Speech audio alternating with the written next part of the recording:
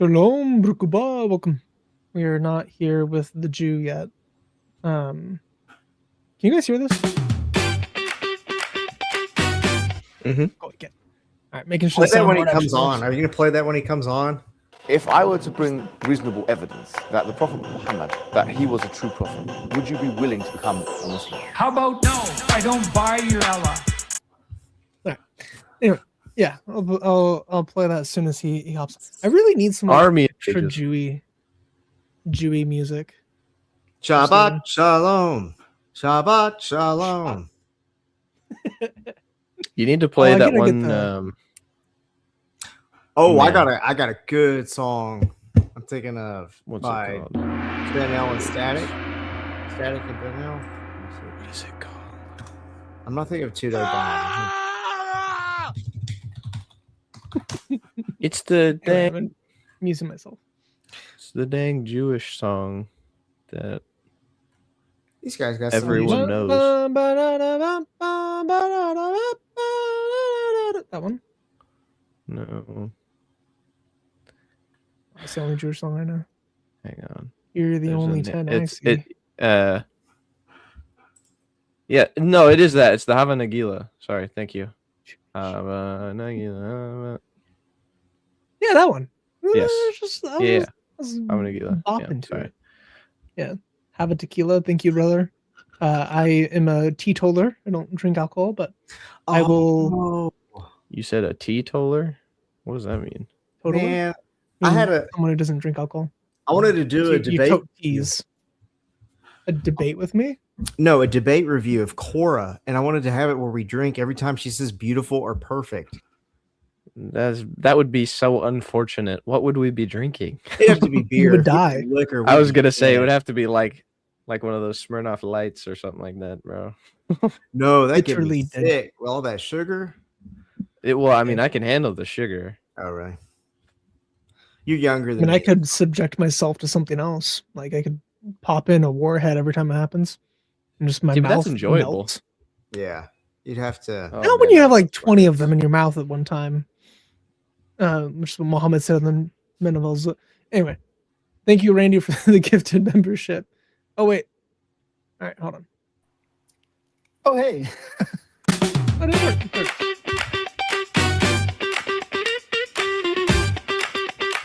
He had his face ready.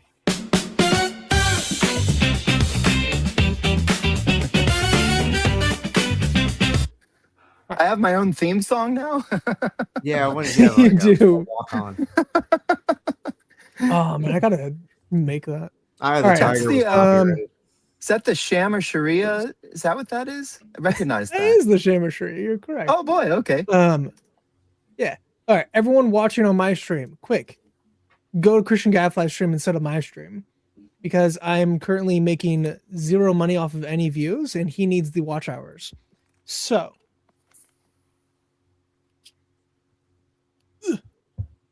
Yeah, I'm so close to monetizing. Have you already monetized? Chris? oh yeah, been Yeah. monetized for a year. Like I got almost 2,000 watch hours the day after the first stream I did with David. Oh wow. Because like 20,000 people or it was like 8,000 people watched my full like 45-minute video on the Talmudic dilemma, and then the two streams I did immediately after were like 2-3 hours each. and he let, so he I let you just- stream along with him. No, that was by myself. Oh, okay. Oh, but he came People on. were to- so- I went on to his show in October. uh-huh. He I got plugged. monetized in Yeah. November. Yeah. Oh, okay. People were just interested in the argument. I'm at Speaking of which- 3,729. So I'm inching My my book way is there. getting done. I'm very excited about the book being done. You have no idea. Anywho, we gonna be going through John today. Also, only 3 people have went over to Christian Gadfly's stream for mine. Go now, sirs. Oh. Excuse you. Also, the Jersey Shore hair blowout. You looking Did cute? he super can chat look cute, feel you, cute. Chris? Was Yeah, that? he did. But Why did he? Yeah. Oh, okay. I guess. Never mind. You can't. Yeah. Never is he mind. not monetized? You're not monetized yet. I also made a new format. We're really small, but I was thinking it might be better for actually reading the Bible, and doing other forms of presentations without the chat destroying it. Let me resize real quick. Edit. Us. Thicka. Thicka. It it's sounds not like letting you're me go saying a bad screen. word, Chris.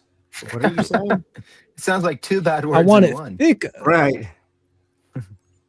Thicker than a snicker. Working Save. harder What's makes up, you my better. Update. All right. I'll put myself on the bottom because I'm the least important. All right, there we go. And we got the Jew on top because finances, and then the lawyer under him because he's finances. basically a Jew. It's trickle down economics, trickle down theology. This is Not not in the trickle Zoot down sense. Judaism. Oh, they didn't trickle.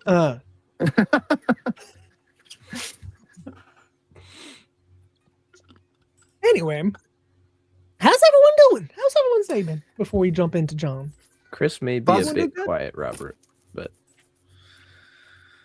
Am I quiet? Quiet? Never. I mean, like you're- a little bit I can too hear ya, ominously for sure. dark. How do What about now? maybe no, I'm at 100%. What about now? You sound good to me. Am I too loud? All right, I turned up to 170. now I hear so your we'll air see. conditioner. Too loud. No, Is that mine? Here, let me unplug this. That's yours. Oh, Is that suddenly way better? why? All right, everyone There we go. sounds good. All right, let's go. Sound good. We look good, play good. Looking cute, feeling cute. Let's get into it. So we're going to be going through 3 chapters today with 4 people. I have no idea how it's going to go. But I do want to finish John. We went through a lot of John 21 last time because of the neat thing with John 18, with the charcoal coming up in 21. So I don't know how much we'll go through 21. So it's going to be mostly 1920 today. If you're interested in 21, we discussed all the stuff with Peter last week. We will probably just talk about the Thomas bit. And then the final paragraph that some people take extremely literally for no reason. She's very precious. Look Oh, also, I'm on the wrong format. Oh my Ooh. goodness. How much She is- looks so just pick- oh, precious. yeah, there For we go. those just listening, we're looking at some Oh. kind of strange animal on a bed. it's like a void. clump. Yes, She's It's an so adorable precious. clump. I must take pictures. she's very cute. All right, Oh my let's God. hop into it. So then Pilate took Jesus and flogged him. And when the soldiers twisted together a crown of thorns, they put it on his head and a purple robe on him. Pause there. Wait, are we doing? Let's do the commentary as we go. What do thorns Sure. make you think of? Sin. Yeah, where have thorns popped up in the Bible before? Genesis. Sin. Yeah, what was their context in Genesis? Result Sin. of sin. Yeah, the curse. And so here Mhm. Jesus is taking the curse on himself. But in this cool irony of ironies, the curse is also what is making him king. Mm-hmm. And so the Bible here in the Greek, it uses enthronement language for him being put up on the cross. Also, this crown is made of the curse, Mm-hmm. the thorns of the curse. I don't think I can zoom in. Oh, I can't. Is All that right, the hold on. shroud? I'll just leave that up. Yeah, that's the shroud. Yeah. So I did a video on the shroud last year. Pretty based video going through the evidence we have for it. I did want to bring up the nail or the crown of thorns. So let me bring that up real quick. Yeah, I would. I don't know where everyone else is. I guess I can infer where Chris is on this. I would love for the shroud to be real. I'm not convinced, but I'm not convinced. But That's where I am. I'm pretty convinced myself. Okay. Actually doing the research on it. what are you Primary thing that's inferring that I really didn't do the research, Chris. It's Monday Yes. night and we just started. Go easy. Simmer down, everybody. Simmer down. If y'all act good this whole live stream, I'll give you each a cookie at the end. Okay.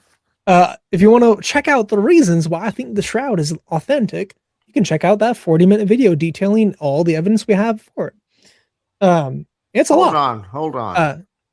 Hold on now. Is that a picture of Steven? Before I started Quite the slicking my hair compliment. back. That'd be funny if you had that ready, like a picture of Steven done as a negative. Oh wait, sorry, this is the wrong one. And then you like go to the actual shroud.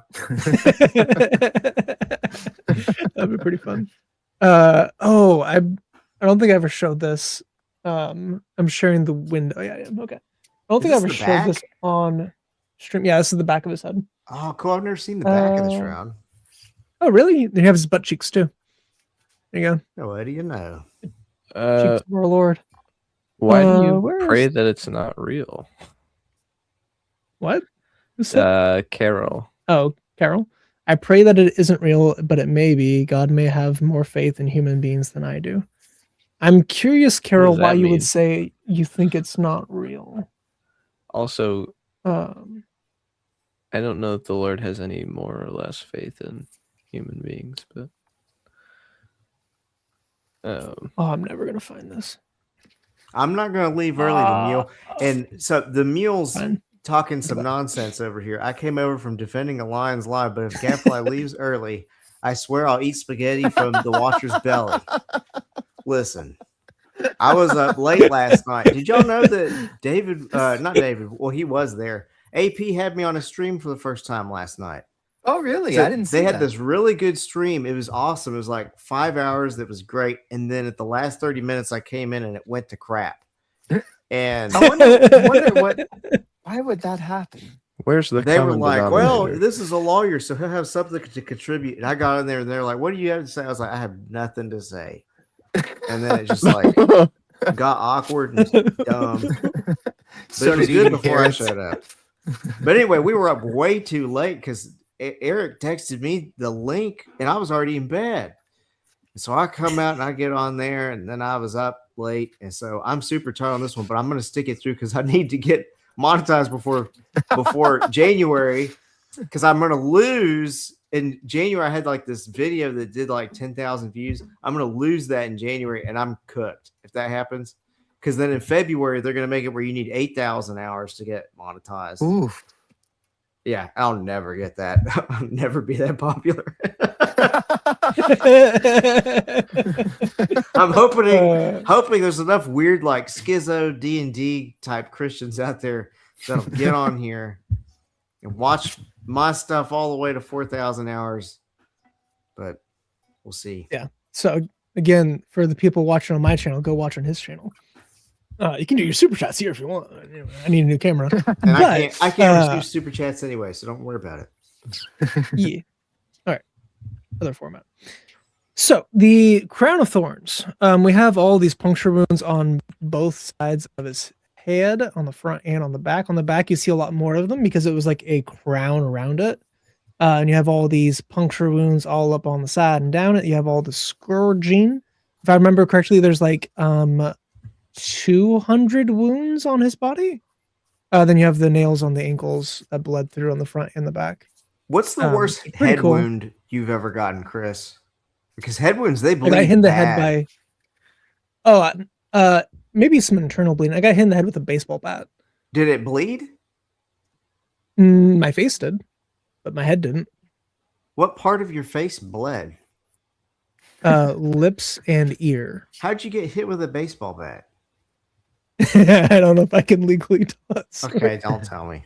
The worst head wound I ever got was at a party in college. I wasn't even drinking, but I was running like an idiot. And I ran and somebody lifted up a beer bottle right as I was running and it clotheslined me and it cut my head a little bit. Forehead wounds bleed like crazy. It looks like Yeah, I've been hit. scalp is bad. Yeah, so imagine the amount of blood coming out from the thorns. If you look at the shroud there, it's like a disproportionate amount of blood all around the head versus on the body where he was scourged. It's because head wounds bleed like crazy. Well, and am I remembering? You have a lot of blood or up there. Not remembering. Am I quoting a reliable source that that this crown of thorns was more what we would consider a helmet of thorns, not like a Yeah. not like a No, band, it wasn't but more the like strip. It was like a basket. Yeah. It's a basket of thorns that they then hammered into his skull. So it was not just placed on him, it was part of the suffering, it was part of the pain. So they were puncturing parts of his skull with these long, pretty messed up thorns, and then ripped off a lot of his flesh, which I guess I could describe it right now. Well, and Pretty if much what anybody's happens. ever had the misfortune of seeing what happened to Mussolini, where he suffered similar abuse at the hands of the mob of people, and if you've seen those photos, you know that the swelling and everything is a little bit it's a little bit unbelievable. Oh, have you seen the pictures of Edmund Till? Yeah. Who is Same that? kind Yeah, of deal. you can That was that you black can boy swell who pretty hard. he got Yeah, he was accused of in- whistling at a white woman, and Yeah. then they lynched him. After Beating him. after they brutalized his body. Mm. Yes. I'm gonna look up dead Mussolini, but y'all keep talking about the Bible. Yeah. All right. Anyway, so they ripped off his flesh with the cat of nine tails, which had a bunch of little barbs embedded in the tail of the whip. This would cause your blood vessels to vasodilate. So basically, they become oxygen rich. So it makes your nerve endings more sensitive. And because of that, you actually experience more pain. So they would beat you in a way that caused you to become more sensitive, not less sensitive, and then ripped off your flesh in the process to make it excruciatingly painful. The word itself for excruciate comes from to crucify. So it's like the word we have for the most painful thing you can imagine is from crucifixion. So you have the beating that happened there. He got punched, he got slapped, he got his beard ripped out, which one person on the panel can testify how painful that is. It's rough. It's not great. And then he was stripped naked, fully naked, had his dangly bits out, and then was nailed into the wood. There's debate on whether he was nailed with his hands tied or if he was just nailed and the nails themselves were what was supporting his weight. It appears like he was nailed into his wrist bone, which is relevant for two different reasons. The nerve that runs from here, your funny bone nerve, the one like that hurts so bad whenever it hits, that nerve actually goes up right here. So whenever you nail there, you're actually nailing into that nerve. So imagine having a nail go through your funny bone and then having to pull your full weight on it, do a pull-up on that nerve every time you want to breathe. That's what was happening to Jesus on the cross. Plus, since his back was ripped off, a lot of the times people's organs would spill out during this process, but because his back was so destroyed in the process, they would splinter the wood all the way up. So every time you moved, you would get wood shavings going into your body. So it's an agonizing process. And then they would give you a little bit of a sedative to make you live longer, to prolong the punishment. So people could be up there which for they hours. gave to the Lord Which they explicitly. did. Yes, the gall. Right. Yeah. When was that recorded in Matthew? I think Don't it's in remember which 2, one. isn't it? Because they describe it a little bit differently. One says like vinegar and something, and then the other one says Well, I think those were two gall mixed different. with wine. Oh, John has it.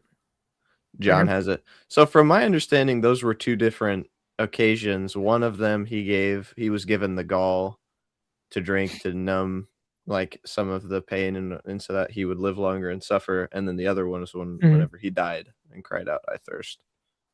Okay. All right. And then he said, it is finished. That's right. You could say that you can harmonize them, just say that it was sour wine mixed with gall.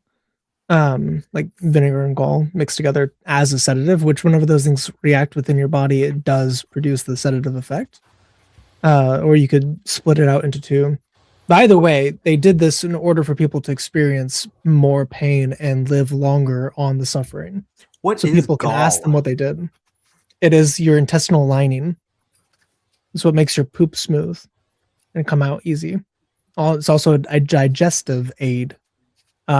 Animals, we use animal gall a lot. There's even a report by Marco Polo that they would use Tyrannosaurus Rex gall in China, which is kind of fun. But gall's been used traditionally for medicines, for a variety of things. The gall bladder inside your body is what produces gall, and then it lines your large and small intestine, if I remember correctly. But it's the bile, it's the liquid that produces the yellow bile within your digestive tract. So when they're telling So- Jesus, "Hey, drink this up. We got some gall here in a bucket." What is that from? Well, the A vinegar would pig have or a been cow or whatever. Oh. so the vinegar would have been on hand because they use that to like wash themselves. But the gall was specially kind of for that purpose. Well, then we Which must you know would- that That's the gall why I was think from it's a, two kosher different- animal. That's why I think it's two different occasions. Maybe. It was Romans doing it, so they might have done unkosher. Who knows? Yeah, but Jesus Um, couldn't have had That's it true. if it was from an unkosher source, That's because that true. would have True. been sin. So you have that. You also have galls on trees, but that's not the specific thing that's happening. It's usually from bile. So like if you infect a tree, they will produce galls, but it's a different object and idea entirely. Although, if you've seen my worm video, the galls that are produced by the live oak of the crimson bearer tree, that gall actually like heals your heart and has like other medicinal properties. So anyway, Chris, is gall, is that the same thing as like a burl? Is that like when we get burls in the wood, like those weird tumorous growths? Or is that a different thing? pretty much. I think it's the same thing. Tree gall versus a burl. They differ in their formation and cause, but they're pretty much the same thing. Galls are usually caused by like insects, and like Right. there's actually some insects that deliberately infect trees to produce gall because they can eat it. So So it's like a food source that trees make. Canuck brings up a point that I had understood gall to be a form of myrrh That's what that Grok they is use as saying. an anesthetic. Yeah. I just typed it in. Grok is saying it. It's resin from myrrh, and then it could also be bitter herbs such as wormwood or other narcotic or bitter plants. Like Okay, and I wonder if that's maybe what Chris is more saying, the wormwood For the tree galls. that'd be I mean, I interesting know if it for a was- fact they use animal gall, huh? Oh, if it was myrrh, there'd be parallelism with the gifts that he got when he was born. Which that in and of itself is for like embalming, if I remember correctly. Yeah. So it's yes. again a but part of his death because it's the embalming fluid. it can also be So you, used you have it differently. as his life because it's expensive, and then not his death because it is, embalming him or anointing his body. What were you saying, Chase? It can also be what? It can also be an anesthetic. I mean, that was my understanding before.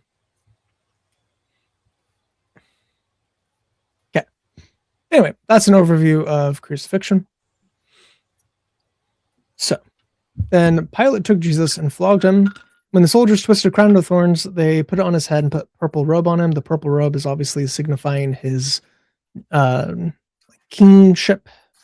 You can also say it like signifies his divinity, but the kingness of Jesus. The royalty. Mm-hmm. That's the word I was thinking of. There you go. That's the normal way to speak. I do words good. I do words for a living. And I also don't Everybody know why get my Chris's book. my book will do word good. I promise. This Yes. book have very good words in it. Yes. Anyway, So then they were coming to him and saying, "Hail, King of the Jews," and we were giving him slaps in the face. This is recorded in Mark, and John actually omits one of the key details. This is part of the long series of things of coincidences. What's the term? Undesigned. Undesigned coincidences. Yeah. So you have a variety of gospel authors, a variety of witnesses talking about things that they did have. And then this is John's own account. He was physically present watching them beat Jesus and putting the crown of thorns on his head. So he is watching Jesus go through this. And it's interesting that he doesn't have some of the details that the earlier gospels do have, but they all coalesce very easily. There's a very easy way to harmonize the gospels in pretty much all accounts. There's only like 5 or 10 places where the harmonization is a little hard. Other than that, it's very easy to harmonize the accounts of the gospels. And Pilate came out again and said to them, So, wait, "Behold, I am bringing him." Sorry, you mentioned that it left out a detail, and I thought you were going to mention it, but if not, I would be more than happy to. Go for it. So the Take it away. detail being that they would blindfold him and slap him, and then, like, growing up in the old Southern church, they'd slap him and then they'd spin him around, and then they would say, "Prophesy, son of David, who was the one that slapped you?" Mhm. And I remember something that always stuck with me was that one of the preachers growing up that I heard, he spoke on this, and he said, the Lord Jesus could not only have told who slapped him, but what their moms and dads' maiden names and last names and how old they were and their sons' names. And he was like, he could have told them everything about them. He could have told them things that they didn't even know about themselves, but he was silent Mhm. before them.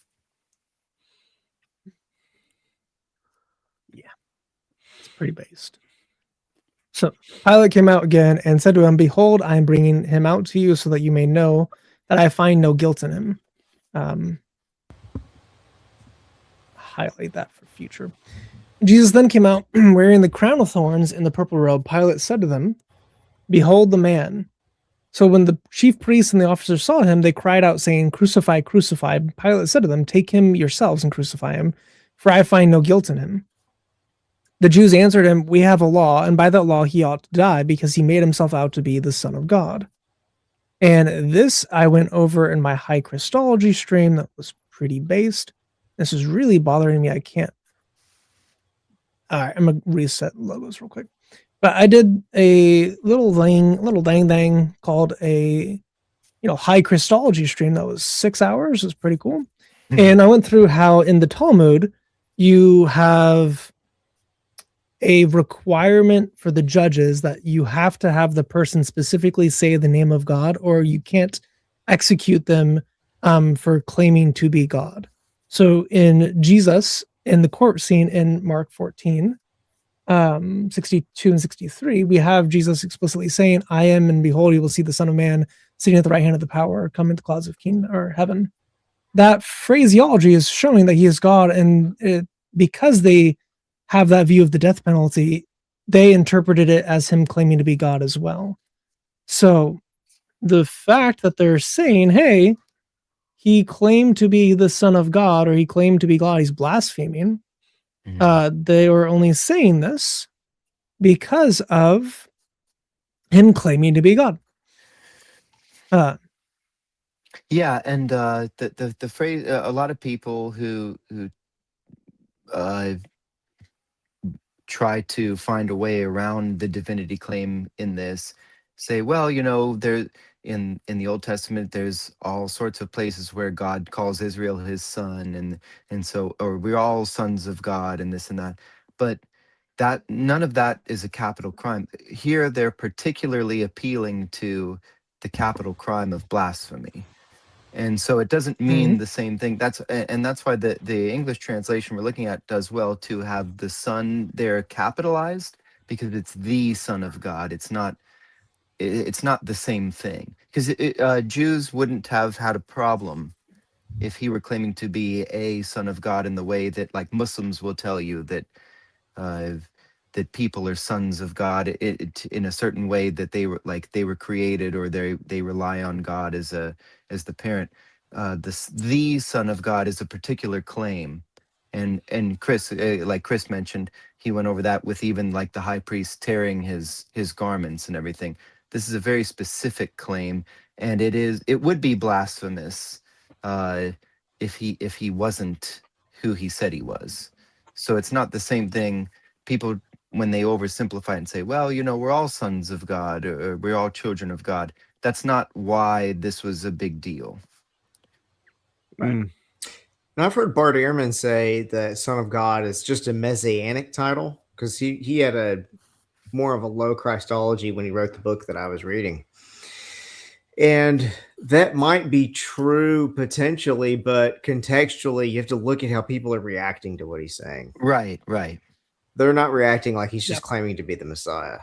Right. He's obviously claiming something more. If all that title is that, well, then he has redefined the title around himself by the way that he's living his life. Mm-hmm. No, Messiah in the Old Testament is God. It's true. He's from Ancient of Days. Messiah. Now, there are messiahs, like David was a messiah. Right. Because Cyrus. There's the indefinite and there's the definite Messiah. Yeah, there are anointed ones for sure. Mm-hmm. But the Messiah that is talked about in Ezekiel, Isaiah, and Jeremiah, all of these passages which explicitly claim for this Messiah to be God, he's only one man. Right.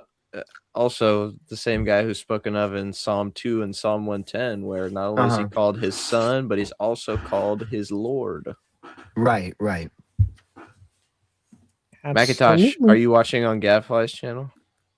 No. Go to Gadfly's channel. You should go to Busted. Gadfly's Thank channel. you, though. Yes. Busted. We're giving him all the watch time. Get him with the ruler. Yeah. Oh, I was gonna make an additional comment, then I entirely forgot what it was.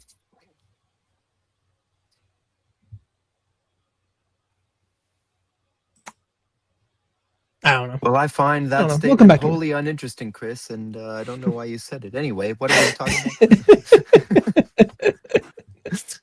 about? Yeah. Gotta get my Jesuses in a row. That's gonna not make it. I have a collection of the little Jesus figurines. Clip that. Okay. Therefore, when Pilate heard the statement, he became more afraid. It was in response to the Jews. So the Jews immediately knew that he was the Messiah because he was doing the messianic miracles that were prophesied to be messianic. They accepted him as the Messiah. They were very happy that he was the Messiah. They were about to make him king. And then he claimed to be God, and all of a sudden the mood shifted. So you can see in all of the Gospels this instant acceptance of him claiming to be Messiah, being Messiah. They're like, yeah, the Messiah is finally here. And then he's like, yeah, and I'm also God. And they're like, what? And then they like ask him questions like, hey, what do you mean by that? And they ask him more questions like, what do you mean by that? And they ask him more questions, and he's like, hey, I'm God. And they're like, all right, we need to kill you. So they fully accepted him as Messiah and rejected him as God.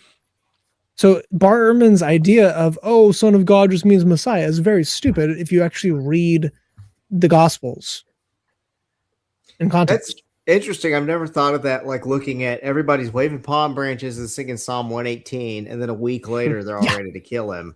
Well, you have to look at the temple dialogues to try to make sense of that. And there's a lot of the high Christology arguments there.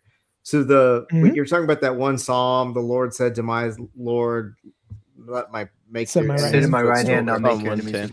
Yeah. And I did a video on Mark 10:18 recently and also I texted you guys in the chat. Chase, you weren't in it yet, so I'll just tell you right now.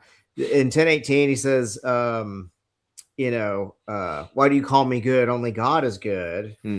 And so the way that Jesus is teaching there, it could look like Jesus is trying to say, I'm not God. But then Jesus employs the same sort of teaching whenever he says, how can the Messiah be David's son if David calls him Lord? He calls him his Lord. Yeah, Jesus isn't. The point of the conversation isn't for you to go away and go, well, I guess the Messiah isn't David's son, right? The point of the conversation is to grasp the paradox of he's Lord and he's the son of David. Mm. Just like with the other conversation, the paradox is that he's good, right? So he's Mhm. God, but then he's also a man. Yep. Because then he tells him I mean, we afterward, got so many. sell everything and follow me. That's Mhm. his way to be perfect. Well, obviously he's good if you're following him to become perfect. And if he knows how you can become perfect. Yeah. Yeah. Yeah. Bible pretty cool. So he became afraid. This also gets into an undesigned coincidence with him being afraid because his wife had that dream.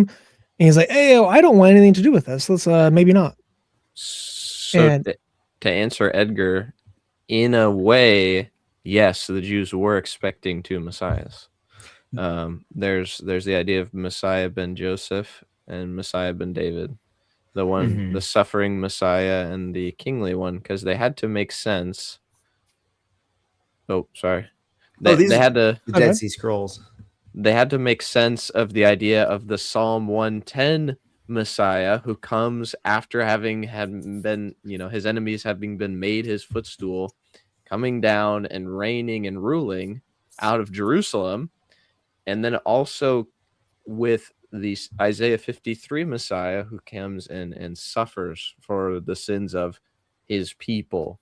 And so when you try and make those two together, as a Jew back then, I probably would have also come to the same conclusion. Be like, man, there's this talking about two different people, not understanding that it was talking about the same person, just two different advents of that same person. And that Yeah, is a you very talk common about- view. There's a bunch of different views that they had about what the Messiah would be exactly, even within the Mhm. Essenes. So there isn't just like one standard view, but the one that Chase is mentioning is the one that's in the Damascus Scroll of the Dead Sea Scrolls, which is like one of their biggest books. It's like their Yep. entry book. So that's very bread and buttery, probably very vanilla Essene theology. But we can't really know a whole lot more first century Jewish theology because all of our sources are from older than that. But I bet the Essenes were pretty close in their eschatology to other Jews living in Jerusalem. They're pretty close by. Mhm. So yeah, he's right. There are two different messiahs, and then there's even a Melchizedek scroll, and So- in that Mhm. one, Melchizedek is seen to be the Messiah, and he brings redemption of sins, and he's called Yahweh. Mm. Mhm. So Canuck brings up another good point that Yeah, I was gonna yes, mention this. they did also have this idea that, well, if we're good, we'll get Messiah ben David, but if we're Mhm. bad, we'll get Messiah ben Joseph, because they Mhm. thought their ideas of like atonement for sins and everything was very similar, but it was also a little bit different because they're like, well, why would Messiah ben Joseph come if we accept him and everything? There would be no need for suffering. We would unite the nations and everybody would come and worship on Zion, like it says in Ezekiel. But instead, they get Messiah ben Joseph at the first advent. They just didn't understand that it was the same, just two different advents. Oh, and here's Well, the one reason more why they thing. come up with that. All right, Let me my say point this was- real quick. One more thing common in all of the Jewish eschatology is that God's going to appear in Zion, but Right. they did Yes. not necessarily, or I don't see it in here, through the other than the you see it. Melchizedek scroll, maybe where God is the Messiah, and that's how he Mhm. comes. Sorry, go ahead, Chris. So there is a very important caveat to what Chase and Canuck brought up. There's two different descriptions of the coming of the Messiah in the Old Testament. One coming on the clouds and one riding on a donkey. And they understood that in two different ways. One, it's the same figure coming in different reasons, or it's two different figures, one on a donkey and one in the clouds, and they can both come. Later rabbis actually say that both of them are going to come. Joseph will come first, and then David will come second. But Mhm. right whenever Jesus came, they actually had this view of some of them believed it was one figure, but he will come on a donkey if we're unworthy of him. And he will Right. come riding on the clouds if we're worthy of him. So you have that caveat as well of Jesus came riding on a donkey because they were not worthy of them. Like, Right. Which to me makes decent sense of why the Lord Jesus preaches the gospel of the kingdom for the majority of the gospels, because it was a genuine offer to the children of Israel that they could have had the kingdom right then. That's what he wanted for them, but they did not want him. Mhm. So that's why he came low and on riding on the colt of a donkey and not on the clouds of heaven. The Trinity is based. The Trinity is also true. So you also have when Jesus like enters and approaches Jerusalem, he's like there's the lament that he gives in Luke of "Oh Jerusalem, Jerusalem, you who kill the prophets and How long to have you persecute under my those who wings like a testify hen against with you. her chicks?" How long have I wanted Jeez. you?" Yeah, Mm. it's so beautiful. Which is making Um, himself Yahweh, by the way, because that's It Yahweh. is. Mhm. Yes, it is. And that's Isaiah Um, too, isn't it, Chris? Is that Isaiah? I believe so. That or If you're just going to guess, it's probably Isaiah because that was like his favorite book, man. He was quoting it all the time. But I'm not sure off the top of my head. to gather you. Chris, I think you're the first one I ever heard say Isaiah is the gospel of the Old Testament, or The fifth gospel, yeah. Yeah, it's the fifth gospel. I had never Oh, noticed it's- Jeremiah 23 until the Uthman debate. Did y'all see that with Elijah? Really, you've never noticed that before? Now here What do it you comes mean? into my No. ear. You said Jeremiah 23? Christian, your Yeah. song has been stuck in my head since you My song. it. That's your song too. my It's my Ruth. family, they're like, I can't get it out of my head. My daughters sing along with it. They love Yeah, it. mine too. Yeah. Oh, the Uthman song. You got it. Yeah. You got Yeah. it. This is Okay, apparently I've the liked it. wings under your wings for Yahweh is from Ruth, chapter 2, verse 12. So we were that the all one I'm wrong. thinking I of think the- we could have all gotten 12 guesses, and none of us would have done Ruth. Oh wow. Uh, That is the one I think I was yeah. thinking of. Yeah, this is apparently from Ruth, not from Isaiah. Interesting. Kills the prophets. Yeah, dude, brutal. It's also Matthew that here, not Luke. Well, now I fifth don't is a have parallel to, passage. There's I don't parallel have to passage. be so steadfast on my There is. my bladatory fortitude. Did you Now that have we've a- got Chase here, I can. You can do your live streams whenever you want now. Did you have a bass in your lap this whole time? No, it's a. It's He, a he has guitar like this time. 15. He has 15 guitars Chris has been in in here, his my in the habitat. Yeah. Oh, let me. Okay, I'm gonna It's a find the habitat. picture. Okay. Yeah. While you I'll be right guys back. are I got another peeing, live stream chatting. to attend to. I gotta find this. Oh wait, no, now I Um, can't. I gotta. That's the infamous green burst Les Paul. I've never seen one of those, Christian. So that's very cool. Yeah, thank you. It's like Save from the image. 90s, I think is what I they was made gonna them. say because I've Save. had all the catalogs and everything. I've never seen a green burst Epiphone Les Paul, so that's very cool. But Thank you. I'm losing my. I've had 4 kids, so my bladder's not so good these days. I'll be right back. See ya. All right, I'm gonna show the picture while you're leaving. Yeah. There we go. So that's me and him in the shack. And that was after I had forced him to touch me. That sounds a little odd, but so that was the first picture. And his wife hugged me, his daughters hugged me, the kind of like sister stuff. Anyway, she also hugged me. I'm not going to get into the specifics of his family. Anyway, we all we were chatting for like an hour into it. Like, oh, let's go look into the shack. He had yet to touch me. He never gave me a hug. I was like, you know what? Fine. So that's his fear in his eyes from touching me for the first time. While we take a picture, because I grab him, I Me Too'd him a little bit. But yeah, you can see the wood in the background there. And this shack, I kid you not, that my camera was fully zoomed out and was against the wall. So this shack is so small, you can actually touch the wall in front of him. He has like a room that is maybe like 2 feet wide by like 5 or 4 feet long. It cannot fit 3 humans in it. he is sitting. He's sitting on the floor. You can't Just even lay down in it. no, you can't. It's too small. And then on the wall opposite of it, he has like 30 guitars, just like vertically stacked one after the other. So What's the lore behind his profile picture being Christian Gadfly? oh yeah, it's a thing. All right, we're gonna have to do the impersonation whenever he gets back. He can hear us from now, by the way. He listens to us while he live streams. There was a while there after I had my son where I couldn't join the live streams forever. So Steven had to kind of be me and him at the same time Right. to make up for it. I need to up my beard game. I know, like my beard compared to his beard is so bad. It's just really not comparable. Like, look at this beauty. Yeah.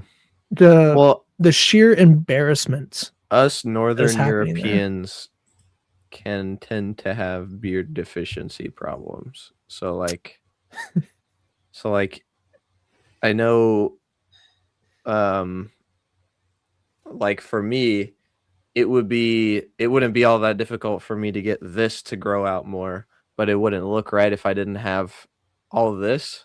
But I cannot physically grow beard hair on this part of my body. It does not grow. So I can't, like, it wouldn't work for me. I'm waiting for that day. Sounds like a skill issue. I want to have at least a full goatee at one point. That would be great. But it's just apparently not in the cards at the moment. See, your youthfulness is just making all of our backs hurt whenever you talk about not being able to grow the beard there. I know. What is not a succubus? 'Cause that's gay. What demon sucks the life force out of another without it being Zuri? What demon? Man, A I don't lick. know. Yeah, I wanna. Oh, a Licks- lick? Okay. Yeah. Lich. Yeah, No, they're called licks. yeah, licks. I thought they Yeah, were and liches, like the Lich King. liches. Yeah. Lick. I have no idea. If it's Lich- German, I it could be don't Irish. actually know how it's pronounced. I'm not D&D enough for that. But Liches and bows. anyway, That's what you could say. Yeah, it is lich. Liches and bows. Witch, itch, and liches ditch. and bows. Yeah, but okay. So the incubus is still a bit zooty. I'm not gonna say I'm gonna incubus you. That's still Succubus is the female one, right? Yeah. yeah. Neither Yeah, I that's don't the want to one do you either of originally those to said, I chase. think. Yeah. Well, I said I'm not gonna say that. Not that I want to say that. Man, you've been dancing I all never around said gayness that this whole time. all. Okay, Canuck. I never said that all Northern Europeans have problems. I'm just saying that it's not like Arabs. Arabs tend to have no problem with beards. Put a little Indian Miracle Grow on people there. Tend to have no. It's just because of problem. Allah. Like Succubus. certain, but like some of us just are. Yeah.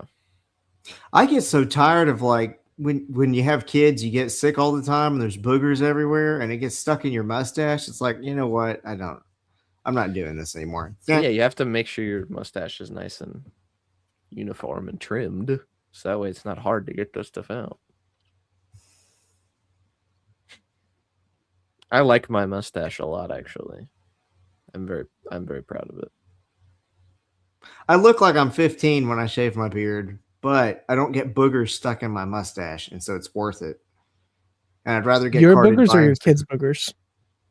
my own boogers.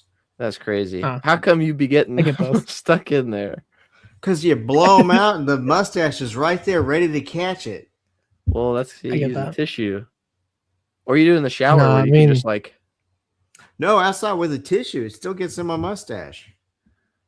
It's just not If worth it. that if you is a lived in a skill issue. location where it snowed, whenever you shovel snow with a beard or a mustache, you That does get get it. the runny nose, and then the runny nose freezes, in the and then you have frozen snot in your mustache that you then have to thaw whenever The- you get back inside. Shave it all off. Very fun. So the worst Yeah. part is whenever you wear a gaiter, but it's not a good gaiter, and your beard hairs like prickly into you, like back into your face whenever you wear it, Oh, yeah. or they like poke out.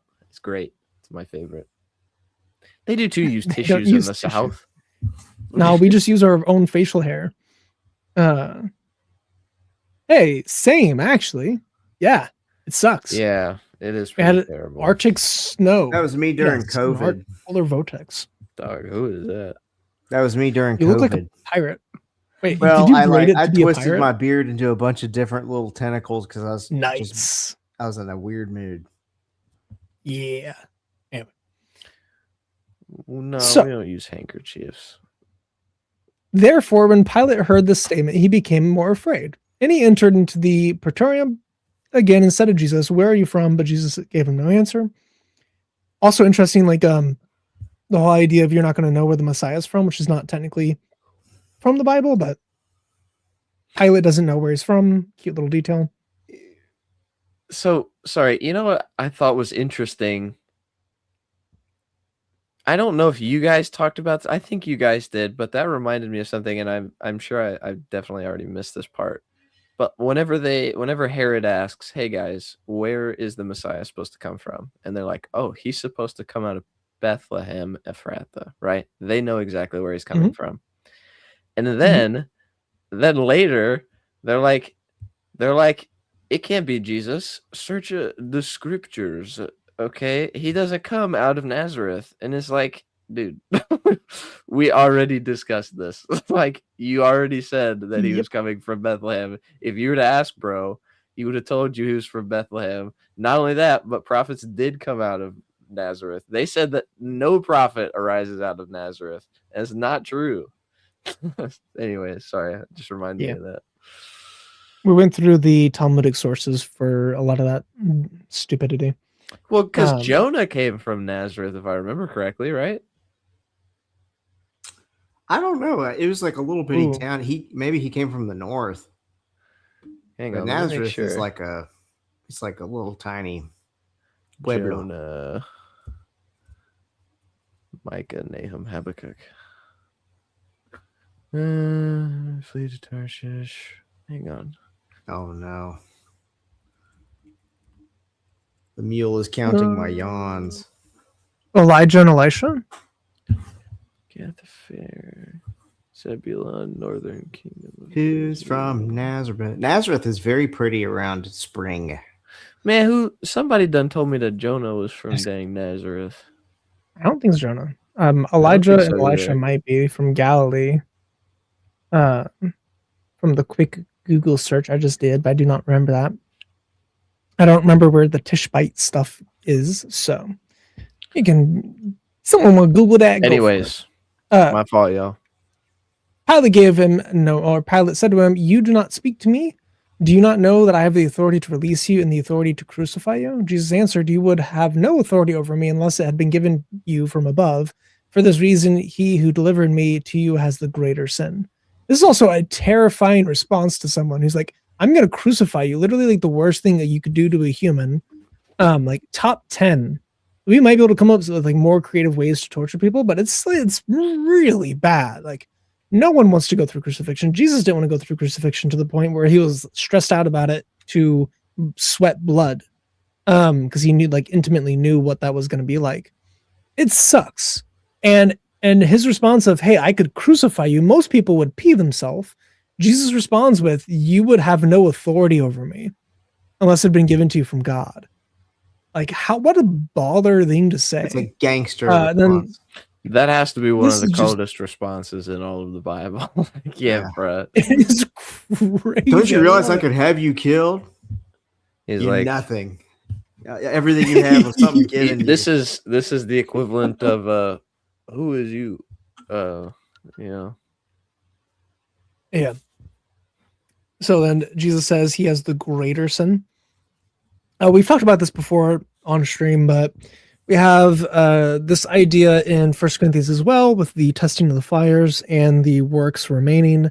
There will be some people who will have many precious jewels, some people will have few precious jewels, some who will have only wheat or chaff, and that will be burned away, yet they'll still be saved as through fire, which I do not apply to purgatory myself. Nor do I think we have the onus to.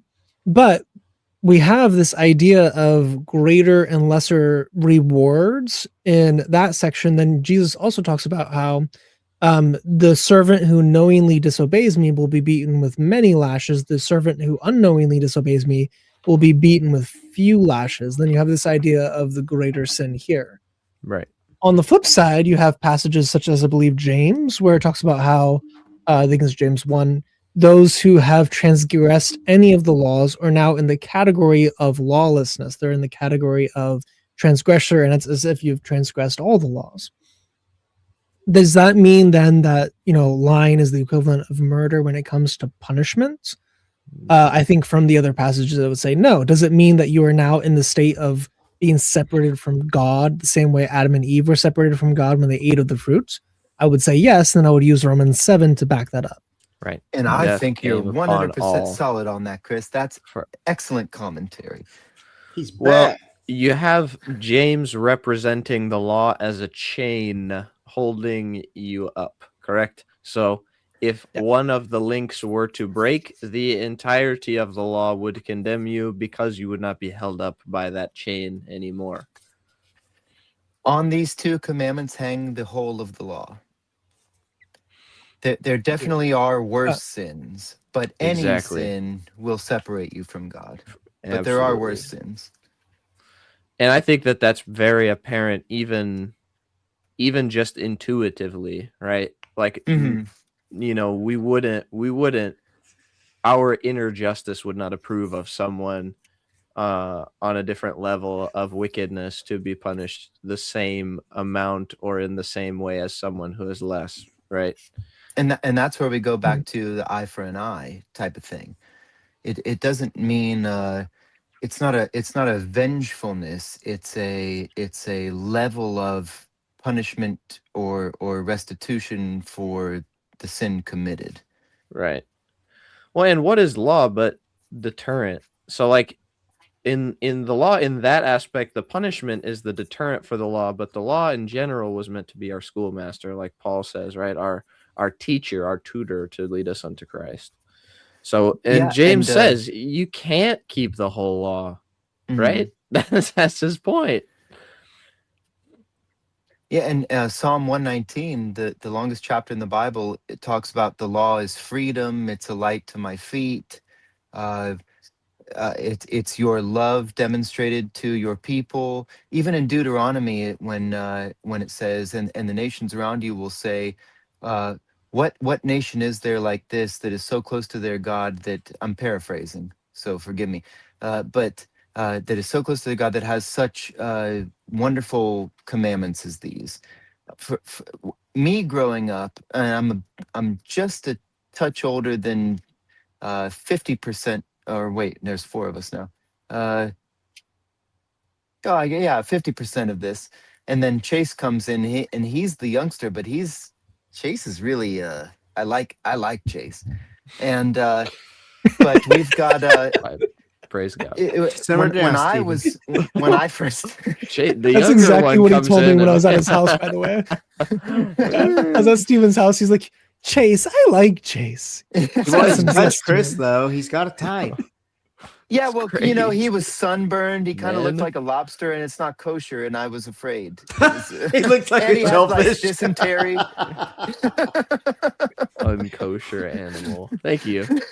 I did indeed, yes. As an aside, randomly, I just wanted to point this out as a nuance. I'm looking through my notes for the Dead Sea Scrolls. I don't see where the Messiah ever dies as an atoning sacrifice, but I do see atonement in coming their through the interpretation? Messiah. So it'll say stuff like the Messiah of Aaron and Israel who will pardon their iniquity. It doesn't say that he won't die, but it just says that's all it says with that. Or in the Melchizedek scroll, it says, who will return them there and will proclaim, so ending exile, and proclaim to them liberty, forgiving them the wrongdoings of all their iniquities. To me, whenever it comes to Messiah's death, I think that the Lord left enough ambiguity in the word because of what is said in the book of Acts. For had they known these things, they would not have crucified the Lord of glory. Right? And there's a Mhm. there's a quote in Paul too where he says it had to be a secret so that they could trick the principalities and powers. The principalities, right? Yeah. Like, And Satan there is did not realize that he is gonna do what he did. and there is debate, right? Whether like what access Satan does have to like the word of God and how he can understand or perceive it, if he can. Right. He You know, used who to be able to knows? hear it better until Allah started throwing stars at the True. jinn. True. It's Yep. true. His communications got severed at that. It's in my book. instance. Yeah. The Jews actually have that kind of view. Allah really needs pretty to funny. upgrade to like a Remington 30 out of 6 or something. Like, Star blaster. It cannot be very efficient Yeah, to just like throwing them. spirit bomb stars at them, Well, right? I think they're automatic, but yeah, you have this automatic missile defense system that chases Right. them with a flaming trail. Iron Dome got nothing on Jenna, you know? It's true. Allah invented the Iron Dome, man. Literally. So He never gets to two use it things though real because he's quick. always So, in the lower third of the heaven. Sorry, it's true. He's never actually up in the curtain. I know. So he said that from Chuck Missler that Jonah did come from the city near Nazareth, Nazareth. right? Yeah. And also, Steven, I'm gonna put you on the spot. Do your Christian Gadfly impression. I gotta think of something that's slightly irreverent but also funny. So it's hard. But well, okay. So to preface, and I know my wife is cringing right now because every time we have like any sort of in-depth talk, I say, well, to preface things, and then it's a whole other conversation. She goes, no, just don't do that. Get to the point. But I do have to say, is me and Christian did that song, which everybody who's ready to get Christian Gadfly to meet his quota before they change the things. Go to his channel and look at all of his videos and things. I think there's something there for everybody. But so after we did that silly song for the Sheikh Uthman debate, I started to. He sent me something of his, and then I sent him something of mine, and so he helped me out on one of my songs that I'm working on, and the biggest critic would be my younger brother, who I've been doing music with since I was 10 and he was 7, I think. And so I value his opinion musically over anybody else's. And I played him what Christian Gadfly sent me for this song I'm working on. And I said, I think it's definitely in the right direction. It helps me out, but I feel like it needs something. He goes, no, it's perfect as it is. And then I played it for my family, and they were like, well, that's weird because it kind of sounds like you, but it's a little bit different. And I think I remember saying that when people are like, oh, Steven's Christian Gadfly impersonation is so good. The only reason it seems that way is because I think we have a very similar voice. I just don't have the drawl that he has. But like the cadence and the tone, I think is very similar. So, it's not really that my impression is very good. It just happens to be that we have a very similar voice. We just use it differently, I think. Well, that explains I think you're just something. too So humble. I was listening to the song you sent me, and I was like, gosh, his voice is so beautiful. I was really enjoying your voice. It's because I'm just conceited. To me, my voice singing, like I was belting and like going into my falsetto with you, and to me, my voice sounds like have you ever heard the Raconteurs? It's Jack Black, not Jack Black. That'd be awesome. No. Jack White? Is that his name? I'm freaked out now. His name is Jack John Black. Gillis, actually. This is a funny inside joke. So not him, but the guy he sings with. Okay. I didn't know there was I feel like my voice with sounds him. like that dude. Okay. When I'm singing. So what kind of music do you make, Steven? Well, Yes. most of my life I've made I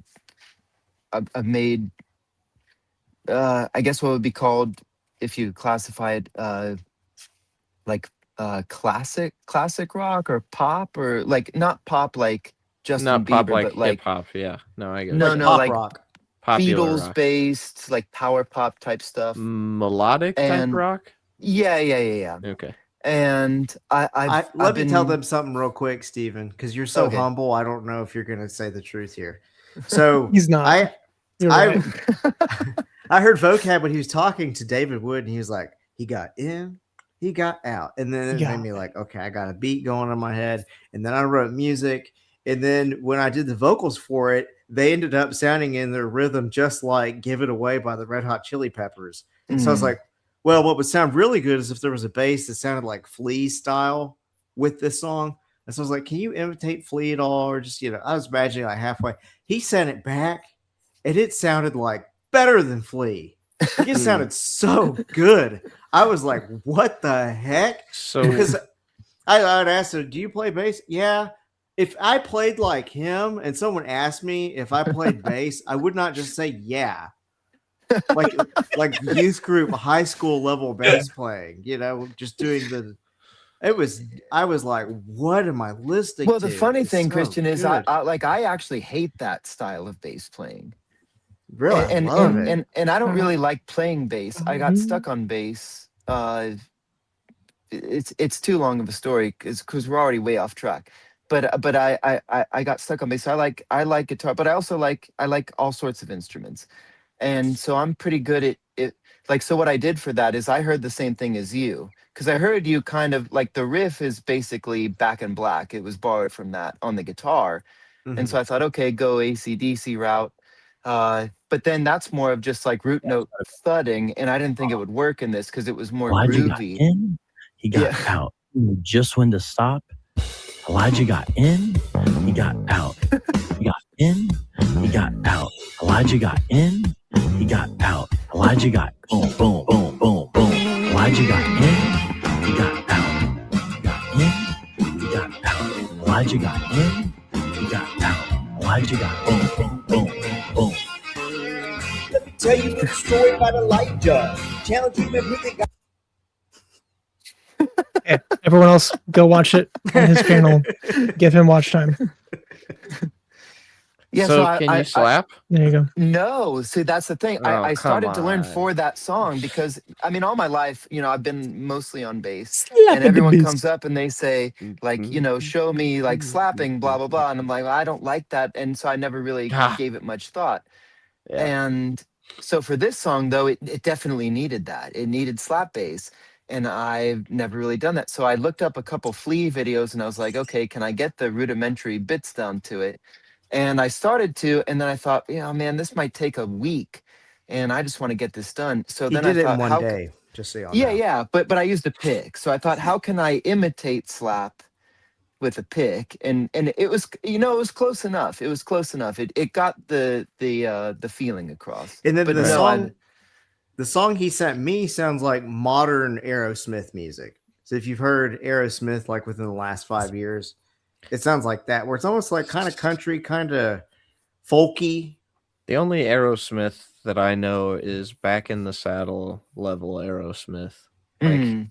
there's no, I don't really, yeah, I don't know. I'm more of an alt rock guy. So when it comes to that genre of music, their whole like heavier style era was fantastic. I like Yeah, more all of rock, that less stuff. power ballad. They definitely Exactly, the They ballad. realized that like they could do power ballads and that would sell a lot of records, and they kind of stuck with it.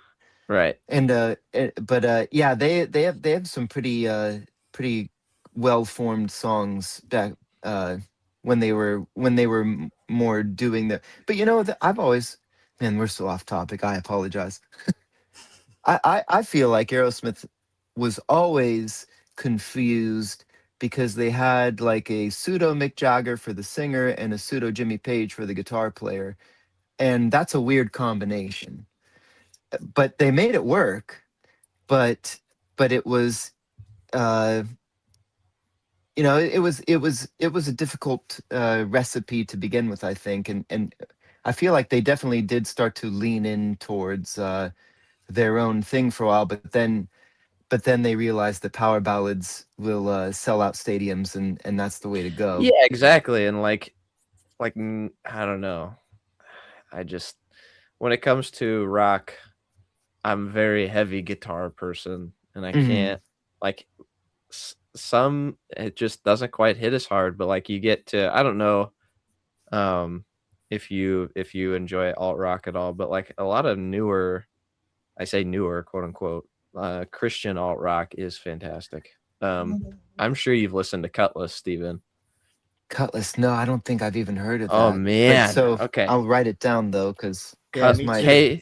Kutless. If you go on Spotify, their top 10 is banger after banger after banger. They got worship songs that they have rockified. They've got a song called "Take Me In" that's about the lead singer. That's not about the lead singer, but it's about the person wanting to go into the Holy of Holies in the temple. It's so good. But Oh, they've wow. got one of theirs that everyone knows. I'll have to pull up my playlist here real quick. I was But listening. their This was version of this has been a Better really Is One long Day. detour. Oh, so good. Anyway, sorry, Chris. This has been a really long detour for Steven avoiding doing his Christian Gadfly impression.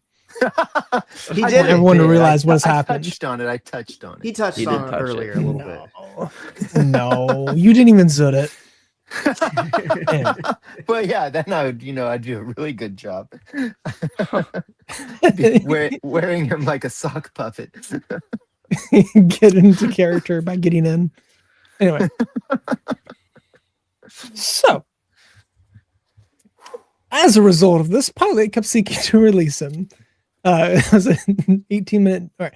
But the Jews cried out, saying, "If you release this man, you are no friend of Caesar." So this is one of the most important things historically, which we'll chat Mhm. about. Everyone who makes himself to be king opposes Caesar. Therefore, when Pilate heard these words, he brought Jesus out and sat down on the judgment seat at a place called the Stone Pavement, but in Hebrew, Gabbath. Now it was the day of Golgotha. preparation for the Passover. Well, here it's just Gabbath. It looks like Oh no, Gabbatha. okay. I know. I'm thinking of the Yeah, okay. Golgotha's the tree or the hill on which he was crucified. Yeah. Sorry, Chris. Right. I still can't see in my there's not been enough people to send me teleporter funds where I can afford glasses yet. So Speaking of teleporter funds, if you guys want to donate to my website so I can afford a new camera, go for it. I will be buying a camera on Labor Day. So it's going to come out of my savings or come out of whatever people donate to me. Combination thereof. But I'm getting a new camera because this setup is not Working. sustainable long term. Yeah. I mean, it works enough. I can also then use this as a dog camera. So whenever I have a dog sleeping in here with me, which neither of them currently are. and he's not Whenever I talking do about have a dog, he- Assyrian women. He's talking about actual dogs. Right. Yes, actual fluffy girls. So anyway, Feel like I made it more this if you release this man, you're no friend of Caesar. Pilate had already gotten in trouble a couple times with the Roman government. Mhm. Because of these type of accusations. People really didn't like Pilate because he was kind of a brutal dude. And he uses to buy a very, very poor quality camera. What you Thank have you. to do Thank is you, buy brother. those wind up Walmart cameras and jerry rig it. If With the $5. donation No, I'm if the donation is such that you can choose between a camera or a beefy 5-layer burrito at Taco Bell, it's probably not going to be a very good quality camera. But it would be a fantastic beefy 5-layer. Fantastic. Don't even talk about it. It's making me hungry thinking about I it. know, dude. gonna make that's the Mule's weakness as well. If you've been in the Discord, that's Yeah. literally his order and his Gosh, I love punishment. those. Yeah, they're so Yeah. good. They're a lot like sin because no, they're easy to get a hold of. No, listen to me, and they feel great. Let him in the cook. Let him moment. cook. They feel great. Yep. Let him cook. He's onto something. And then 4 He's on that hours burrito, later, man. 4 hours later, it feels like the devil wearing high heels has drop kicked you right in your guts, just like with sin. Inserting himself and then exiting. Yeah. And he most assuredly does. That's wear 'cause high y'all- heels. I mean, dog, I grew up on that Taco Bell slop. Like, it don't even affect me no more. Check Same. back with me in 10 years, Same. young man. I will, but what I'm Check saying back is that Hey, so yo. long as I keep, hold on. you know, take good care of them. Check back with me whenever you take a parasite in from their lettuce, and then see if yeah, it has Cyclospora. affected you. No, there's this thing that Yeah, happens yeah. biologically in humans where when they turn 13, God replaces all of their guts with sandpaper. And you'll find that out. You said 13?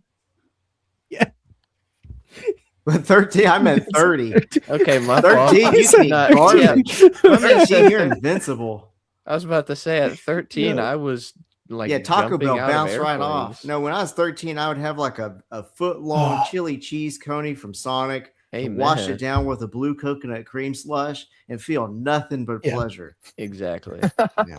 I'm still there. Edgar, At the I have moment. tried. I have tried, Edgar. I have tried. We'll see. But no, the Crunchwrap Supreme is obviously supreme. Dude, this is a Presbyterian Bible study, is what this is. If you I don't- release this man, you are no friend of Caesar. We're supposed to be going through 3 chapters. I know, that's what I'm saying. Like, the Presbyterian stereotypes, like, because they teach so exegetically, it gets like 90 they all smoke messages into pipes, too. Romans. Oh, yeah. I'm gonna have to rename the stream of JK. We'll do it next week. Exegetically. What's the verse? What's the method called where you teach verse by verse? It's called What we're doing right now, that's what it's called. there's a word for it. Anyways, my fault. If you release this man, you're a friend of Caesar. So he got in trouble with the Rome. So this would make him sweat bullets because they're like, hey yo, if you're gonna do this again, you're gonna get killed. So he was worried about being killed himself, being branded as a traitor, and having spies, because there were spies in Israel that were basically saying, hey, this guy's not doing a good job. This guy's causing uprisings. This guy's causing problems. You need to get rid of him. So he was worried about himself. He heard this. His wife told him about her dream, and he's like super uncomfortable at all of it. And Jesus is obviously not a normal person. So he's like, I don't want anything to do with any of this. This is all way beyond what I wanted on this morning, because it's also in the wee hours of the morning. So dude just woke up, just got out of bed, was forced into this situation because of a group that he dislikes, the Jews. YouTube, don't take that out of context and delete my channel. And then you have immediately like, oh well, I don't want to be a part of this. I'm not going to deal with this. So therefore, when Pilate heard these words, he brought Jesus out, sat down in the judgment seat at the place called Gabbatha. Now it was the day of preparation for the Passover. It was about the 6th hour, and he said to the Jews, "Behold your king." So they cried out, away with him, crucify him." Pilate said to them, "Shall I crucify your king?" The chief priest answered, "We have no king but Caesar." Which, brutal, dude. Is Yahweh not your king? So Right. it's called expository preaching. Anyways. Ah. We're I gonna have exposit another- this. Yes. I have another super chat from another member of the stream. I can't afford this, So- and I already have seen your post in real life of finding my money.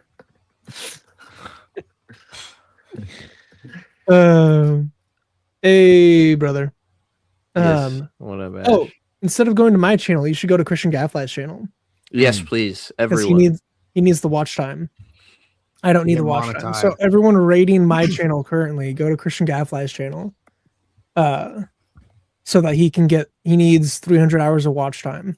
Yes. So, yeah. But So hey, I Ash, how you doing? This whole time I've been meaning. I told myself before it started to take this envelope of money out of my shirt pocket, and I just now realized it's in there, and I can't think of anything more slippery or Judaizing than Money having an Taking envelope of money out in of my your shirt pocket. pocket. from the laundromat you own.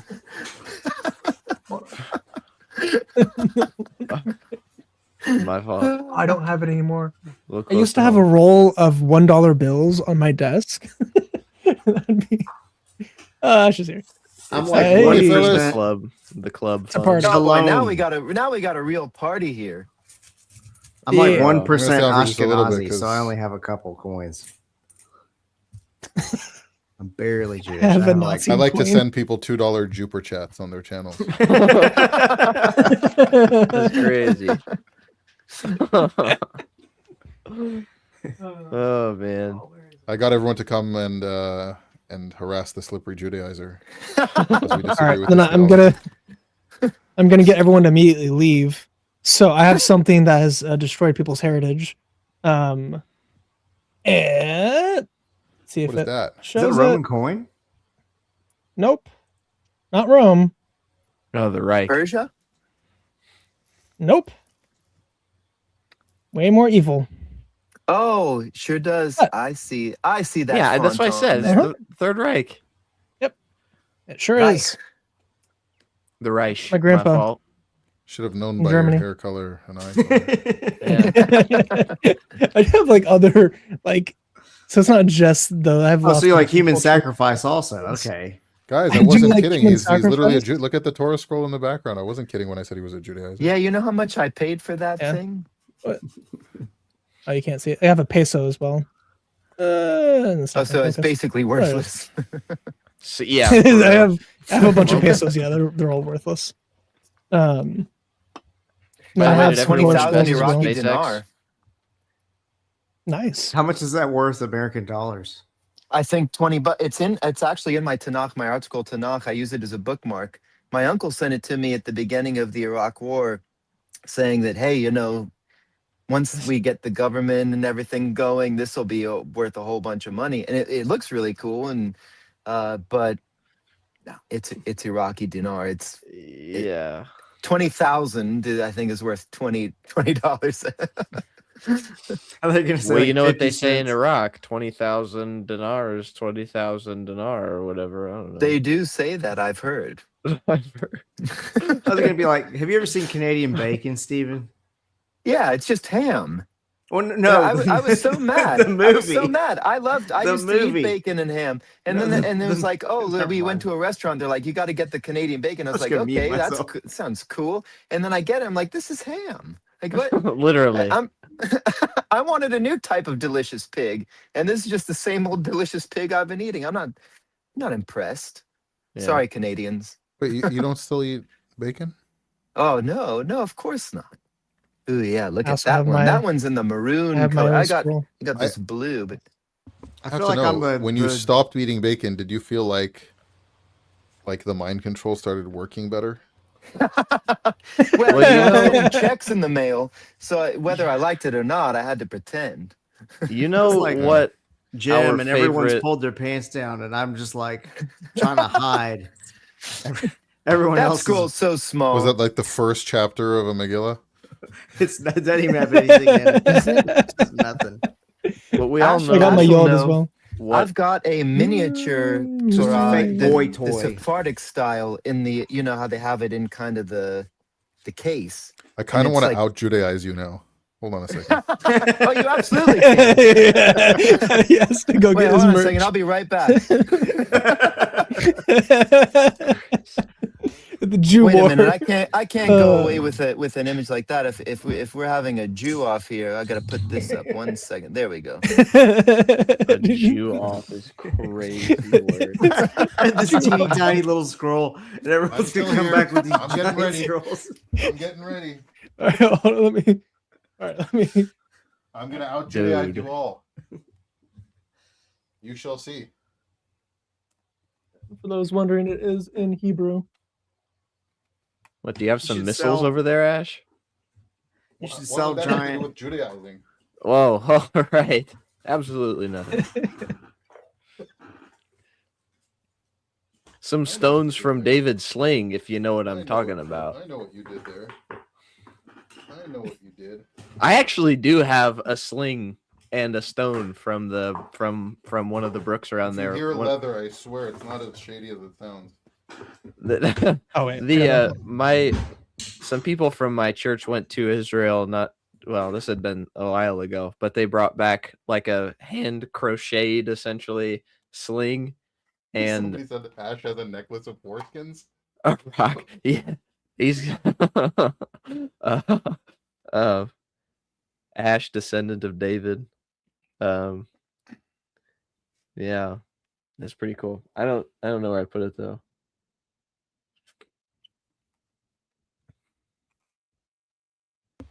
I'll just have to go get my bagpipes or something. That's right. That was invented in Jewland, I'm correct? gonna out Judaize you right now, Chris. Yes, You but I have no the chance. older outfit, so I think it's gonna work. I wonder if I still have that shirt. Hang on. You have no chance right now. Like not even a little bit. He has a necklace of foreskins. Yeah. Oh, oh, the Teflon. All right, yeah. I Oh, don't have that's that pretty yet. good. You know, I really. That's pretty good. Oh, Oh, the you full wrapped it Teflon. that Chabad quick? style, Oh, Ash, Chabad style. wow. Okay. Oh, yeah. Oh yeah. Yeah. Ash wins. He Yeah, does. hold on a second, That was quick, Ash. That was quick. That was a good Get 'em rap. straight too. I know what I'm doing. And for all the man. people who You think all I the people forgot who how to doubt put you're on filler? Jewish. Yeah, by was the way, for all the people I that was were the watching my stream fastest. and the guy doubted that I'm actually Jewish. Oh, So really? I just I put have- on I just put on tefillin faster than the guy can say the word Jewish. I It was I have very a impressive. very incriminating shirt that no one should take a screenshot of when I put it on and reveal it. Do we have an understanding? This may ruin You're my in the wrong career. place, Chase. You This got too may much trust. ruin my career if this slides. Bro got his Christmas costume. I was gonna put him on my Shek I costume have like instead. this instinct to like make sure it's above my hairline, I was gonna but then I say, also do don't you know where my remember hairline when is that, anymore. that iPhone app came out called the Tefillin mirror or something, and you'd put your camera on, and it would tell you when you've got it at the exact Okay. place. Oh, that's cool. I hope you can read Wish this. they had that when I did this.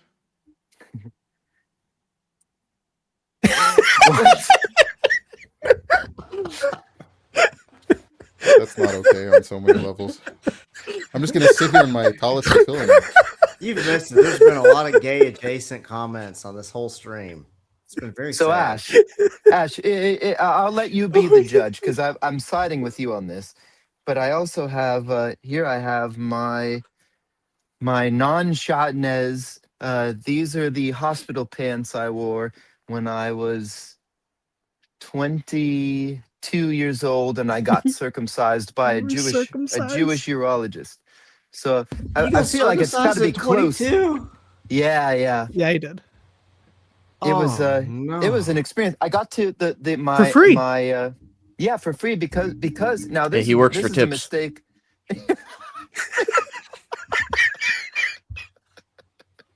My fault, gang. No, I lost. The urologist, he works for tips. yeah. I realized my mistake. It was a wonderful guy. I went to see him. I was told by several people on both sides of my family that I had Jewish lineage, and I felt that it was not correct for me to celebrate Pesach as being uncircumcised, because it was a weird thing. You know, it's a weird thing for Americans to be not circumcised, but that's, for some reason, my parents decided that. And so then when I became a Christian and I started keeping Torah, I was like, well, if I have Jewish heritage, I should be circumcised. And there's actually an organization, a Jewish organization. They were in New York, and they would do it for free. They'd fly you there for free. They'd do it for free, but you had to prove to them that you were ethnically Jewish.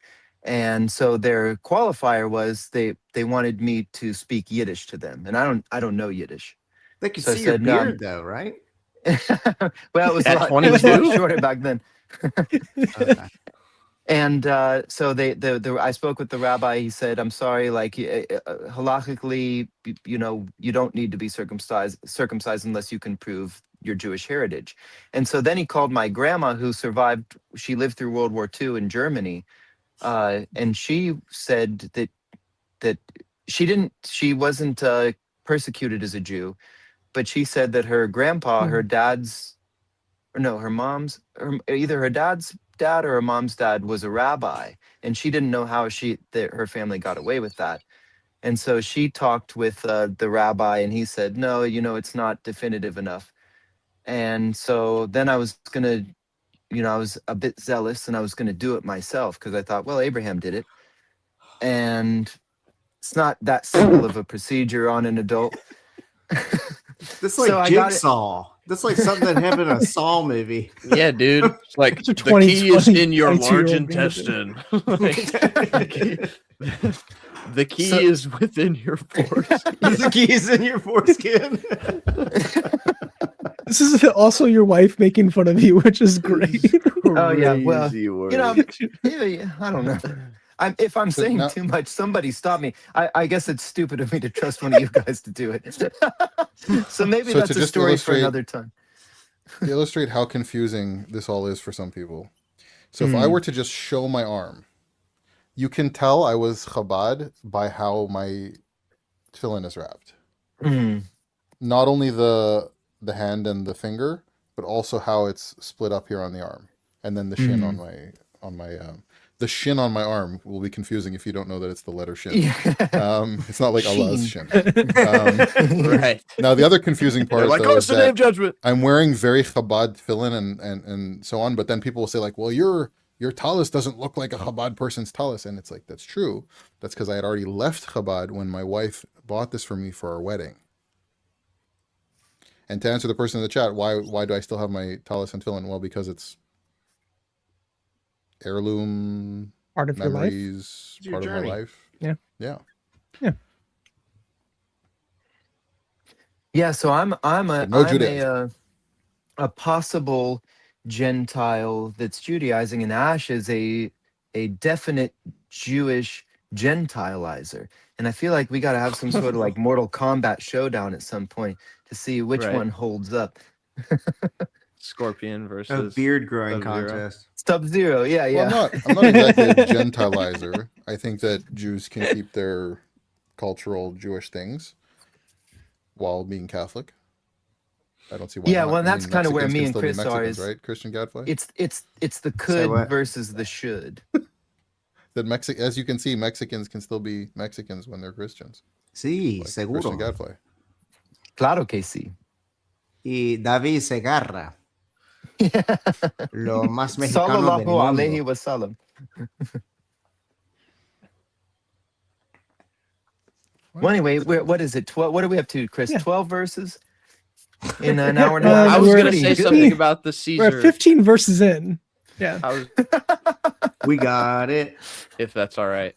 We have I'll two and just a hang half out more for a little bit chapters if to you guys- go. We'll go 300 ahead. hours, and then I only need one person to watch the stream, and I'll be able to monetize. It's Should true. people go over Hey, to how's it? Gadfly's channel? When No, you there's guys go still 20 on my channel. Go over to his. Stop watching me. Go to Christian Gadfly. My man said I used to smoke crack. I don't anymore, but I keep a pipe on me just in case. What? I think that's a reference to me having my tallis and tefillin. No, I know what you're saying, but like out of context, Might be a little different. crazy. Uh, No, okay. So also, the Pixar didn't happen for your it circumcision. is wild. Oh, no, Freemason no. mind Control No, an is adult great. circumcision. That's I think he means God- today. God had it done on the eighth He's day asking to for see a a reason. wang. Well, No, like no, didn't no. Simon and Judah do that to a bunch of people so that they could kill Yeah. them because they're Yeah, immobilized yeah. afterward? And Paul Yeah. had Timothy circumcised, and that would kind of Bless him. factor into my my conversation with Dash. But yeah, an adult circumcision is it's substantial. It requires stitches, and it's whew. I didn't when it happened, they were trying to get me out of the hospital because they said your bill's going to go up. And I said, hold on, like I'm in the bed and everything, and that's all fun and games, but the important part of the story was my urologist who did it was Jewish. And when I went in, he was telling me, why are you getting circumcised? Are you a Baal Teshuvah? And I said, well, not necessarily. I'm not. I just think that I have Jewish blood from what my family told me, and this is what I should do. But I believe in Jesus as the Messiah. And I printed out all this stuff for him, and we had all these talks. And he goes, it's people like you that make us Jews look bad. And I said, what? And he goes, it's like the converts, because when people who keep Torah do it like weren't raised doing it, they do it so much better than the people like us who are supposed to be doing it. And like that, we get annoyed by you guys. And so I had this great talk about Jesus with him. And but so here's what the cool thing is. It should have cost me $1,500. And after it was done, he never billed me for it. So I guess he paid for it, which was awesome because he's an unsaved Jew. But I guess whatever we talked about and everything, he saw something in it. You just and said he, unsaved Jew. That's a little anti-Semitic of you. well, yeah. Yeah, come on, dude. Don't you know that all Jews ever have always been saved? That's what Grunkle Stan says. Because Exactly. That's exactly what I believe. Grunkle Stan, is he that guy that slept for a long time? Or is that the guy that ate the baby after the golden thread? What word is that we just said? What? Mystery Shack owner. Grunkle Stamp Mr. from Gravity Falls. It's a pop Oh. culture reference. Oh, okay. Yeah, I'm old, guys. I'm old. I No, don't know you're good. pop culture. I feel like You're I'm good. much more living up to the Exilarch of the Jews title now. Yes. You look Once pretty dang Chris- cool, Ash, in my opinion. Although Thank you. I do think I would love to have the phylacteries, but I think Jesus was not okay with those. I think it was too much of a hyper literal expression of the The phylacteries? yeah.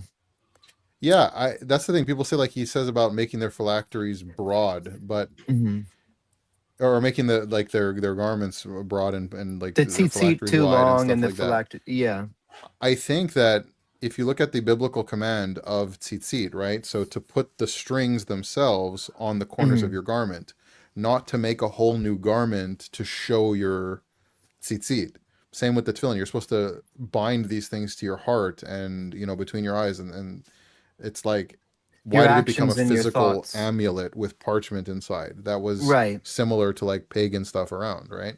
Right. So it could very well be that it's a practice that goes way back before that, right? I don't think the Pharisees came up with it per se. It's just interesting that for something that would be owned by every single Jewish man, that there's no archaeological evidence of it before the time of the Pharisees. Right. So Oh, Man, ahlan I got wa one of sahlan. those. But I didn't think we were doing the Arab this is thing. about to become political. Akasalum. Yeah, you guys need to separate. The stream's You about to guys blow There's up. need to be some space between So- Ash and Chris. so wait. We should just There start we saying go. really nice things to each other and then just clip it as if it's like actually. Yeah. Well, Finally, some Ash- peace. Ash needs to start singing Baba Nagita, and Chris Baba needs Nagita? to yeah, and Chris needs to start reciting the talking about Quran the when Bhagavad Gita? Tajweed. Yeah, it's whatever. Yes, that thing. Nagila? Yes, that one. La ilaha Nagila is like the least Jewish thing that there is. Yes, the You If I Havana. had a wouldn't robe catch like it, that, I'd just look like a Jedi. It's catchy though. Habibi, don't cry. know the power of the dark side. I just need one braid, and I would look like if I had a robe too. Anakin. Heck yeah, dude. Yeah. Actually, Ash, you could I help have me a out real Jedi quick. robe. When Chris had the Torah scroll up like that, the only time I've been to like any sort of actual service was as an invitee for a bar mitzvah. And I confused, it was a Chabad event, and I confused the heck. I was brought up to read from the Torah during the bar mitzvah, and I confused the heck out of the people there. But so when you lift up, in this during the ceremony when they're reading the Hagbah. Torah, and you lifted up I've heard Hagbah, right? Okay, Hagbah. so is that H-A-G or is it H-O-G? Depends how Hasidish you're saying it. It could be That's what I Hagbah. mean. Is it which in Hebrew Hagbah. is it a patach or a kamatz or is it a holam or Cholim Va. Honestly, don't know. I have no I've idea. just always Okay. said the word. No. So I always mean to It's a lot look of fun that up, though. but You pick it up, and then on Simchas Torah, you pick it up. Basically, you take the reverse of the two pieces, and you turn it around, and then the Torah goes the other way because the scroll gets flipped. Well, we've thoroughly Judaized this stream now, and Yep. We full on terrorized it. I'm gonna have Yeah, my cross up, terrorizing. so we're all good. I don't know All my if that was costumes. correct. Oh, There's and a the sleeping soundboard baby comes in. between me and my costumes. I don't know if it's worth it. There we go. Probably not. Well, Yeah, it's a good idea. There you go. Anyway, Ash, why do you have a Kaaba on your head? I'm gonna risk it for the because- biscuit. I'll be It's back. because everyone in history was Muslim, so the Jews, even Right, before right. Muhammad, always put a Kaaba on their heads. oh, it's so good. I'm never gonna be able to see that again.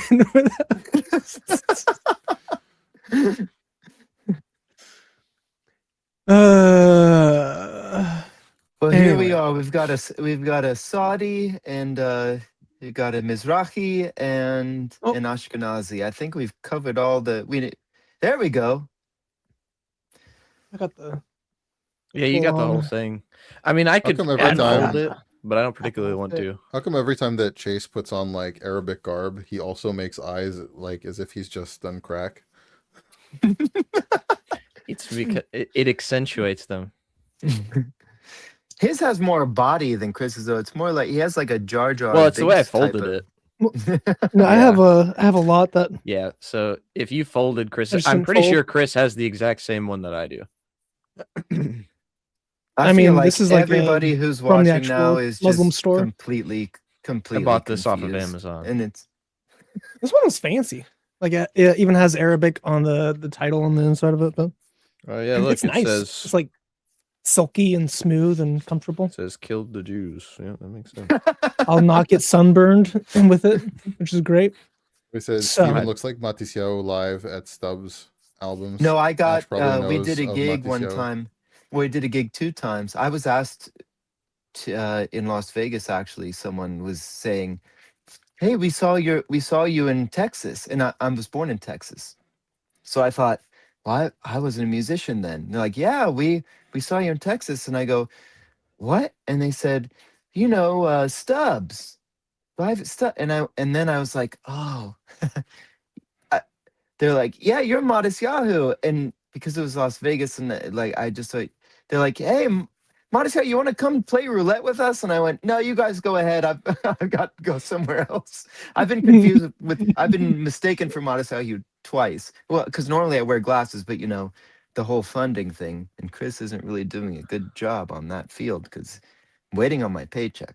I bring Chris all these viewers, and still no, I can't even afford glasses, guys. You want to see something cool? Yes. This is a picture taken in Israel of me, and can you see? Oh, can you see it? Nope. No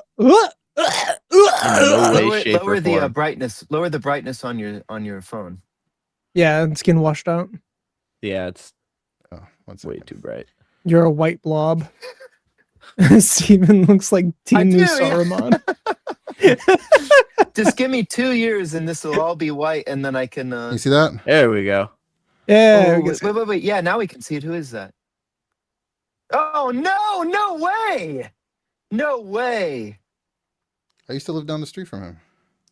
Oh, poor you, Ash. It's Alex Clare. Oh. Well, now Who do you now think I've it just was? I made an anti-Semitic. They all look the same. I think of it. They all look the same, man. I thought That's that Alex was Clare. Rabbi Shmuley. No, no. Okay. That's Alex Clare. Right. Oh boy. Well, Okay. I think we're systematically not The going to Judaizer made the most anti-Semitic.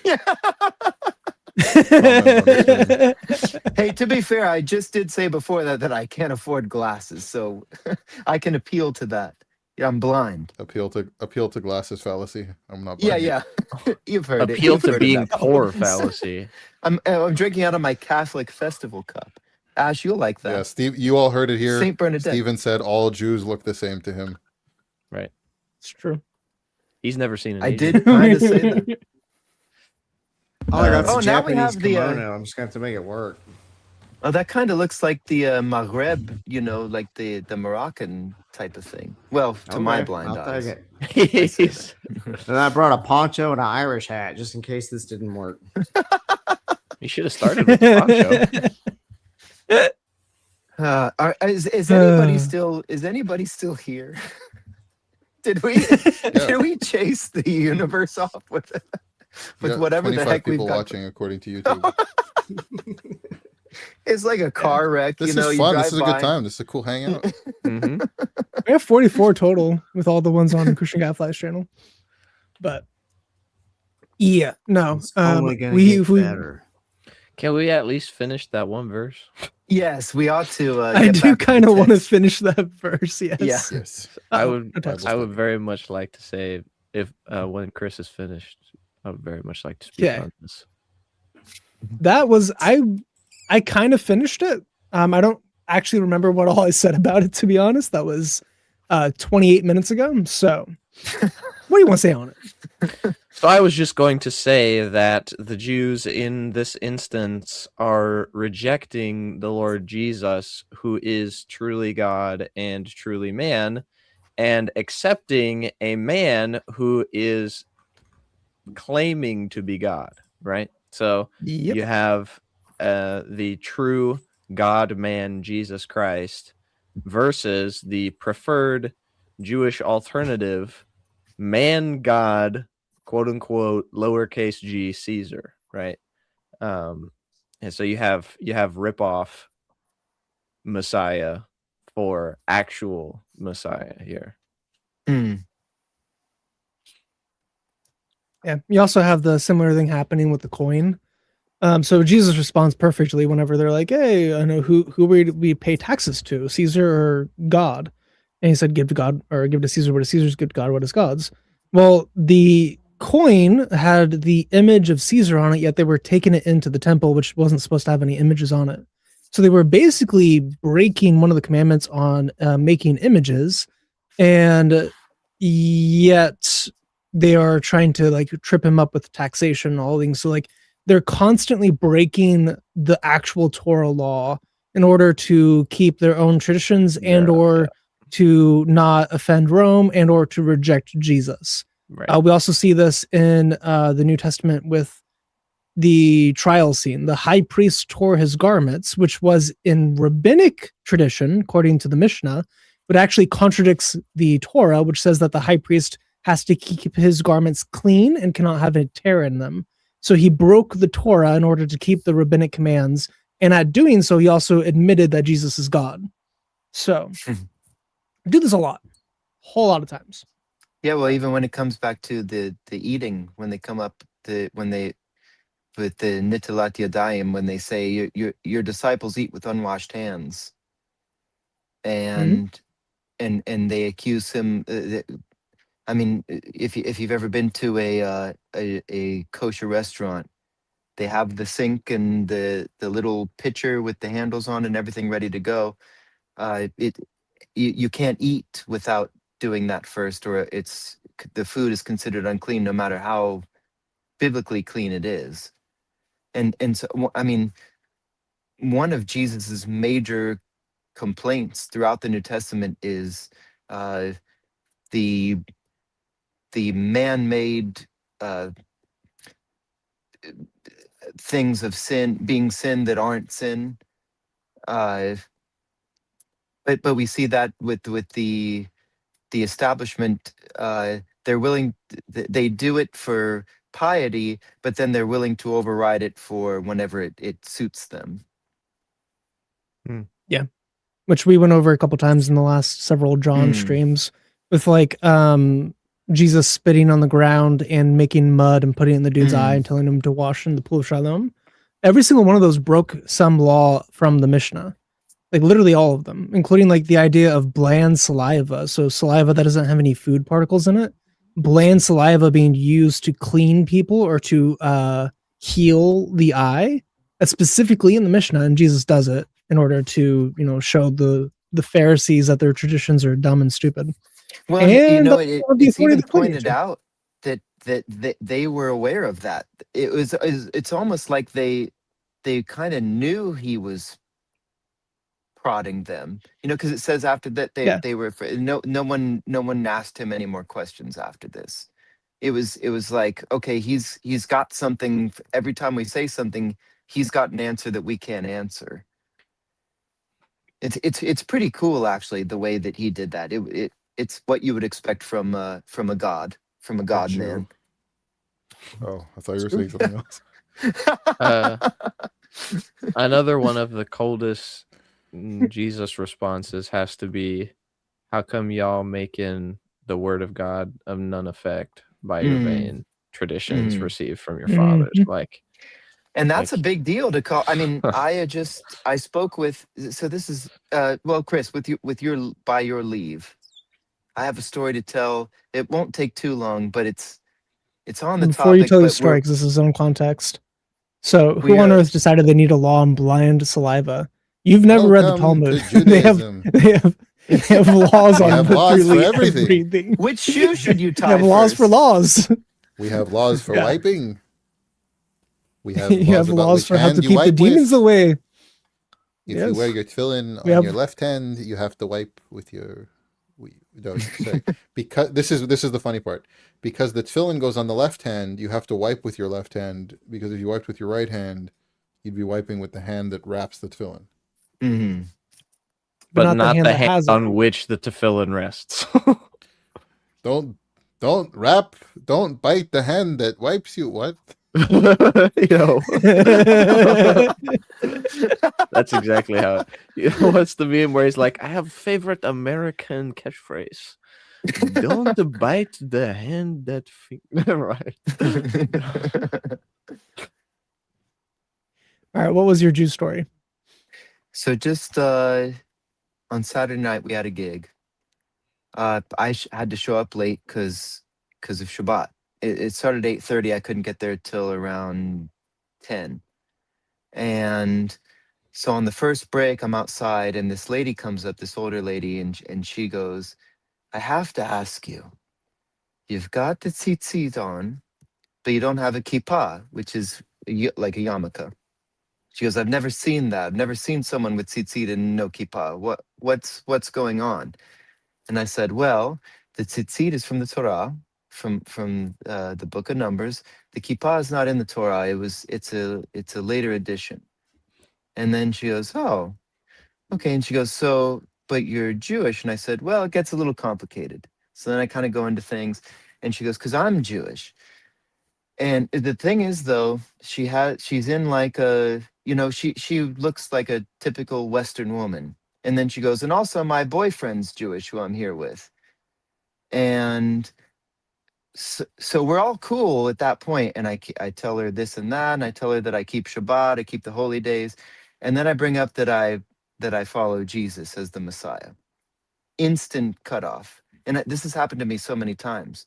And it's so funny because with Jews, you could not be observant Jew, and you could be a Buddhist, or you could be an atheist. Be a Jew, And they're Jew. kind of like, yeah, it's not what we like, but okay. But as soon as you bring up Jesus, she just kind of tuned out, and then the conversation kind of ended there from her standpoint. And it's just so interesting to me that there's such a like a barrier there, because she came up to me about the tzitzit, and we were talking on that. We talked about Shabbat, the holy days. I told her I eat kosher, but I said not rabbinically kosher, biblically kosher. It's almost Uh-huh. like the Jewish people are not the seed of Abraham by faith. Wild take, I know. It's That much is true. there's a veil like this, Mhm. and then Although there's a lot of And- Jews coming to Christ. there are, Yeah. yeah, which is awesome. But and this is actually, I've talked with an Israeli at another time, who even told me, after I told him about I believe in Yeshua and I follow Yeshua as the Messiah. No, brother, you have it all wrong. Is it? And I was talking to him about like Mashiach ben Yosef, Mashiach ben David, and even we went through the Amidah where they added the Shmoneh Esrei is 18, but there's Curse on the actually 19 Christians. blessings there's the Birkat al-Minim, Birkat Haminim, and that was made because, yeah. So that's in there to weed out the people that were still going to synagogue to pray, but you would not say that one because it's basically against heretics is what it's called, but it's specifically for Christians. And Right. but even It's after kind of all like that, Al-Fatiha ends with the curse on Jews and Christians, but Yeah, in the yeah, Amida yeah. they added it to like curse Christians. Yeah. but even after that, he told me that he would he has a house in Jerusalem with his family, and anytime he'll pay for my ticket, I can go there. He gave my brother, because my brother doesn't wear tzitzit. My brother's halfway what I am. He's not so slippery as me. But he goes, "Why do you not have tzitzit?" And he goes, "Oh, I don't know." And then because he had him on, and it was actually weird. I think this was during I think it was during Oktoberfest or something. So he had like this whole silly German getup on, but then he pulls out, and he goes, "This talit is from Israel, and I want to give it to you, and you should wear it." And so he like took it off there and gave it to my brother. But so there's a lot of the younger Jews and Israelis. They're a lot more open. It's the older ones that I think, and I I get it with like even the Holocaust and everything that went on. Yeshua, That's the thing, right? What does the Mhm. Holocaust have to do with accepting Jesus as a Messiah, right? There's a weird, like, how is that appropriated that way? Well, I would say because it just seems like Like to the Nazis me. were If not religious people.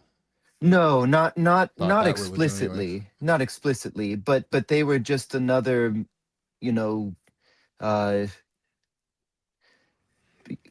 the Jews are used to being persecuted and eliminated, and so to them it was just because they did they were more occulty, but they did hold to certain Christian tenets or even just the German neighbors, they were Christians, and a lot of them Right. weren't Christian to the Jews. So I mean, so that was I said it wouldn't be too long, and it was already too long. So sorry about that, Chris. It's fine. We also we've have a got, Texan join on the stream. We do. Howdy, partner. Howdy, Quick, partner. He looks something like a anti-Semitic. JRPG character. Like Oh, he'd I be the gotta one add that another does ethnicity to the stream. limit break that shoots all the bullets or whatever. When I moved up, Chase, you gotta go. You know how the copper wire was invented? What? 2 Jews fighting over a penny. Oh, that's crazy. no, Ding ding ding okay. ding ding ding ding ding. No, Wow, I'm sorry, now we gotta. No, I won't. I gotta. no. I gotta tell one. I gotta tell one funny joke. I think because Ash is here. I think it's the Is funniest it the Jewish joke Uyghur I've ever heard. reference? Is it a what? Oh, I missed it. Oh no! Oh no! They don't like us here. And it sounds Somebody's like gonna that clip sounds me like doing Star a Wars Chinese again. accent, and they're gonna make it like about Jews mocking Chinese people, not realizing that I'm. I love No, how I those two bad guys in the Phantom Menace are like very obviously Asian. Yeah. The Jedi are coming. I was like 14 or 15 when I saw that, This and is I was not like, the "What the way heck to is do going that." on?" Yeah, Yes, the this seems those so guys, the gun, uncreative. Newt Gunray. Yeah. This is getting out of hand. Now there are 2 of them. Yeah. Now there are 2 of them. Oh. Where's that sound coming from? It's like kind of Korean almost. Does it go away when I mute myself? No, I have no idea what you're talking about. I don't hear anything. It's me. Is the sound you're talking about, Am Chris? I the is sound? Asian accent? Okay, real quick, guys. Real quick. This will be the last thing I do, and then I will go Real and quick. join my personal live stream, and then you guys will be good. You'll have a solid like 5 or 10 minutes without me doing whatever the heck I've been doing this whole time. But I don't- this joke, It's I a feel long like this peek. joke is so good. So these 2 Jews are taking a walk, and they're walking by a church, and the church billboard says, $1,000 to any new converts. So the two Jews look at each other and like, hey, do you think that's legitimate? And then the one guy goes, well, there's only one way to find out. And he's like, yeah, go do it, go see. So the one guy waits outside the church and the other Jew goes inside. About 30 minutes later, he comes out. And so they just start walking together and he goes, well, so did you get the $1,000? And then the other guy goes, why is it always about money with you people? That was funny every time.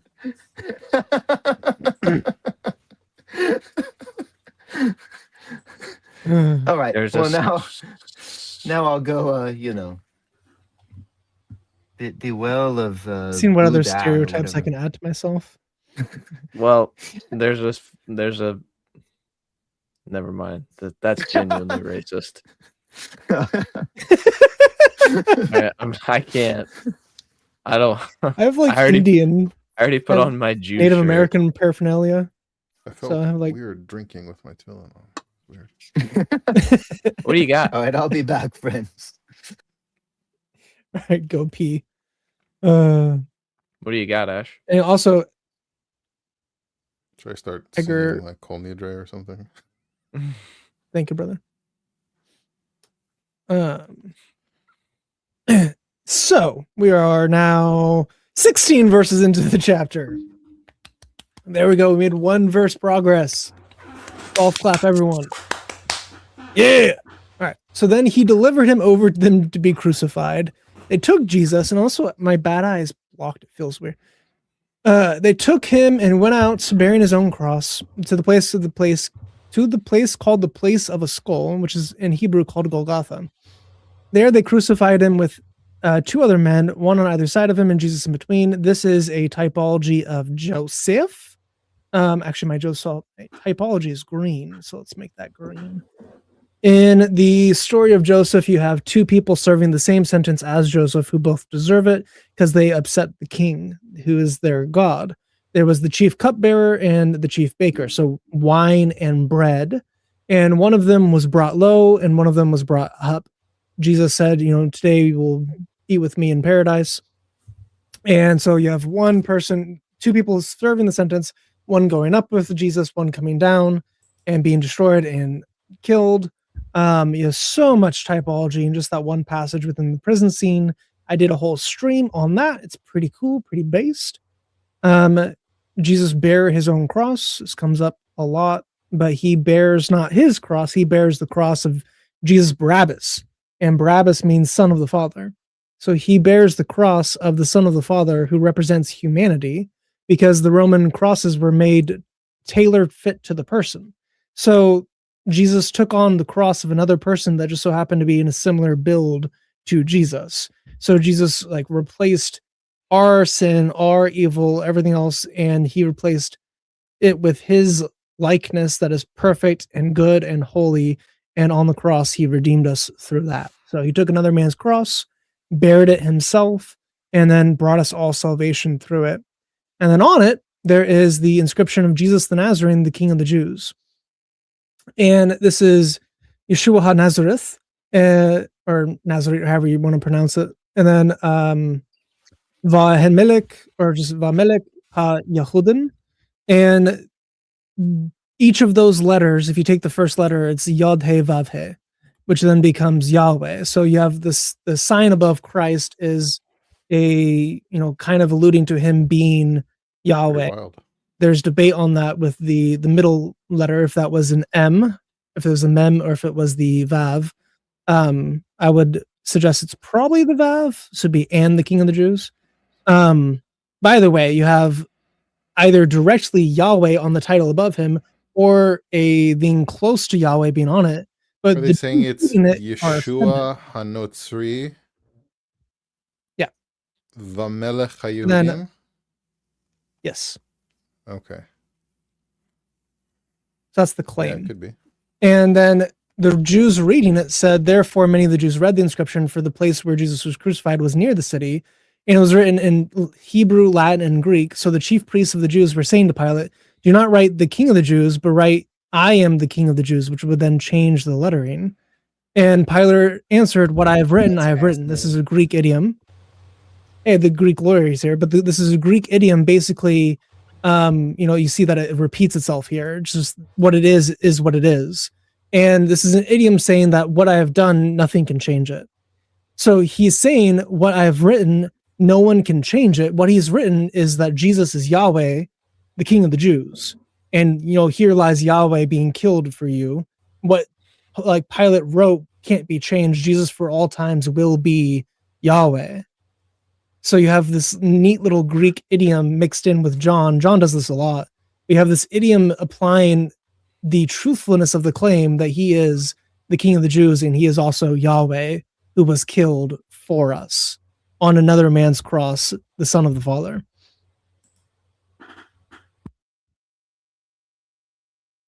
Pretty cool. Pretty You want wild. to chime in on the Greek? Yeah, I can. Well, all the interesting stuff he's talking about is only in. Are you talking about in the Aramaic or the Hebrew? I guess it's just the Hebrew. I was talking about in what I've written, but you want to go through the Hebrew? He said it was a Greek idiot. Greek. Idiotos is or idios is of your own in Greek. So Yeah. originally, like an Possessive. idiot just meant you were with your own. Jesus ho Nazaraios ho Basileus ton Judaion. That just says Jesus the Nazarene, Nazareth. the King of the Mhm. Jews. Yeah. Mhm. The Yahweh meaning is only preserved in Hebrew. Wait, did you say in the Greek it says "and the king" or just the king? just the king? king. It just says Jesus the Nazarene, the King of the Jews. So it'd be inserted in the grammar of the Hebrew if it Yeah. was. But note And in it was Hebrew, also written in Latin. Hebrew has way Yep. more ands in it than Greek does. So because you have Right. you have a whole vav conjunction, and that's how you show that you're going Right. into a new sentence a lot of times. So they had Very continuing vavs. a context. Yeah, vav, and all it is one letter. In Greek, you have to have chi. So Yeah. kappa, alpha, iota. Mm, It's like Expensive it's like compared its own to word. the single letter. The other thing with the Hebrew, you said, what was it when you said the Nazarene, but you had a ha? It was the article, right? So Yeah, it was the article. If it was "and the king," Mhm. would be "va" at the beginning, like "vamelech" instead of Okay, "the so hamelech." the hey mixes Yeah. with the vav. That's right. Yeah. So, but Mhm. in Hebrew, to do your article, you jam just a letter onto the front of a word, the ha, Right. or the Mhm, hey the ha. usually, or and to say and you do a vav. In Greek, you have your article is a separate word, just like in English, and same Right. with and is a Which is separate like word. these are both articles. They mean the same thing, but this is plural and that's singular. And it wasn't So- a abbreviation, it was the full sentence. Because I would say that if they were to put just the first letter, they would have probably put mem for melech, but if it's the full thing, it makes sense that it would be vamelech hayudim. hmm Which would then So it be would be Yahweh. Yeah, that's So- really interesting. That's pretty dope. The Well, Jews and- read the Yahweh because that was also common practice for the Jews, especially in the Mishnah. You read in the Mishnah all the time. They use these mnemonic Always doing devices. Of, gematria. we're going to use the first letter of every single word in a sentence, and that's going to be now this like phrase. Wait, They're don't used read it to like reading, this. Read it like this because of these letters. That's literally half the time. right? And so if It's they're so wanting much to, of it, yeah. they're wanting to change it to "I am the King of the Jews" because that would stick an aleph at the or an Aleph, aleph at the yeah. front, right? Well, Yeah. I thought I would that change it they from were a- trying a to he- or change vav it to an aleph. to Because it'd be he ani. said, "I am the King of the Jews." I didn't think that they were Well, just either trying way. to put "I am" in there, but maybe. Well, if he said, that would just be the grammar at the end of one of the words. It wouldn't be its own phrase.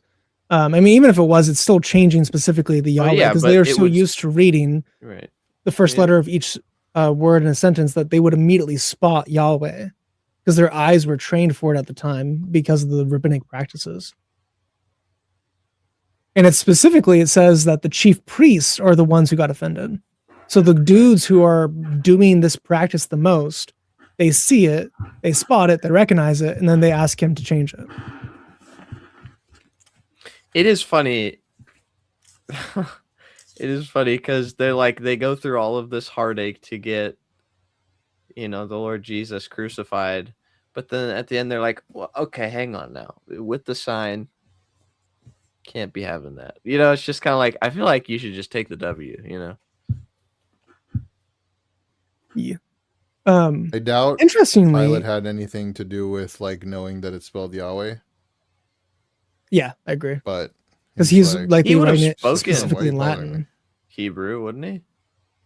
No. He was mostly spoken Greek.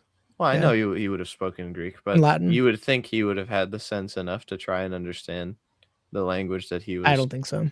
procuring had it all They the over. wouldn't learn power. the slave languages.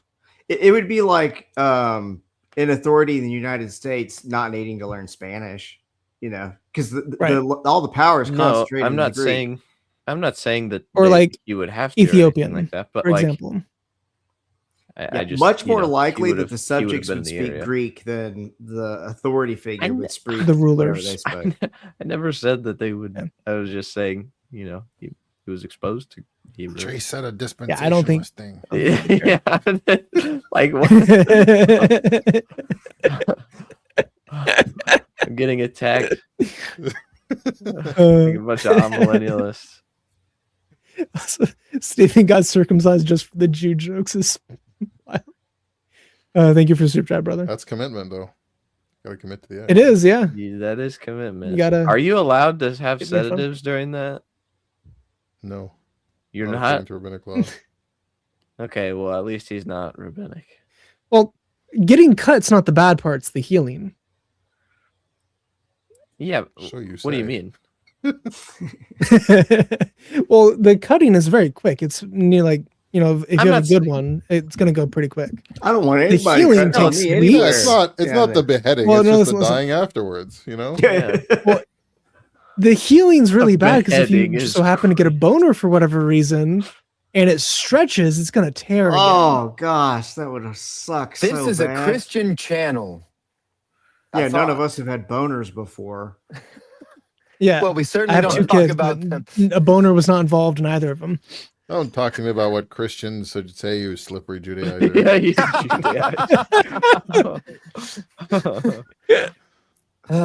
He said wearing I a tallis and tefillin. I sort of heard something or the other, but so You anyway, were- hey You guys. have an expert.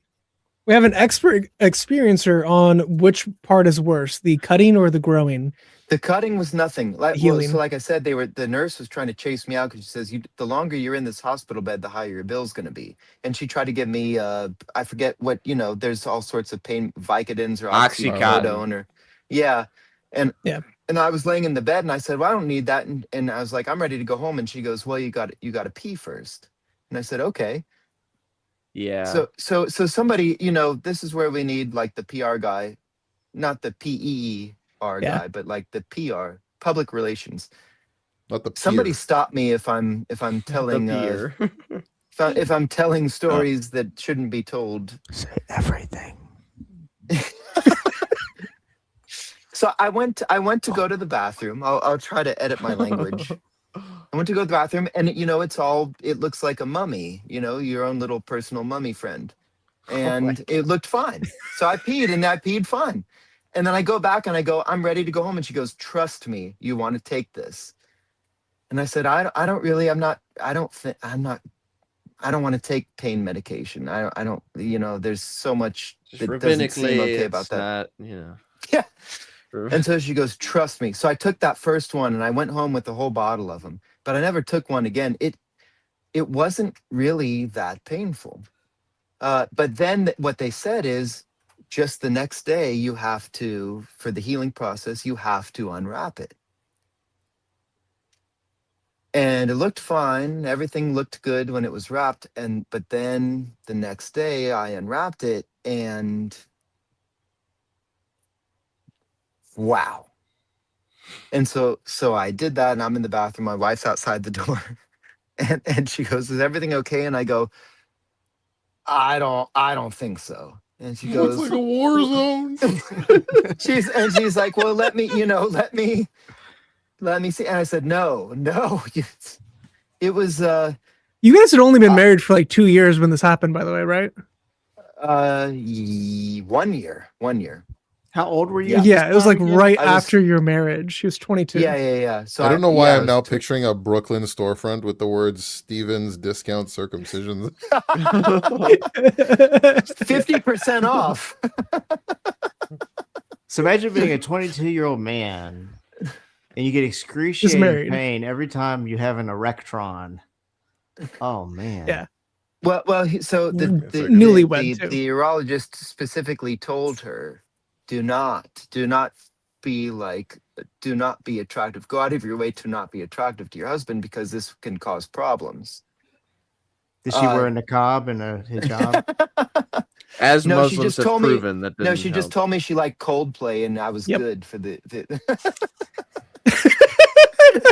Yeah, nah, that's wild. Hey, She I said know she she's likes It's good that your wife watching. went to Forrest state.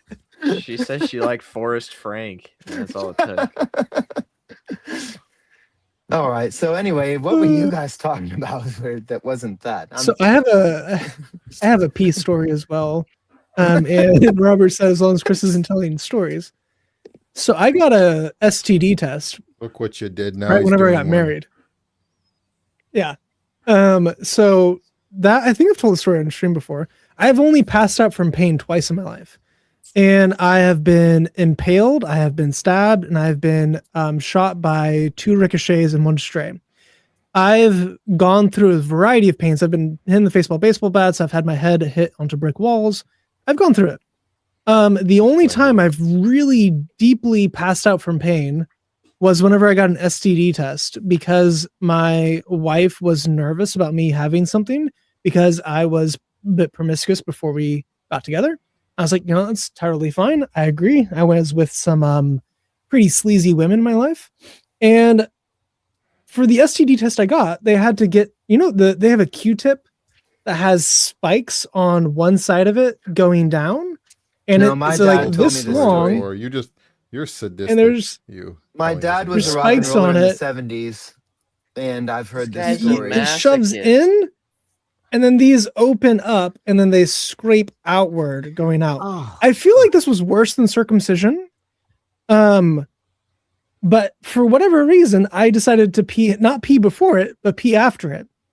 And me getting it the first time made me almost fall over.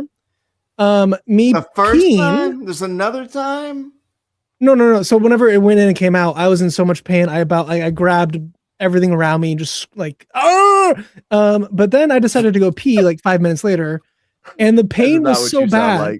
I passed out midstream, hit the wall behind me, and was still peeing Let me off to the point side. something for people who aren't familiar with anatomy. If even a stray hair goes in there, it hurts like hell. Yeah. Or soap in the Yeah, shower. you have to or- walk like this to get to the bathroom to take So- care of business because it hurts so bad. When I had brain Can't surgery, imagine. one of the things. It was awful. Yeah. No, I had brain surgery. brain surgery. Yeah. That's maybe why I'm dispensationalist. But when I what they hit. when I like to say that I gave him a piece of my mind, but when I came to after surgery, I noticed a burning pain in my loins, like David in the Psalms, and I was like, "Mom, what's wrong?" And she was like, "Well, you have a catheter," and I was like, "Oh my gosh!" So I was like, "Well, this needs to stop." I was like, can we get this out? And they were like, that's gonna hurt worse than it does right now. And I was like, no, I don't think you understand. And they're like, okay. So they took it out and they were like, all right, we need you to pee. We need you to be able to prove that you can pee without the catheter, or else we're gonna have to recath you. I was like, okay. Could not pee. So I had to get Oh, no. recathed while I was awake. Oh, Oh, I had the no same thing. sedative, Yeah. because the problem Yep. is the catheter doesn't it has to go all the way to the bladder, or else it doesn't actually work because that hole is closed off. So it goes all the way up. That was that was the single worst pain I've ever felt in my entire life. I did not pass out. I had a ton of fentanyl in my system at the time, but it was So that's excruciating. self-lubricating What I got By the was way, there's a dry and Calvinist in cut the me. chat, so they think God predestined you for that. So, just saying. Same. Yes, that is where you we guys try differ. having a baby. But I'm cool. Yeah, All she's right. not wrong. All right, we can't all. I don't have a uterus to push something out of, but I would I never feel have a like what I baby. experienced was equivalent. Oh, Yeah. oh, come on, Chris. Oh, Oh no, it's bad. You can get one. My It's wife free. My wife You can go always get got an STD test. yeah, She but always my got the wife has had a epidural. catheter several times, Well, but she's also catheters- had 4 children. Are a bit different for women, right? Well, okay, yeah, that's true. There's a lot less, I froze. Yeah. real estate, but still, No, there's a lot more real estate. I had a paper no, yeah, cut. from the women's perspective. Yes, yeah, for sure. But also, like, I would never want to pass a 9 centimeter circumference kidney stone. You know, no matter how Right, but much it's- real estate we've got right. to work with. Yeah, but the Right. It's all about scale, right? Females are designed to stretch. true. The urethra's not. Hmm. Okay. And there's more nerve endings in there versus is in the other. Like, because it's not like coming out of the top mountain range on women. It's coming out of the place that has significantly less nerve endings. Our nerve endings are the area that hurts the most. How about that Pontius Pilate guy? He was pretty messed up, huh? mixing their blood with the sacrifices. Yeah, yeah. What I have written, I have written. Anyway, I have to go here in a minute. You're highly welcome. recommend people to never get an everyone. STD test. And then the soldiers, when they had crucified Jesus, took his garments and made 4 parts, a part to each soldier, and it also his tunic. Now the tunic was seamless, woven in one piece from the top. This indicates that he was not a poor hippie. So it was an expensive piece of fabric, and it was very nice, which is why they gambled for it.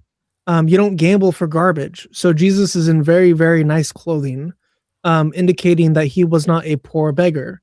So the people who have the poverty gospel, Jesus had enough wealth to have this tunic. Now the people who have the prosperity gospel and go the other way and say, oh, well, Jesus was a very wealthy man. He had to have his own personal, accountant essentially with Judas. I think that might be going a little too far. He was not, is somewhere in like the upper middle class.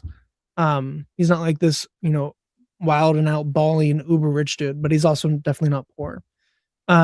There's also the debate on whether or not he had enough money, like them as a group, not him specifically, but them as a group had enough money to buy bread for the entire crowd based on some of the wording for the feedings of the 4,000 and the 5,000.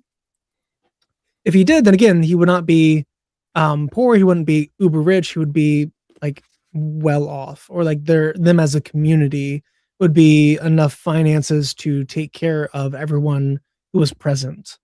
So what do you make of the So- verse where the Lord Jesus says that the foxes have holes and the birds have nests, but the Son of Man has nowhere to lay his head? He did not buy his own home or make his own home. He was staying with Peter for the whole duration. And I think if I remember correctly, that's also an allusion to the Old Testament. Well, so I'd always understood that to be that the Lord Jesus wasn't homeless. Like, not that he didn't have anywhere to go necessarily, but like he did not, he was not exactly well off, is how I kind of understood what he was saying. I took it more as a social commentary.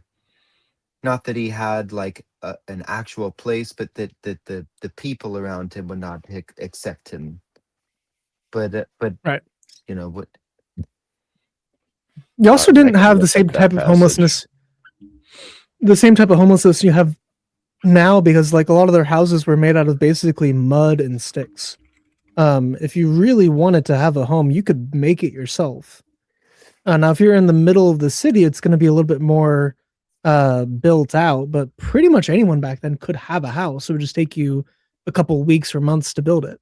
So even a poor beggar would have some form of a habitat to dwell in.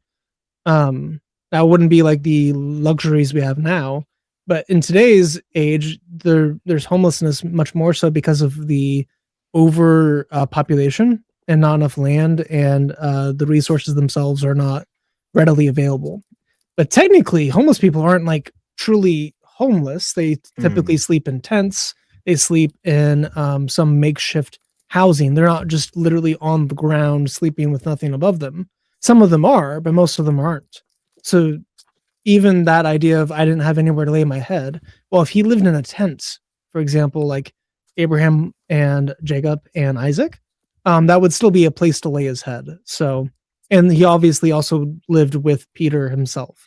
I think this is more just a phrase to show his humanity and his commitment to serving God, not being stationary, and all those little tidbits of like, hey, pick up your cross, follow me, count the cost of following me, what it might mean for you. But that's how I've interpreted that previously, if anyone else wants to give their opinion. Well, right. It's in the context of the impulsive, quote unquote, disciple saying, hey, I want to follow you wherever you go. I don't want to leave you like you're asking me to. And he's like, all right. You do realize that the way I take it is he's telling him even the animals got it better than I do. Mm-hmm. And he's like, look, man, I think, it's kind of like what he said to those other people, right? You're not following me because you actually appreciate me. You're following me because you ate of the loaves and were filled. Mm-hmm. Count the cost. Yes. Mm-hmm. Also, Jesus was a squatter. I mean, technically, but he also was like invited, so it's not. I was not gonna quite say squatting. he did take up residence in condemned housing. Yeah, no. Peter invited him. It seems like to live with him, the Pope. and his wife and mother-in-law. Right. Sorry, Ash made a great point. The Pope. No. Oh, the Pope. The Vatican didn't have money back then. Slippery Gentilizer coming in here. Yeah, dude, the Vatican was like, So they said to one another,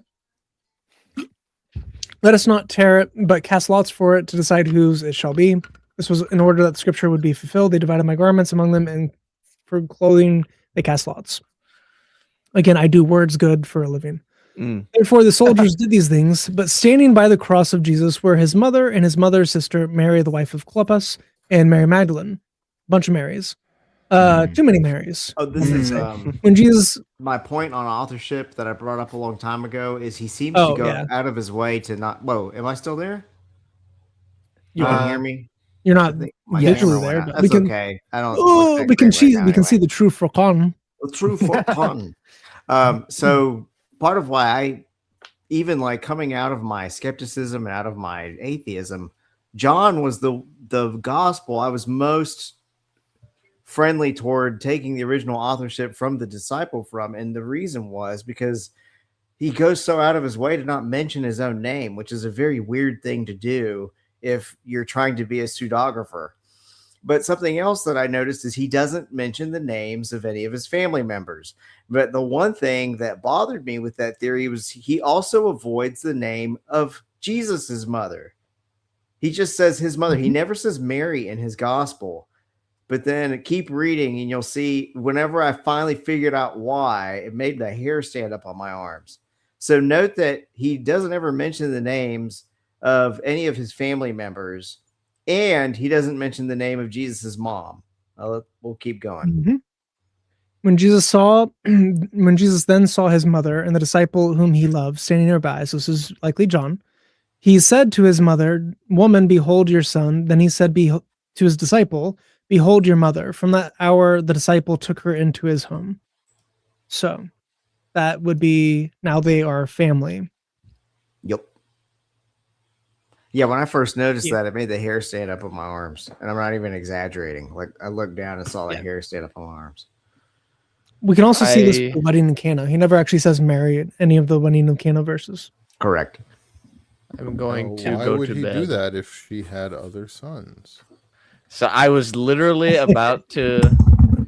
I was about to mention something about that, but I don't know if I want to get into that. Kiss. I don't know if I want to get into that this late at night. But it is interesting how the Lord Jesus says, "Who are my brothers? Who are my sisters? Who is my mother?" But the ones who come after me, and so whenever it to me it makes sense that the Lord Jesus would commit his mother to John and not to one of his earthly siblings, because they were not at the time actually convinced that he was even the Messiah. Dude, the Jenner after us, man. I can't get my camera back on. That would be Steven just my dropped- that would be my That's for sure, defense Jen. of Protestant understanding of that passage. Right. But because And one of technically, the Catholic defenses would be from that hour the disciple took her into his home. You could say, oh, well, this means that she was with him for a very long time. When James and Jude convert, at least by the time of the Pentecost, so like 50 days later, why wouldn't she then go into John, especially because he's writing this years later? So this would indicate that from Well, that hour the disciple took her into his you'd be home would making then the be claim that our Lord was not omniscient at that point. I don't think so. Why? Because That he wouldn't. believers right afterwards. Why wouldn't they just be for their mother after that? the 50 Well, they days? weren't at the time, Yeah. right? Well, why would that be like knowing that's going to be like not very long afterwards? Why would this be like a declaration like to change who's taking care of her after that? I mean, the Lord Jesus just doesn't say. I'm not gonna say one way or another, but it appears as though he Right, he doesn't say. There's just like no mention of like other sons who will take care of her. He gives her to John to look to care for her. Yeah, again, I don't think I particularly want to go into this because it is my bedtime, and I like to preserve that now because it is helpful. Because I would like to plug waking up earlier in the morning and taking time to read your Bible and spend it in prayer. This will revolutionize the game. All of you who do not do this, do it. Wake up a little bit earlier. Get in there. I am running. Yeah. Amen. No, I would be Also, I would be Stephen. more than happy to talk Oh about my- this. I don't think Chase is running. I think he's just tired. You are running. He's having I 11 p.m. bedtime for weeks now. do. And it I can has see this in previous streams. 100% Yeah, yes. revolutionized the game. Yeah. Is it? So yeah, 11 should p.m. probably because go I sleep wake too. up at 7. I have time to do my chores and get in the word before I have to go to work. So Yeah, I should probably also go to Ace. sleep at 11 most nights, given that at 5 a.m. I'm being smacked in the face by a 2-year-old who's, Yep. Yep. trying to get the day going. Can she climb out of her crib now? Yeah. Or he? Yeah, he is in his crib, but he will he falls asleep with he has little books and stuff like that, and if I forget to take them out of his crib, he will chuck them at me. Mine, she can climb right out. She can open doors now. She's mobile. She can go Yeah. anywhere. She can Clever climb up girl. in bed. I think it's my wife walking in. It's her. She comes up, Daddy, Daddy, Daddy. It's slapping me in the face. How old is she? 2. That's cute. all right. Wait, it's been 2 years since you guys had your kids? Well, that one. And then I have a 5-month-old. Okay. The 5-month-old Okay, is okay. the main Yeah, I have a source of me 2-month-old. being gone and drama and all that because he's Yeah. needy. Okay. Man, you guys just gave me a heart attack that it's been 2 years since you just both had newborns. And I was like, No. there's no way it's been 2 years. All right. See ya. Okay. My heart is settled. See you, brother. The Judaizer has been hidden. He is hidden. Also, you're not been in hidden. the StreamYard link. Just reload the StreamYard. Anyway. So, that's that little debate there. After this, Jesus, knowing that all things had already been finished, in order to finish the scripture, said, I am thirsty. A jar full of sour wine was standing there, so they put a sponge full of sour wine upon a branch of hyssop and brought it to his mouth. Therefore, when Jesus had received the sour wine, he said, "It is finished," to Telestai. And bowing his head, he gave up his spirit. So Telestai is interesting. And now I have a Greeker who can make fun of me and or correct me if I say anything wrong. But my understanding of Tetelestai is that it's in the perfect tense of the phrase, which basically indicates that it's something happening, that something that happened in the past is currently affecting the present and will continue to affect the future. This is not a tense that appears in English. We have past, present, and future. This is like a combination of all three. Aorist. So like for all time, this thing has happened. And then it basically means something that is accomplished or done. And according to a variety of people, this was used in several different contexts. It was used in a legal context whenever debts were paid. It was used supposedly by the rabbis whenever they examined an animal and declared it to be fit for sacrifice. And it was also used by servants whenever they would return to their master after they had accomplished a task the master had them set out to do. So Jesus, when he said this, was saying that he accomplished the task the Father had for him to do. He was a perfect sacrifice, and that he paid the debt for all humanity, not just in the past, not just in the future, but presently with us. So all people, past, present, future, have been sanctified, redeemed, and restored by the death of Jesus as the perfect sacrifice sent by the Father to fulfill the will of the Father and bring all of humanity back to him, those who will accept him. That's how I've heard it repeatedly over and over again. Now you can make fun of me. Pronunciation was fine for Erasmian pronunciation, and you know way more about this tense than I do.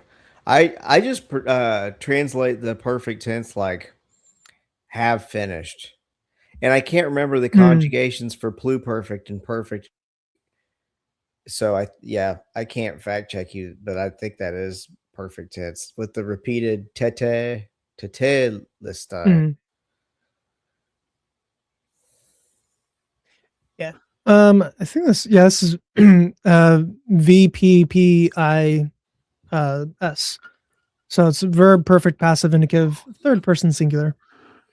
So logos fact checking the perfect tense of it. But the effect of this on world history is also interesting whenever we look at the Psalms. So for those who are deep into the nerd stuff, Psalm 22 starts with my God, why have you forsaken me? And this is the first words Jesus speaks on the cross. And then all of this goes through. All of it is a prophecy back of up the there a cross, second the again? worm. Yeah. Why does it render that in the English? Ayela Tashachar? Why does it put the sh twice? SHSH? Hash Shahar? Oh, Ashashar. Is there some guttural between them or something? What's that look like in Hebrew? Oh, there it is. Ayela Tashachar.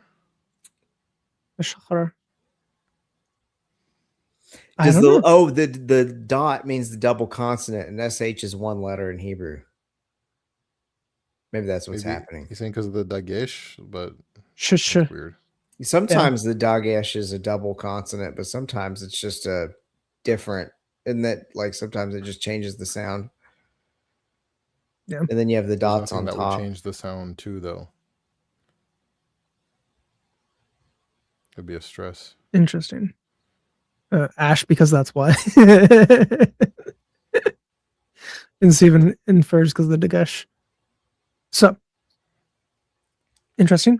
Anyway, we have this, my God, why have you forsaken me? This is quoted by Jesus on the cross whenever he opens it up. All of this is a prophecy of the crucifixion, basically. I did a whole video on it with the worm.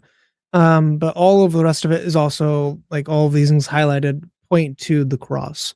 So the bones being out of joint, the heart like wax melting, the strength dried up like a potsherd because you dehydrate heavily on the cross, dying, and then yet you will not, see me there. You will, restore me, and all of that. I will be recounted above the Lord to the coming generations.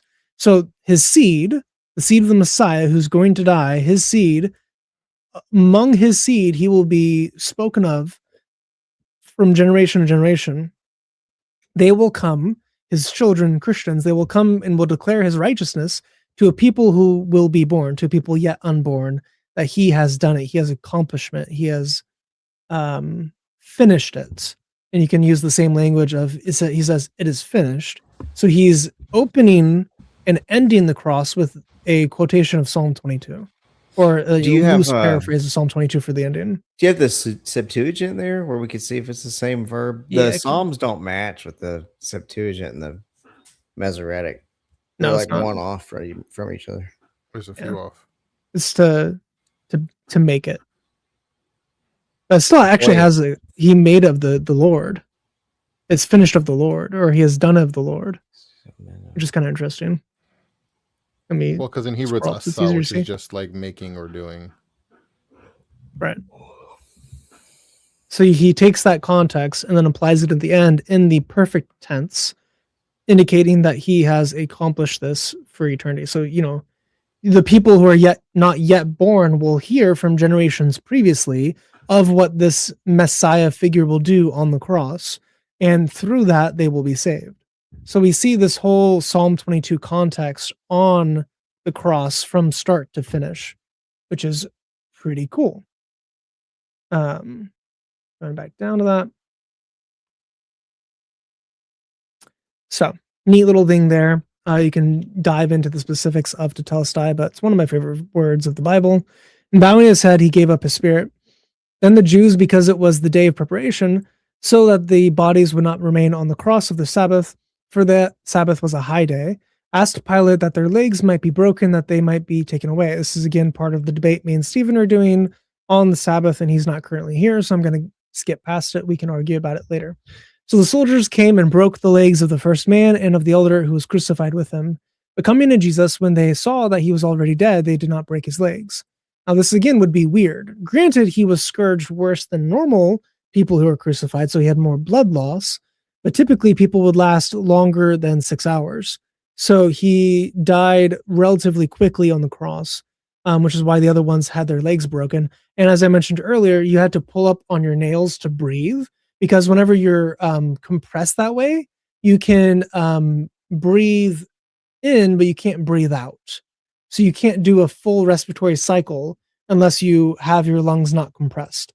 So because his lungs were stretched out, he can't actually, with his muscles, contract it and expand it the way you normally can. So he has to pick himself up in order to allow the breathing to happen. So every breath he took caused pain. They broke the legs. Hey, Steven's back. They broke the legs in order to kill them through asphyxiation. So not through blood loss, not through trauma, not through any of that. They would asphyxiate because they no longer were able to breathe because they couldn't lift their body up, because you use your feet and your arms to do that breathing things. They have the nail in the ankle bones, so you have that as a pivot point. So every time you breathe, you're hurting your feet, you're hurting your wrist, you're hurting your back due to the splinters that are going into it, and you're hurting your lungs because of the intense pressure that was on it previously. So every single breath you take is excruciating pain, yet your body naturally wants to stay alive, so it's way harder to force yourself to asphyxiate. So they're taking advantage of the fact that your body will automatically try not to asphyxiate to force you into more pain for hours at a time. And then they break the legs in order to kill the person, or they crush their head or stab them. They came up with a variety of ways to kill people, and just more and more creative ways to do it. Sometimes they would set them on fire.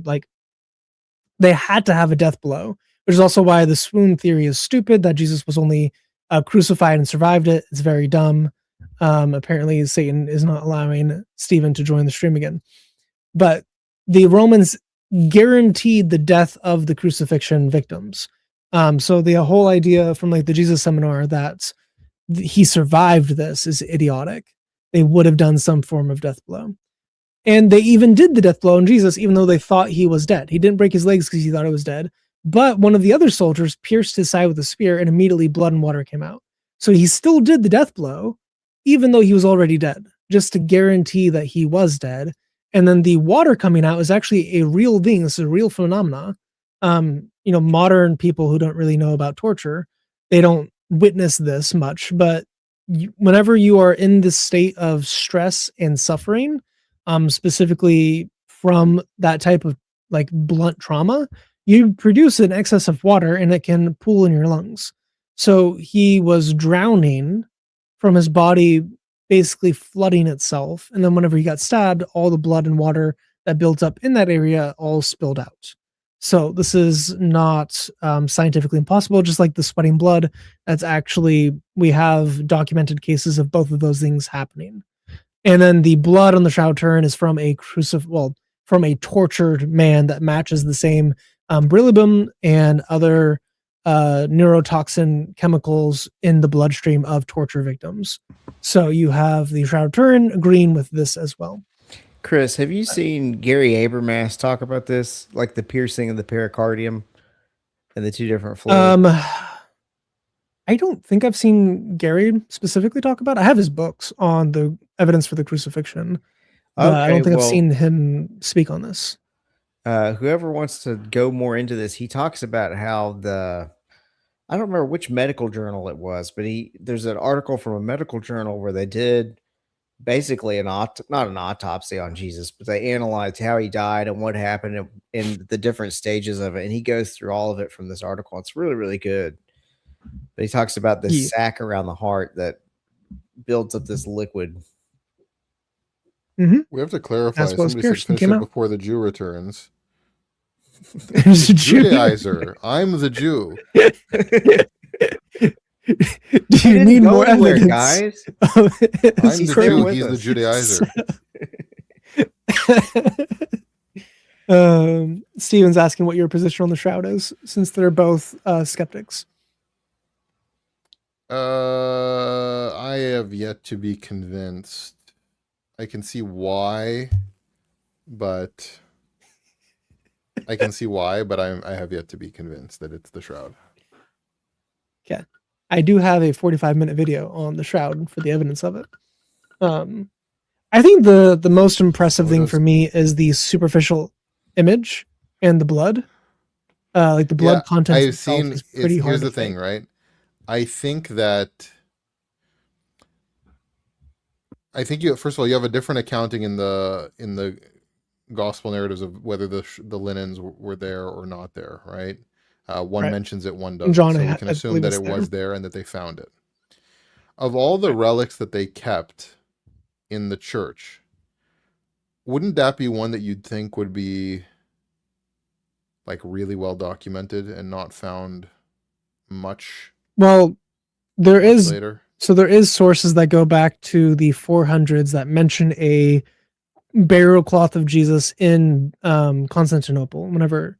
Then later, whenever it got sacked, there was a dude who said that he saw that thing that had the image of the Lord on it get taken away. So you do have some, and it's a different name for the image itself and for the cloth. It's not of Turin, because that's obviously the later 1500s phrase for it. But we do have witnesses who the Shroud of Turin was made up in Turin. We do have witnesses that talk about an image, a cloth that had the image of Jesus on it, as a relic within Byzantium in the 400s, 500s, 600s. And it matches the Shroud of the Day, though, which is relatively dated to the 300s. Then the X-ray dating on it as well. So the wax dating, the wide-angle X-ray scattering, that has given it a first century dating as well for the Shroud of Turin. So you do have some like chain of custody throughout it if you follow those narratives.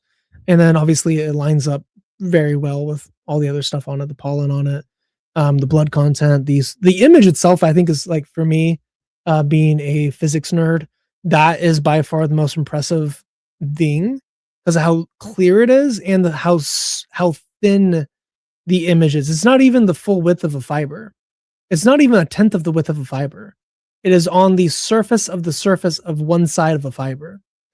And yet it has 3-dimensional depth to it. We don't know how that happened. And our best guess is radiation, burning it. Aliens. Slightly. Not even burning it, just coloring it. It's aliens. Aliens are a better answer than forgers in the 1500s, in my opinion. It is kind of stupid to say that it was a forgery at that time. especially because they don't have any, like, the amount of knowledge you need to have in order to reproduce that thing. We still haven't effectively done it now with all that we know about it. And with all of our knowledge of chemistry that we now have, we don't have a method to produce it. And then it has the weird blood, it has a tortured victim's blood, which is very weird. Like, if you're making a forgery, why would you torture a dude, harvest his blood, then use that in your forgery? Why wouldn't you just use like pig blood or something? Blood. Wait, what? Just What'd you ask say? Dash? Torquemada. It was You said in medieval you could Europe find there's a lot of tortured blood. pretty easily. I'd be an idiot if I was medieval. I'd probably put berry juice on there, thinking I was tricking people. Yeah, because they didn't know the But again, science like- would be able to tell, right? Right. So why in the world would they use specifically tortured person's blood on it? And then line up with all the wounds and everything else. And You got to commit. it also doesn't match the Gothic style of forgeries. So we do have forged relics from that time period, and they all are like, he has a halo. It's very disproportionate. It's the markings are in the hands instead of the wrists for the wounds. So here's a question all that I that. have, not to make this again about whatever. I'm just curious about your opinion on it. Would you not say that if the Shroud of Turin is legit, that our Lord was the first Christian iconographer? He was the first one to take a selfie. But he was obviously okay with icons then. I mean, you're assuming that he intended for people to keep it for veneration, Well, no, just the not fact just that he's a natural on it, byproduct of the resurrection. right? Right, it would be not making I've the never icon been in the asked first that. place would be the first violation. Right, if you hold that making I mean- icons is idolatry to begin with, then that would already be the first act of If- violating the law. If you put your face in a pool of mud, are you making an icon with the imprint? I mean, leaving behind a shroud for his disciples wouldn't be the same as like sticking his face in the mud. You know what I mean? Like that would be very, very clearly not. Yeah, no, I would just say that's like the natural byproduct of the resurrection is blinding light, and then It's that is like- what etched the shroud. He did, if he did do it, it's like he left a photo behind, and then whatever Right. theology you want to give to him leaving them a photo is whatever theology you want to give to him leaving them a photo. But the photo itself is not the problem, is what I'm saying. Yeah, it's not a problem. Right. But And it's a I photo of God. honestly, What I do you do don't. with So the that, photo? that would open up a whole can of worms category there, if you believe that. You know what I mean? If I liked Yeah, the icons, Torah God. version. if of I it. liked icons, I'd take that Yeah. and run with it. But I don't know a whole lot about the debate. I'm not against icons Yeah. or for them. I don't really know anything. Although, for the slippery Judaizers here, that would actually go against the Torah. So, Uh-oh. was the Torah fulfilled? And then whenever he resurrected, he did it? Because the Torah was fulfilled? Yeah, this doesn't present as bad of a problem for Protestants in general as it does for a pronomian like Torah keeper. Like a slippery Judaizer Like a slippery Judaizer named whose name Bob. don't name people. Ash, that's rude. His name Bob. rhymes with Steven. It rhymes with Ippery. His name rhymes with Stephen. No, I dropped the T. It's just Steven. It's like in Family Guy when Peter's like trying to make up with a fake name and he sees like a P and he's like, P. And he sees somebody crying. He's like, tear. And then a Griffin flies by. He's like, Griffin, Peter Griffin. Wait. It's literally the one name he shouldn't say. Yo soy Esteban. All right, there we go. I gotta test you here, Christian Gadfly. Is it yo or yo? Yo. Okay. You're a Mexican Yo. for sure. Yeah, I think so. I think I had a more of a Chilean accent when I was a kid, and it's just bent Mexican. Because I'm just. Are you talking actually Mexican. Chilean? No, I lived in Chile for a year. My dad started a branch of his business there when I was a kid. He was selling parts for water well drills.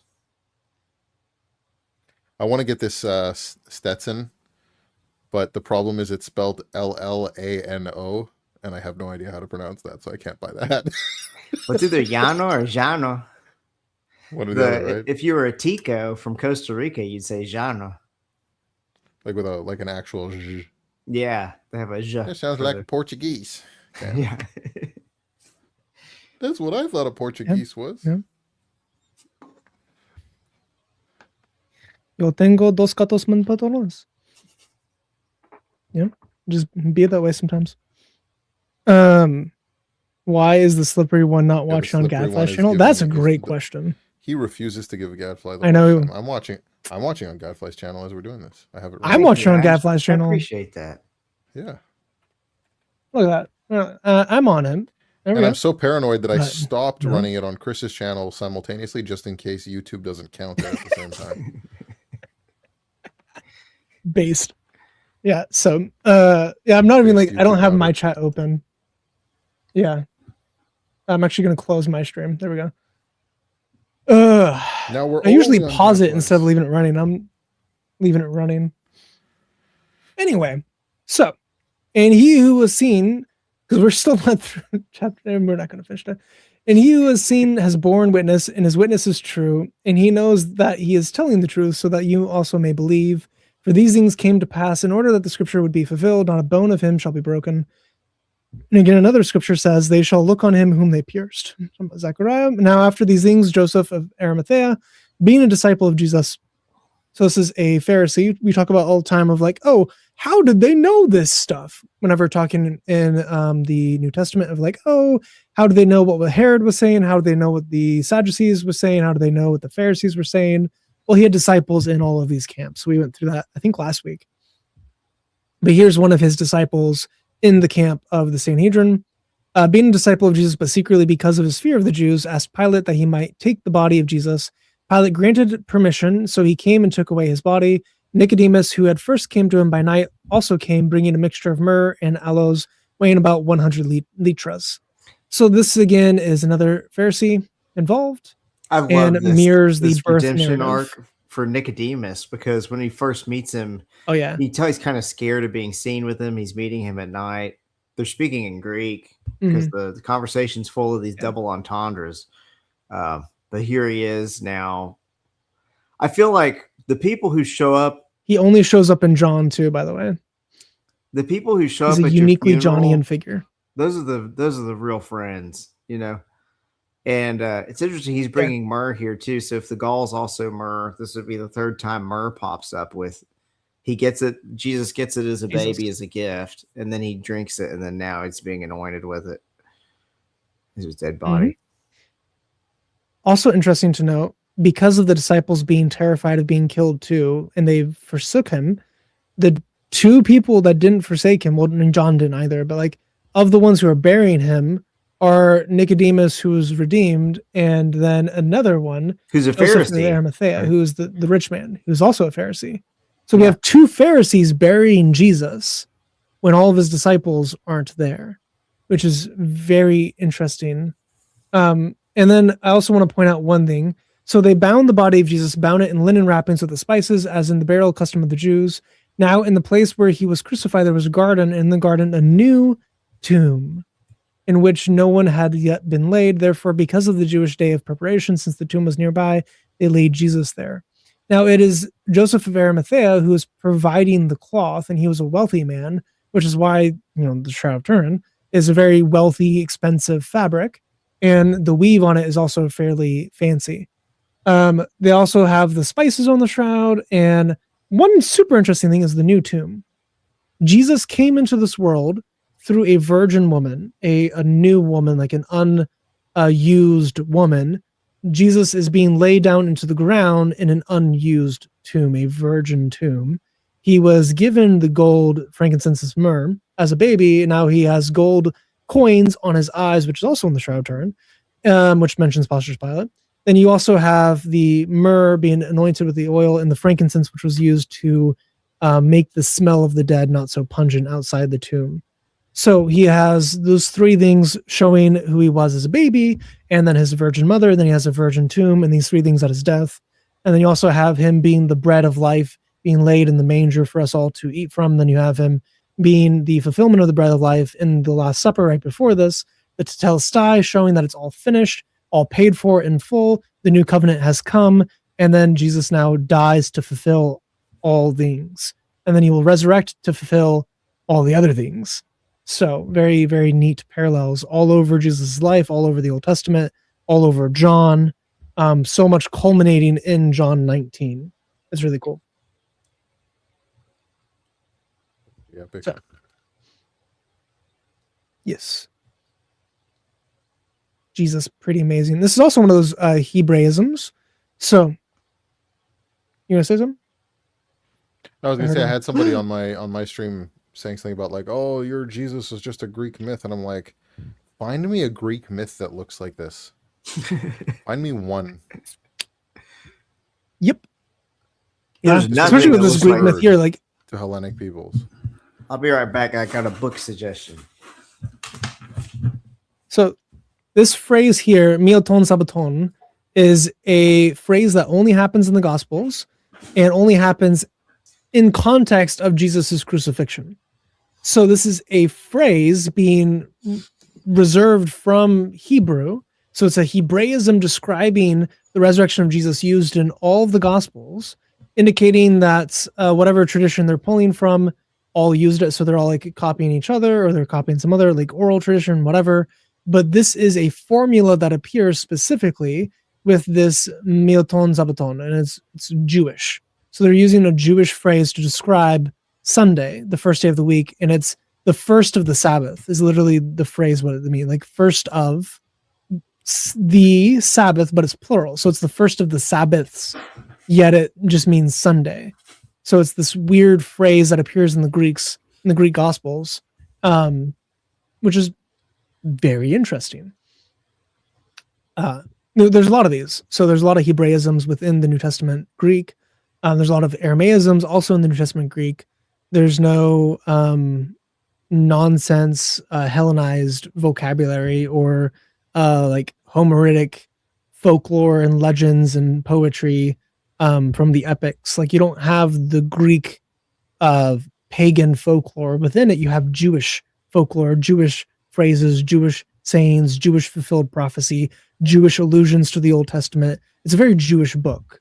And things like this show the Jewishness of it, where it doesn't make any sense to even write this in, like, this is an improper phrase. This is a grammatically bad phrase to describe Sunday in Greek, yet they use it because they're Jews, writing for Jews.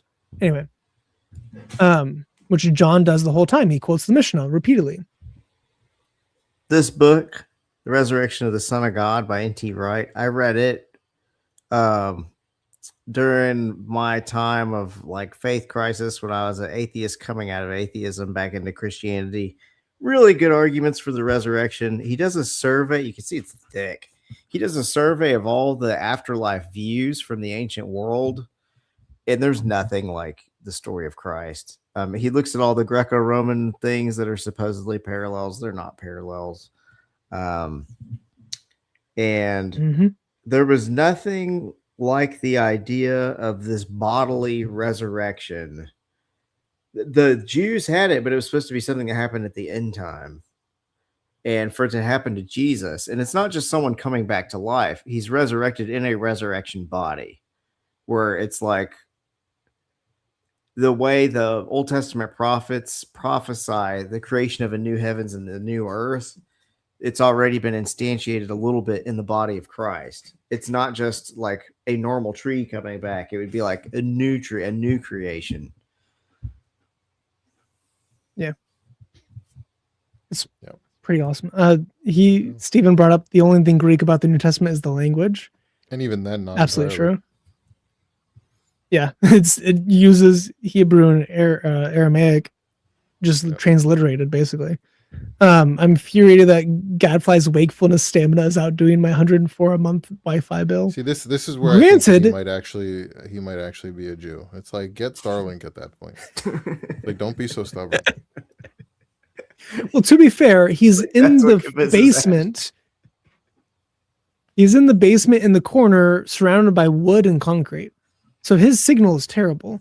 What he needs to do, and Steven, I can do this next time we hang out. You need to just buy a little $25 Wi-Fi relay and put it at the end of the stairs next to your water heater and point it towards that room. If you do that, not on the water heater, like because you know you have that little go in.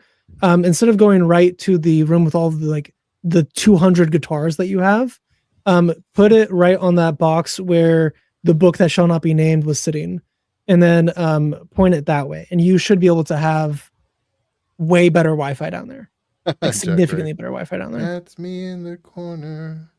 That's me in the basement. Losing my connection. Nice. Chris is flying through the chapter. I mean, What's Ash's skin? I don't know if you can skincare call. routine? All right.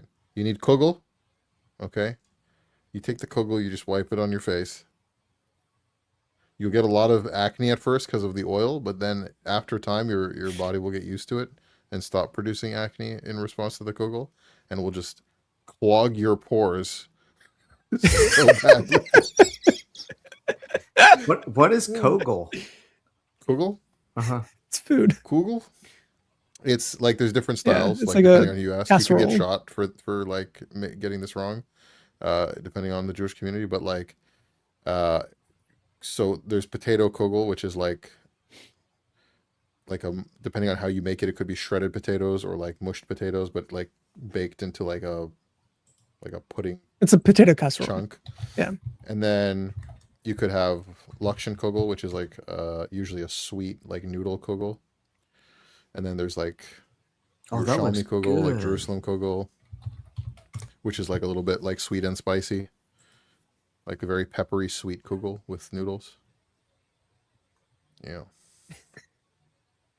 Don't The even get book started my on dog Kishka. like, yeah, I'm not gonna bring that up. Their dog really hates a book and tears it to shreds. I'm not gonna name what book it is, but it's a good dog that has the spirit of Christ on it. Whenever it sees that Yeah, book. the meal, you say hash So- brown casserole, but think of a hash brown casserole that's designed for Jews to complain about it. It's. I should do a Jewish cooking stream. That'd be fun, and then just make all of the super stereotypical Jewish dishes of both camps, and then compare them. I had That'd be halal fun. bread for the first time like 2 weeks ago. Man, it was good. Oh my gosh. It was good with butter all over it. Is Kugel the Jewish version of Italian spaghetti? No. No, it looked like hash browns or like quiche or Well, a latke is more like a hash brown. yeah. Kugel's something else. Like, depending on how you make it, We went kugel could be something through- where you cut it into pieces and like you could like literally hold a piece and eat it. But it could also be like mushy and like you have to eat it with like utensils. It Yeah. depends like the style. Some people put their kugel like they'll warm it up in like on their cholent. You're like, what the hell is a cholent? I was like, I'm gonna have to Google that later. I That don't actually want- doesn't sound bad. That would basically just be a Jewish version of American roast I brought beef. cholent to church the other day. Yeah. Not even kidding. Yeah, You're we were like- gonna have like a whole. You're gonna so we were convert all have this the whole thing Catholics for into Jews. Yeah, we were gonna have like a thing for the Feast of the Dormition, and then we ended up not having the whole get together for that. So I took it, and instead of having it Saturday morning, Shabbat morning, we just put it in the fridge, brought the crock pot, and reheated it for Sunday. So we had Sunday cholent at church. Well, I don't know if I could call it a cholent because I didn't put any beans. So it was like, but it was in a crock pot cooked on the Sabbath morning, like from Friday night to Sabbath morning. So for me, it's cholent. You know what I mean? I'm always down for chilling. Okay. John 20. Now on the first I think I'm sentence, gonna. you're gonna get get moving on. Yeah. Stop by one. I gotta more wake up stop at before I go 7. Have a burger or something. I'm gonna sacrifice my body for the cause of Christian Gay Flag and monetized. So I'm gonna keep going until we finish John 21. Oh my God. Gonna be good. So, in other words, to this point, we've gotten a third done of what we're going to get done. Yeah. We're a third of the way through, guys. Yeah, it's just left. Although, to be fair, the first 2 hours were no progress made whatsoever. That's true. Yeah, in the last 40 minutes, I've made triple the progress of the first 2 hours. It'll So, speed up. I It'll think speed we up. can do it. Have you ever That's had one of gonna those be turds? It's like it starts and it like hurts real bad, and then you get past that dry spot and it shoots right out. That's what this stream's going to be like. I'm gonna take one of my stereotypes off. Become a full sheikh again. Sheikh Ginger in the house. Jesus is pleased. You look like a All right, reaper. so let's get into Oh yeah, sorry. Go ahead. the first day of the week. So again, a Jewish phrase. Mary Magdalene and came early to the tomb. I will also have to live stream at some point. While it was still dark, and saw the stone already taken away from the tomb. So she ran and came to Simon. It's interesting to me that John doesn't narrate the two angels rolling away the stone. At least I don't think he does anywhere. He doesn't. But he just entirely skips that part because all of the other gospel narratives already included it.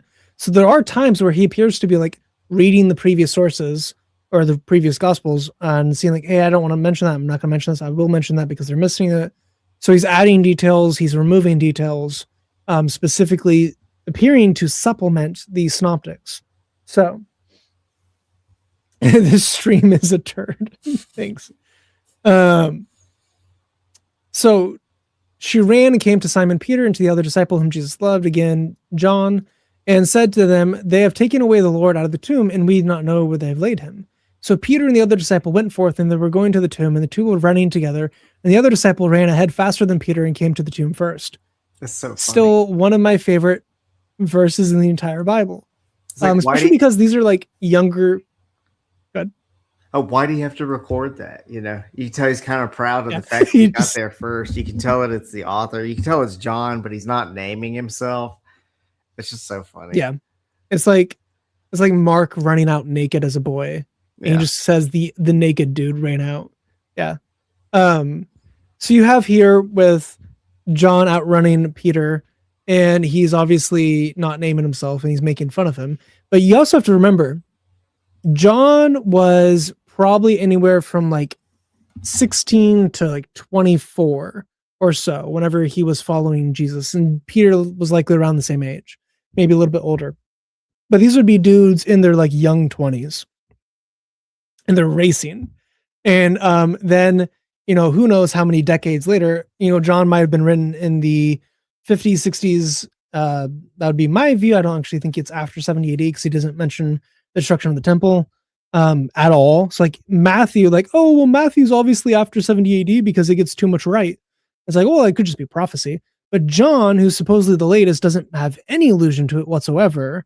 And we're supposed to believe that it was written after 70 AD, like in the 90s. That doesn't really make sense to me. But let's say it was written in the 60s. So he's like 30 years later, he would be in his late 50s, early 60s. And he's still adding this in decades later to, you know, make fun of his friend Peter a little bit. Which I think is really funny. Might also be some evidence towards Peter not being dead yet, but that's its own thing of like, why would he make fun of the dude that was just crucified? But anyway, he makes fun of Peter. Very funny. And stooping and looking in, he saw the linen wrappings laying there, but he did not go in. And so Simon Peter also came, indicating that he had enough time to get in and look at the stuff before Peter came. So he was so much faster than Peter. He had time to survey the situation before Peter got there. So he's not just beating him, he's really beating him. And then Peter comes in and following him and entered the tomb, and he saw the linen wrappings laying there. This is part of the argument for the Shroud of Turin. being the face cloth and the linen wrappings, and we have the shroud turn and the sardaeum of Vedo. So you have both of the linen cloths there, one for the head covering, which matches the same blood and also the same wound patterns as the Shroud of Turin. That dates back to the 3rd century or the 4th century, and the Shroud of Turin might date back to the 1st century with the wax dating, but this could be the evidence for both of those existing. Not laying with the linen wrappings, but folded up and placed by itself. I've heard this taught, I've never actually looked it up. So take what I'm about to say with a grain of salt. There is a teaching in pop Christian sermons that this idea is a servant would do this whenever they are done with their work. So if they're like cleaning something, they're using a rag or a cloth or something to clean with, they would fold it up afterwards in a specific way and then place it to show that their work is done, and then they would leave for the day. So this might be Jesus folding his head coverings or his linen wrappings up in a certain way to show that the resurrection's done, his work is complete, all of these things, and then he's laying it down in the tomb to show that he's now leaving to go home. He's going to be with the Father. That also might be why they kept the shroud folded whenever they were worshiping with it, but that's again its own little thing. Again, I've not actually ever verified that, but I've heard that taught before. I don't know if you've heard that taught. Or you're just talking to the chat. Yeah, I was. Yeah, I saw that. Do you have an opinion on that? Him leaving him there. I never heard that Specifically folded up as a servant. Yeah, I'd never heard that before. I just figure, hey, I'm not buried in London anymore. But yeah, you wonder why he didn't just take it with him. Yeah, that's really, really interesting. Yeah, I mean, he seems to have phased through the cloth. So there's some blood clots on the cloth that were not damaged whenever the body was removed, which is very interesting. That's not possible. So the platelets, whenever they form a clot, they are basically forming a connective tissue bridge that's very sticky and clings to any surface that's on it, which is why if you put like a tissue on something and it clots, you remove the tissue, a little bit of the tissue fibers remain because it tore, or the clot goes with the tissue. To have a clot deep, like multiple fibers deep into a linen garb that was wrapped around a body for hours, to have the clots that formed, because even when you're dead, your body will still try to clot. So to have the postpartum clots form to the linen and not tear when the body was removed indicates the body phased through the cloth or ceased to exist. So like his body became immaterial and the cloth just fell through his body. That's what the wound patterns on the blood of the shroud indicates. I was Again, imagining how could him someone floating. fake that? We have no idea. I was imagining him floating in my head, but it's wrapped all the way around him. He's not just laying on top of it. Yeah. So that's nuts. So The you have only to, way to get it phase off through is dematerialize. Yeah. So we have no idea how they got it off without tearing the blood clots. We have no idea how the image was even made. We have no idea why they would use crucified blood. But he seems to like phase through the cloth and then he phases through the door later on. So he enters the door even though the door is locked. So we have scripture evidence that he was able to phase through things, and we have physical evidence on the shroud that whatever body was in it phased through the cloth without breaking the clots. So pretty cool. The other disciple who had first come to the tomb when they also entered, and he saw and believed. So what did he believe? He believed that Christ both resurrected and maybe also that he was God. For as yet they did not understand the scripture that he must rise again from the dead. So he now understands why this must happen. He understands that they are God. He has a very high Christology. He understands that God must be pierced and die and resurrect based on the scripture, which I went over in detail. And I'll eventually write a book on. Luke mentions that too, where it's like post-resurrection, they had a new understanding. And that needs to be taken into account whenever someone's like arguing low Christology because of actions of the disciples before the resurrection. But it's like, that's not something that's hidden. The Gospels are telling us that. They're telling us that they weren't getting it. They weren't understanding it. And later on, they understood it. So like actually works with the It's Christian model. really, really cool. It is. So it's like, oh, well, they had a low Christology. No, they didn't. The gospel authors all had high Christology. They had a low Christology at the beginning of the ministry, but not at the writing. And they're like narrating their thought processes as it happens. And like the Mark passage, which we've gone over a couple times now, of like we understand the walking on water by the feeding of the 5,000. Like that shows that Mark understands what's happening based on Jesus being God, which is just really cool. Also for the chat conversation about you, all of your stuff and your watch time that you need. Mhm. If you do want to watch any of the old streams we've done, because we've done a lot of them now, most of them are on my channel because you didn't actually record the first like 20 or so that we did together. But if you want to go back and rewatch his old streams that we did together, that will give you, or just leave it on. Hey, here's the secret that YouTube doesn't want you to know. If you have some TVs, you can just turn on one of his streams on a TV and leave the room. Or if he has made a playlist of all the streams he's did. ever done, I made a intent to make playlist a of all my playlist. live streams. And then I made a playlist of all Someone- my videos that aren't a live stream. one might say, could put their speed on 0.25, turn down the volume to as low as it goes without being muted, and then press play, and then you get 4 times the watch time, no ads during that time because it's not counting towards ads, and then you are giving him a bunch of watch time in a playlist that's going to take like 200 hours to finish on 0.25 speed. I didn't know that the 10 people do that. I didn't know that the 2.5 speed would increase the watch hours. Yep. Okay. It sure does. Fun fact. Yeah. So there was at one point in time, because I used to do that for my own channel whenever it was a lot smaller. I had me doing it, and I had 2 of the grannies on the Islamic Dilemma server. They were all watching my content at 0.25 speed whenever I would publish a video, and that helped with the algorithm. Because of that, there were multiple times where I had more watch hours than watchers. So like, you know how you have like that graph that tells you percentages. I had one point, it was like 300% watch time down to like 102% watch time. So the first like hour or so, my watch time was so much extra that I got into more than 100% watch time on my videos. Those grannies are carrying you.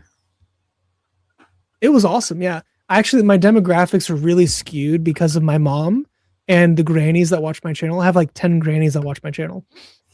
So my the average viewers of my channel is by far men from 20 to 40. By far.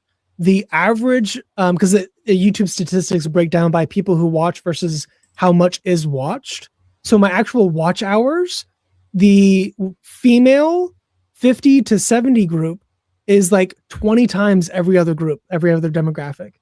So I have like 10 grannies that watch all my content to fruition, start to finish. And like, I don't know what percentage of my watch time. I think it was like 10 to 15% of all my watch hours were from that specific group of women from 50 to like 60.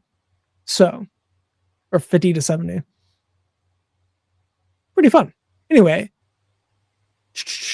help out a brother. You know, get some good old fashioned playlist streams, 0.25 speed, good time. So, do that for a week and then he will be monetized. I'm not a granny, but I'm approaching 50, so I'm getting closer to old man territory. Can you take that headdress off? I don't trust Muslims, they lie a lot. Yeah, no, This has all I'm been leaving on. together. I will take off one of my sheikh bands. So now you can trust me half as much. Oh, there we go. Okay, never mind. I've lost it entirely. So now I'm just not a sheikh. I'm just a random Muslim. But now I'm a Sith.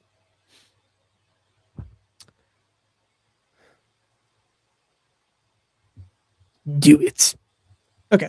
No, But Mary was standing outside. No, you have lost. Actually, I'm getting a little hot. It takes a lot of effort to take off the full garb. You don't These have are to all keep buttons. taking off clothing. We're okay. We're not playing strip poker. It's getting hot in here, so I'm gonna take my clothes off. Yeah. Time to get monetized. Do it, Chris. Take one for the team. If the Warner's willing to take one of the Actually- booty and join the Illuminati to help Islam, and if Malik's willing to eat spaghetti off of Libiano, you should be willing to strip for my channel. I do have a little hole right here. Oh, You can see my skin through. Ooh, I'm showing some skin. Well, that was pale down in there. That's what I I am haven't seen very done in a pale. long Yeah. time. Like, woo! Yeah, I You're get gonna white. blind them. Oh yeah, you know. You keep track of drama as much as I do. The Warner did. Anyway, the stream went R18 all of a sudden. Watch this second. There's like 300 people in the chat immediately.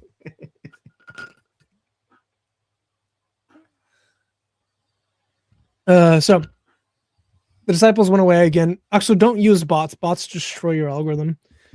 But Mary was standing outside the tomb crying, and so as she was crying, she stopped to look into the tomb, and she saw two angels in white sitting, one at the head and one at the feet, where the body of Jesus had been laid. So these do have the angels still, but they're different angels from the angels that actually rolled away the stone to begin with. And they had said to her, "Woman, why are you crying?" She said to them, "Because they have taken away my Lord, and I do not know where they have laid him." When she had said this, she turned around and saw Jesus standing there, but did not know that it was Jesus. Jesus said to her, "Woman, why are you crying? Whom are you seeking?" Thinking him to be the gardener, she said to him, "Sir, if you have carried him away, tell me where you have laid him, and I will take him away." While I strip, do you want to talk about the gardener? Yeah. So this is super important. The first place that you see, the first setting in the Bible is the Garden of Eden, where Yahweh walks around and he's wanting divinity and humanity to exist there together. And even the word that it uses in the Hebrew for him placing the man in the garden is like to plant. It's almost like he's planting the man in the garden. And then, so gardens, they kind of have this connotation of being the place where divinity meets humanity. And you see garden type imagery in the tabernacle, and you see it in the temple, where they'll have pomegranates all over it and everything. And there also will be cherubim there, just like there were in the original Garden of Eden. And now at this new resurrection, the new creation scene where Jesus is just resurrected, the person that he's mistaken for is the gardener, because this is basically a high Christology claim where it's like what Yahweh was in the Garden of Eden, that's now what Jesus is in this garden. And she's seeing him and thinking him to be the gardener. It's full of meaning because he is the gardener, but that's not all he is. And then earlier in John's gospel, he said, "My sheep, they recognize my voice and they know me." So with that in mind, we can keep going with this scene.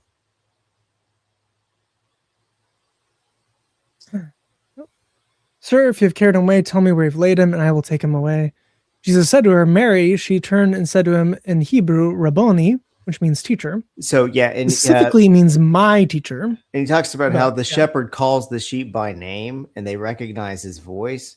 So notice how she didn't recognize him until he says Mary. Then she turns and in Hebrew says Rabboni. Oh, so she must have been speaking Greek before this. Yeah. She was speaking Greek before this when she thought he was the gardener. Yep. Man, I'm telling you, there's so much evidence they spoke Greek. Also, why is it Hebrew? I thought they spoke Aramaic. They don't speak Hebrew. No Jew spoke Hebrew in Second Temple Judaism. It was all just Aramaic. They didn't speak Greek. They didn't speak Hebrew. What are you talking about? Yeah.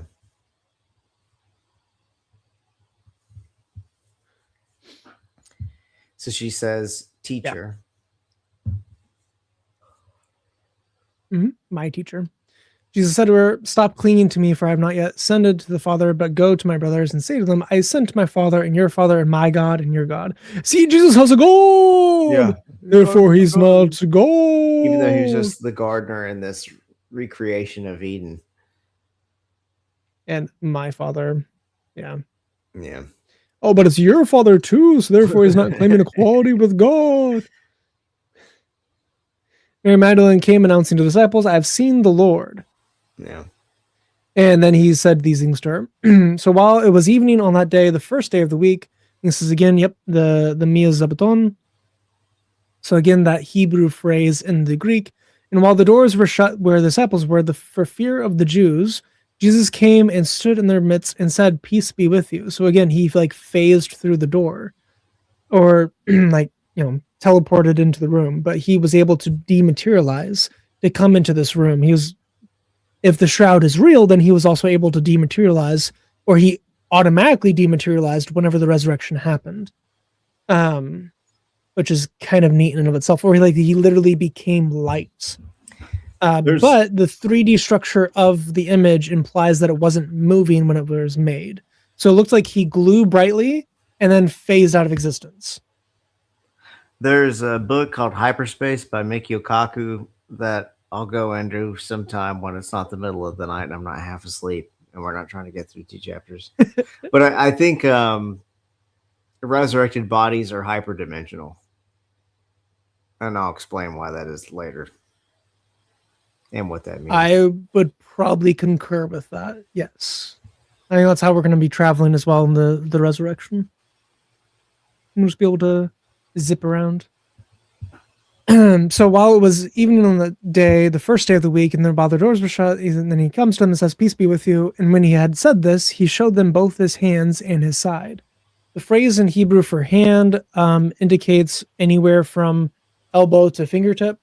So I don't remember if that's how it is in the Greek here, but in the Hebrew, when it talks about how they pierce his hands, it can mean wrist as well. It doesn't mean just literally the palm. So where the wounds are likely still the wrist, but and his side. So he's showing them the evidence of his damage, the evidence of the crucifixion, yet he's alive. And also for the swoon theory nonsense stupidity, these people are seeing Jesus, recognizing him, and believing him to be God and resurrected based on his appearance. If he was half dead, covered in wounds, covered in blood, limping, not able to stand, not able to speak, if he was that, he only appeared to be killed on the cross, he survived it. That's such a stupid view, because no one would ever take him seriously that he resurrected, because they died for that belief. It's just incredibly dumb. Well, remember, there are Jews, so he appears to be and they're looking forward to the new creation. Imagine and going, "I want a new body just like that," and Jesus is walking in, eyeball hanging out, blood everywhere, can barely move. It doesn't make any sense. Right. Yeah. Fully naked. The disciples then rejoiced when they saw the Lord, when they saw Yahweh. So Jesus said to them again, "Peace be with you. As the Father has sent me, I also send you." Oh, he's a Muslim. He said, "Shalom Achalim." So therefore, he is a Muslim, because that's obviously Assalamu alaikum. No, that's just a normal phrase. Jews still use that phrase. Muslims might even use that phrase because of the Jews. That's my book. And when he said this, he breathed on them and said, "Receive the Holy Spirit." Oh, receive Muhammad. "If you forgive the sins of any, of their sins have been forgiven them. If you return the sins of any, they have been retained." If you retain the sins of any, they've been retained. This mirrors the blessings of Matthew 16 and 18 when it comes to church discipline. I know Catholics, the hard Gentilisers. However, this guy said it earlier. He's back. Well, look who it is. Well, I sure am back. Look who decided to crawl in. slide in at the wrong time. It's just like when Jesus came back after Slip and having slide. died. And he just slid right back in. Rematerialized on the stream. Well, hello, fellas. I've been listening the whole time. You know, I've been a bit of a spam bot in the chat, but so I want to interrupt. You continue on, but happy to be back. No, And the separate one. All right, so we have this might be a claim to what the high church Orthodox groups say it is. It might also just be a claim of church governance, which is what the high church Protestants say it is. But I don't really think it is up for debate. And then, but Muslims and skeptics are like, oh, well, they have the ability to forgive sins, and that's given to them by God. Well, it's Jesus who actually gives it to them, but it's given to them just, the Father is the one actually allowing them to forgive sins. So therefore, Jesus forgiving sins isn't that big of a deal. But Jesus is forgiving sins of his own authority. He specifically says, so that I have this authority, get up and walk, which indicates that so that he has the authority to forgive sins in and of himself. He's not doing it through God. It's not like Elijah. He's doing it specifically as God. So, but Thomas, one of the 12, called Didymus, was not with them when Jesus came. So the other disciples were saying to him, we have seen the Lord, but he said to them, unless I see his hands, the imprint of the nails, and put my finger into the place of the nails, and put my hand into his side, I will not believe. And after 8 days, a little interesting thing that comes up, his disciples were again inside, and Thomas with them. Jesus came, the doors having been shut, and stood in their midst and said, peace be with you. Again, he's a Muslim, apparently. This 8 days is interesting because this comes up a lot in both the Bible in general and in Judaism specifically. So you have like the 8 days of the circumcision. You have the feast of the 8 days after Sukkot, whenever it's the end of the harvest, which mirrors Jesus's birth. Yes, and then it also mirrors Jesus's resurrection. That So you was have the 8 day that days they got representing new circumcised on. creation. Did you mention that? Yes. Yeah, Yeah. and then so you have 7 days you of have- creation. Oh, you're getting to that. Okay, sorry. Go ahead, Chris. So yeah, well, you can say it if you want. Actually, I can go pee while you explain it. Oh yeah. So, well, there's not that much to say. It's just there's the 7 days of creation. The 8th day would mean the new creation, and so he's appearing to these guys at the time period of the new creation. Oh no, he took away the Bible. I can't even keep going with the Bible study. well, speaking on the 8th day, the festival, yes, Shalom from Saruman, young Saruman, or young Santa, whichever whichever direction of the persuasion you come from. What color was Santa's hair before it turned white? Good question. Good question. I would argue that it was probably blonde because he's of Germanic origin. No, the myth of Santa, not the actual Saint Claus. I'm not up to date on the saints. I think that's the original dude might have been Turkish. Oh, you know what? I think he was. Well, no, because Klaus, his name was Klaus. Well, no, That's I think not a that's very the Turkish Dutch. name. That's the Dutch stuff. Okay. So Nicolaus was his original name. That's Greek for victory of the people. Yeah. No, I think he was. I think the original guy was Turkish, and then it was. Well, and that goes back to Chris has hinted at this a couple times tonight. Our cheeky debate coming up. I think there's been a lot of pagan. What would be the word? Subterfuge? No, not that one. Intermingling that I would argue is not beneficial to the body of Christ. But he's back. That was the quickest pee in the world, especially for someone who's Take notes on that, Stephen. Because I every did. time you go pee, I you're sent gone it for to 20 Chris. minutes. And I'm always like, did his zipper get stuck? Or how much did they cut off on that circumcision?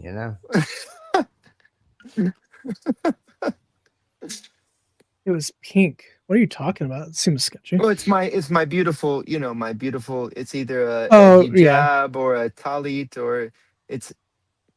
This is actually. It's Well, the no. lights. It's the lighting. Well, no, it is this. This is pink actually. Really? The lighting is purplish. You have those Yeah, purple this lights is behind you. uh-huh. Yeah. But so it's a long story, but we're already this far in. We don't need any more long stories. Hold on. I have proof of the purpleness. There we go. Mm-hmm. So Y'all look purple there. you can see how purple I am on my forehead. Yeah. And also that was before the sunburn. That was the good times. Yeah, because on your Man, way sunburns. back, yeah. I was lobstered. Yeah. I just saw the name Shake Ginger. That was a good name. No one commented on it. It was very sad. I'm glad that's how you read it because I was reading it wrong in my head. Well, it's Yeah, with ginger. the hard R, Ginger. Christian, by his Yeah. dialect, we The already hard assume R. what part of the United States he's from. So he's one of those that will take the hard R. Yo, I'm a G. I'm a Ginger. GN. I'm a G ninja. Yeah, no. I did not, in fact, do that with my name, but Oh yeah, Eight wow. days. Oh, I'm just not reading it. Yeah, that was probably not the way to go. G, because it actually in a certain cultural framework it would work. That'd be pretty cool. But definitely doesn't work in this one. Not in my cultural framework.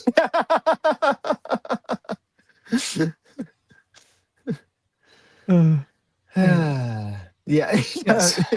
Thank God for Chris's anyways. subscribe. Yeah. To Christian Gadfly.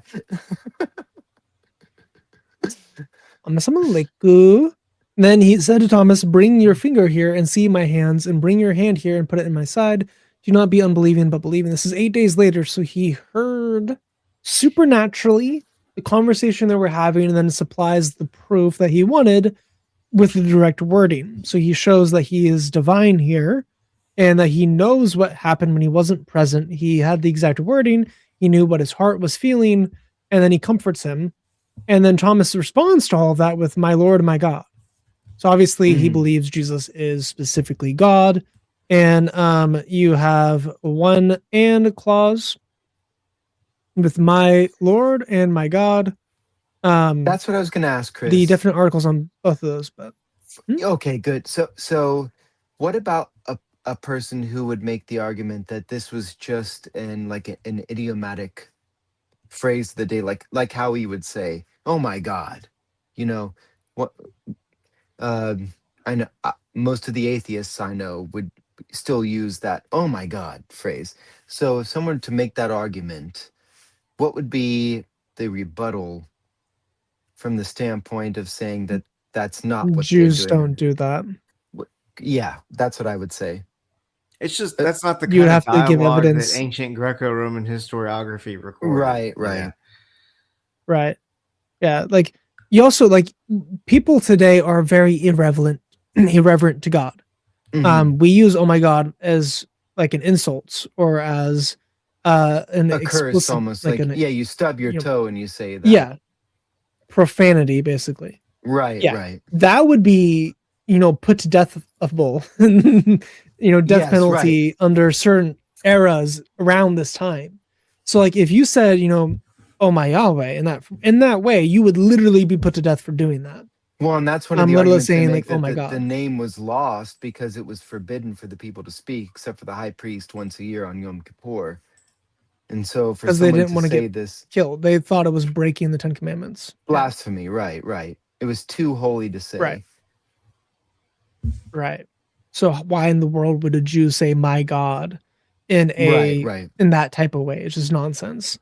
Hmm. The Greek also doesn't seem to support that, but he appears to be claiming of Jesus one referent that he is both Lord and God. Mhm. But and then Jesus affirms it. See, Jesus said to him, "Because you have seen me, have you believed?" So Mhm. what did he believe? Right. He believed that he was God. Right. So blessed are those who did not see yet believed. Believe what? That Jesus is God. So Jesus is blessing us Although we did not witness the resurrection, we believed in the resurrection. Although we This did not verse witness is Jesus as written- God on earth, we believe Uh-huh. he is. This is directly written to us today. This verse right here. Yeah. The people that did not see.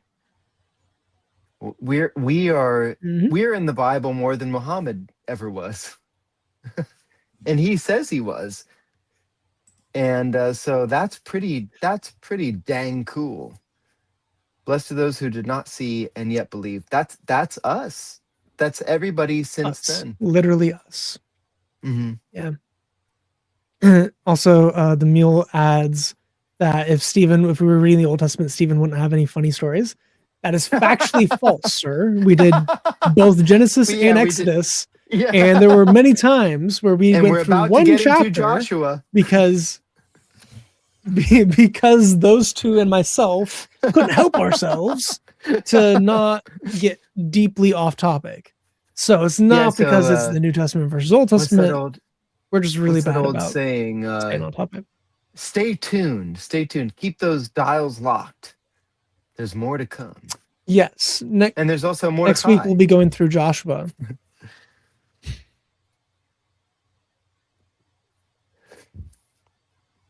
Joshua is an awesome book. That's going to be a lot of fun. There's a character named Joshua in Troll 2. I know you're talking Your about dad Troll joke 2. broke me for a moment. Sorry, Chris. It's been a while since I've. There's Mordecai. There's more to come, and there's Mordecai. We'll get to Esther, God willing, one day. Maybe that'd be during fun. Purim, a couple months from now. Years it'll be from now. Purim. Well, yeah, at our pace, yeah, years from now. Yeah, no. But So what, I'm like, Chris, you know, we've got I don't want to the- go through this for a while. We've got the fall holidays coming up. You can just make some sort of weird do. thing about me, and we can go through those because you're already schooled on all of them, and we can. We did that last year, didn't we? Yeah, we started on Yom Kippur, but we Right. missed Yom Teruah. We didn't do which- Sukkot. We did not do Sukkot because we were still newly friends at that time. I had never live streamed in my life. Oh, And then you had me on during Yom Kippur. So we'll live stream right from my sukkah. I'll build the sukkah and everything, and everyone can see what it's like and what it's about and what we do. That'll be fun. It'll be a lot of fun. Man. If you weren't 12 hours away, I would definitely just join you in person. We could do it that way. Oh man, Chris, maybe next you year. know, well, maybe something will come up where you can make it my way, and you can be there's it's a rabbinic tradition. It's called Ushpizin. There's actually a very cool movie called Ushpizin. It's a Hebrew movie, so you have to. If you don't know Hebrew, you got to have it in subtitles. But the whole idea of Sukkot is you have these guests in your sukkah. And Chris, we would be honored if you and your family bring your kids, bring your wife, and we will be the honored hosts of you, and we can stream from my sukkah. I build it every year. I used to build it when I was on an apartment where it was like on the third story, and I have to build it on the deck. It'll be very cool. And we have my my lulav and my esrog and everything, and we can do the prayers and that's where well, I'm talking too much. But anyway, cool things to come, everybody. Cool things to come. I, as a Mexican, have As given both a Stephen and Mexican, Chris- have given both Stephen and Chris honorary Mexican cards. Gadfly, you're close to it. I am genetically I don't know, Mexican, Stephen, what part? so I get a little bit of a buy-in there. Yeah. A little bit of a buy-in. Me siento un poco latino en mi corazón. Ay, mi alma, mi amor. You say I have a little Mexican in my heart? Guys, I feel a little Latino in my heart. It's because I Wait, I no, lived no, in he's Chile good. when I was a kid. This is the thing. This is the thing about Latinos is like Christian Gadfly. His accent, he's bought right in. I'm sure you've experienced, Christian, where you immediately talk to somebody in their language and they're appreciative. Yep. But when you've got the right accent, you're your family. Latinos are And- so sweet when you're trying to learn They are. Spanish. They are. They're very They welcoming. just like, you have the best Spanish I've ever heard in my life. Your Mm. Spanish is better than mine. It's like, okay. No, but yours is good. but also that's why it threw me off Yeah, guard. keep it coming. You know? Yeah. Because you have the accent, you have the cadence. I think is more important than the accent. That lilting, you know, it's not just you can't just speak the words. There's a Yeah. melody to it, and you got that. And that was when it was, like I said last stream. I think it was the first video I saw of yours was that the solving the Islamic dilemma, and at the end you use a whole bunch of Mexican curse words. Yeah. And I was like, I was about to wow. go into to prove how Mexican I was. I was haven't like, heard I that don't know since if I I'm was a- a kid. I don't So wanna again, yell we're a trying to bunch get of the profanity. views up on Christian Gadfly's channel. Everybody go check that. It's a very funny video. It's That is actually really- shorter than I It's thought. a really good video. Yeah, with the Yeah. robot. It's like 50 and minutes. it's like 4 minutes, I think. Something it's something short. ridiculously short. Yeah. But you know you're captivated and you watch it and it's and Allah is like a robot on the computer. It's great. It's really good. So I do everybody think- go- I think you're- they go. I don't remember. It's been a while since I did it. It's like, oh wow, is that really you? And then he goes, Yeah. Olive, love. yeah, Man. yeah. Oh, it it's is on him. Yeah. And that's such a, you know, that's such an inside joke. You have to know Islam in order to get that, for Oh, it to it's be as so funny as it is. stupid. But it's so funny. It's so stupid because it is so stupid. Well, then the whole thing's mocking the idea that the Islamic Golden Age was this super technologically advanced utopia, and so it goes back to 1492, and everything's like space age. Yeah. I have like a robot assistant. There's a lot I of will say that Mexicans on you're- it. Ese vato, cabrón. Yeah. I meant to say carnal. Sorry. Sure. They both start with C. Say, sorry. Lo He's a siento. pinche culero. Oh, I meant to say pecan. Speaking of which, my Sorry, for my Chris. Mexican friend, he would go up to white people and he'd be like, "Man, you're so cool. I'm gonna call you Julio." It's just like, oh, okay, that's nice. Well, my Um, parents or my bloodline was The Mexicans. Anyway, there's a bit of a like a class system because they immigrated legally, which is a bit of a stretch of terms because most of them are cartel, but some of them did get here legally, and so they were weirdly racist towards the people that were not legally. And so my dad thought it was hilarious. Like we'd be driving by, there's some landscapers out clearly. Like, I mean, even in my neighborhood now, there's like Juarez. They brand it Juarez, which I think is not probably the best way to brand your landscaping company. But my dad thought it was so funny. You go, guys, whenever you drive by, you go, La migra, which is immigration. And he thought that was like a funny joke to scream out to, because they would all, you know, understandably panic. Yeah. But he was the same person. He had this weird class system. Like, well, we got in, so we're better than you. But anyway, I'm talking too much. I saw where there was some ticos on here earlier. I thought like people from Costa Rica. Quería hablar con ellos sobre come huevos, pero no puedo verlos I ahora. think there was one person. Okay. I don't know where they went. But there was a word down there for like a hippie type person, a come huevos, which is like an egg eater. Wait, now huevos in I was like, Mexican why would you Spanish call is that? not a good thing. Well, it can be balls, but usually it's What's egg? Right? Yeah, so Literally come for egg. huevos. Yeah. En la noche de I Alibut, ate balls. ellos comieron un montón de huevos. You eat the huevos of the Sultan. Al sut. Chupando salchiches. Okay, that's enough. Anyway, What have you done, Chris? You had an established, the wonderful channel, the and then you get all vast these weird. the You get a vast Judaizer. majority. the vast deference of people that are on here are The vast majority of people on my channel do not speak Spanish, I think. So there's Yeah, been good. a They don't need to know significant what I just uptick in there's been a significant uptick in Spanish content on the channel as of last few weeks. Wait, so you're saying Since we're beneficial people in realize our that- depravity? My Spanish is so rusty. I get like most of the words you guys are saying, but there's a couple like nouns I don't get. You probably Um, don't know the verb I grew up in a- chupar, and you probably don't need to. Mm-mm-mm.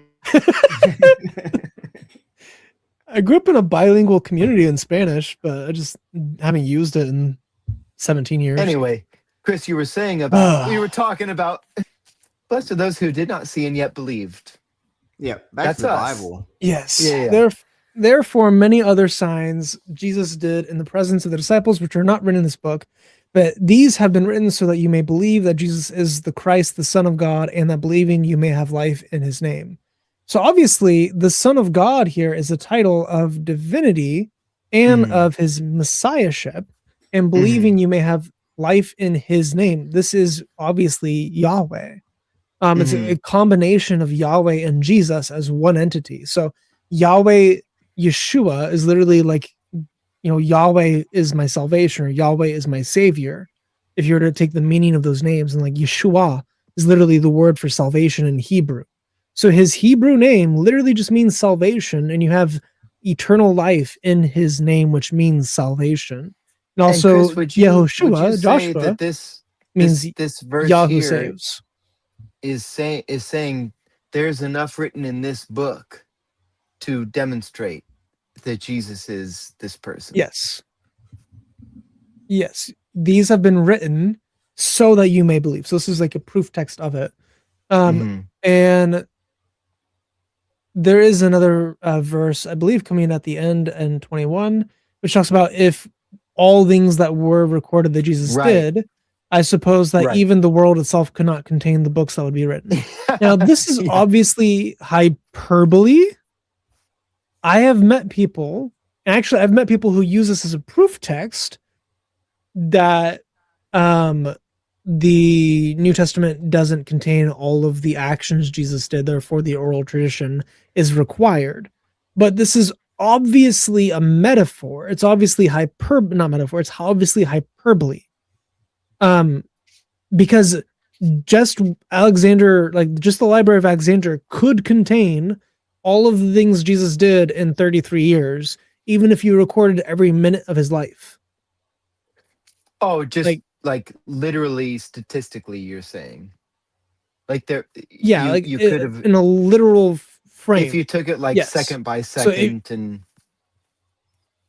Yeah, if you took every second of his life, recorded what was happening at that time that he did, like breath, heartbeat, breath, heartbeat, breath, heartbeat, moved hand. If you were that granular, there were still at that time enough books to contain it. okay, Now, there's not a sane person alive who would write that much nonsense, with most of it being just repetitions. But if you even do like a higher level view of like Monday, he got up at this time, walked this distance, ate this food, walked back this distance. Like if you were at that level, you could very comfortably fit not only his lifetime, but the lifetime of several other people in all the books that were available at that time. Now, you could do it on the nanosecond scale for a single person for 33 years. Because Yeah, that's just only a couple petabytes like of TikTok. information. Yeah. Can you imagine you saying data- like, rate my fit?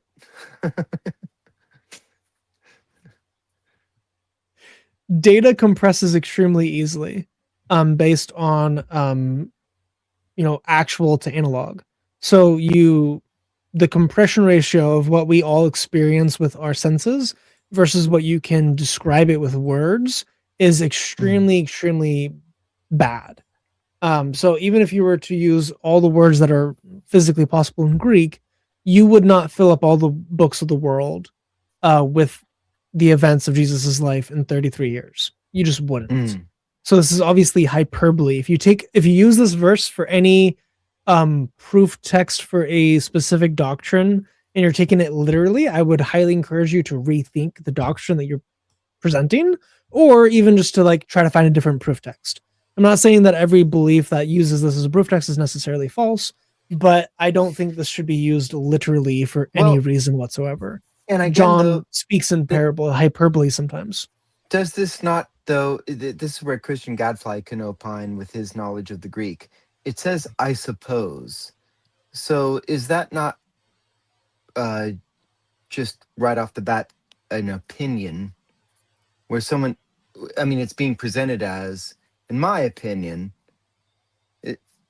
is that how that's read with the I suppose that even the world itself? Because I feel like that's kind of important there, because I don't know that I would necessarily go with hyperbole.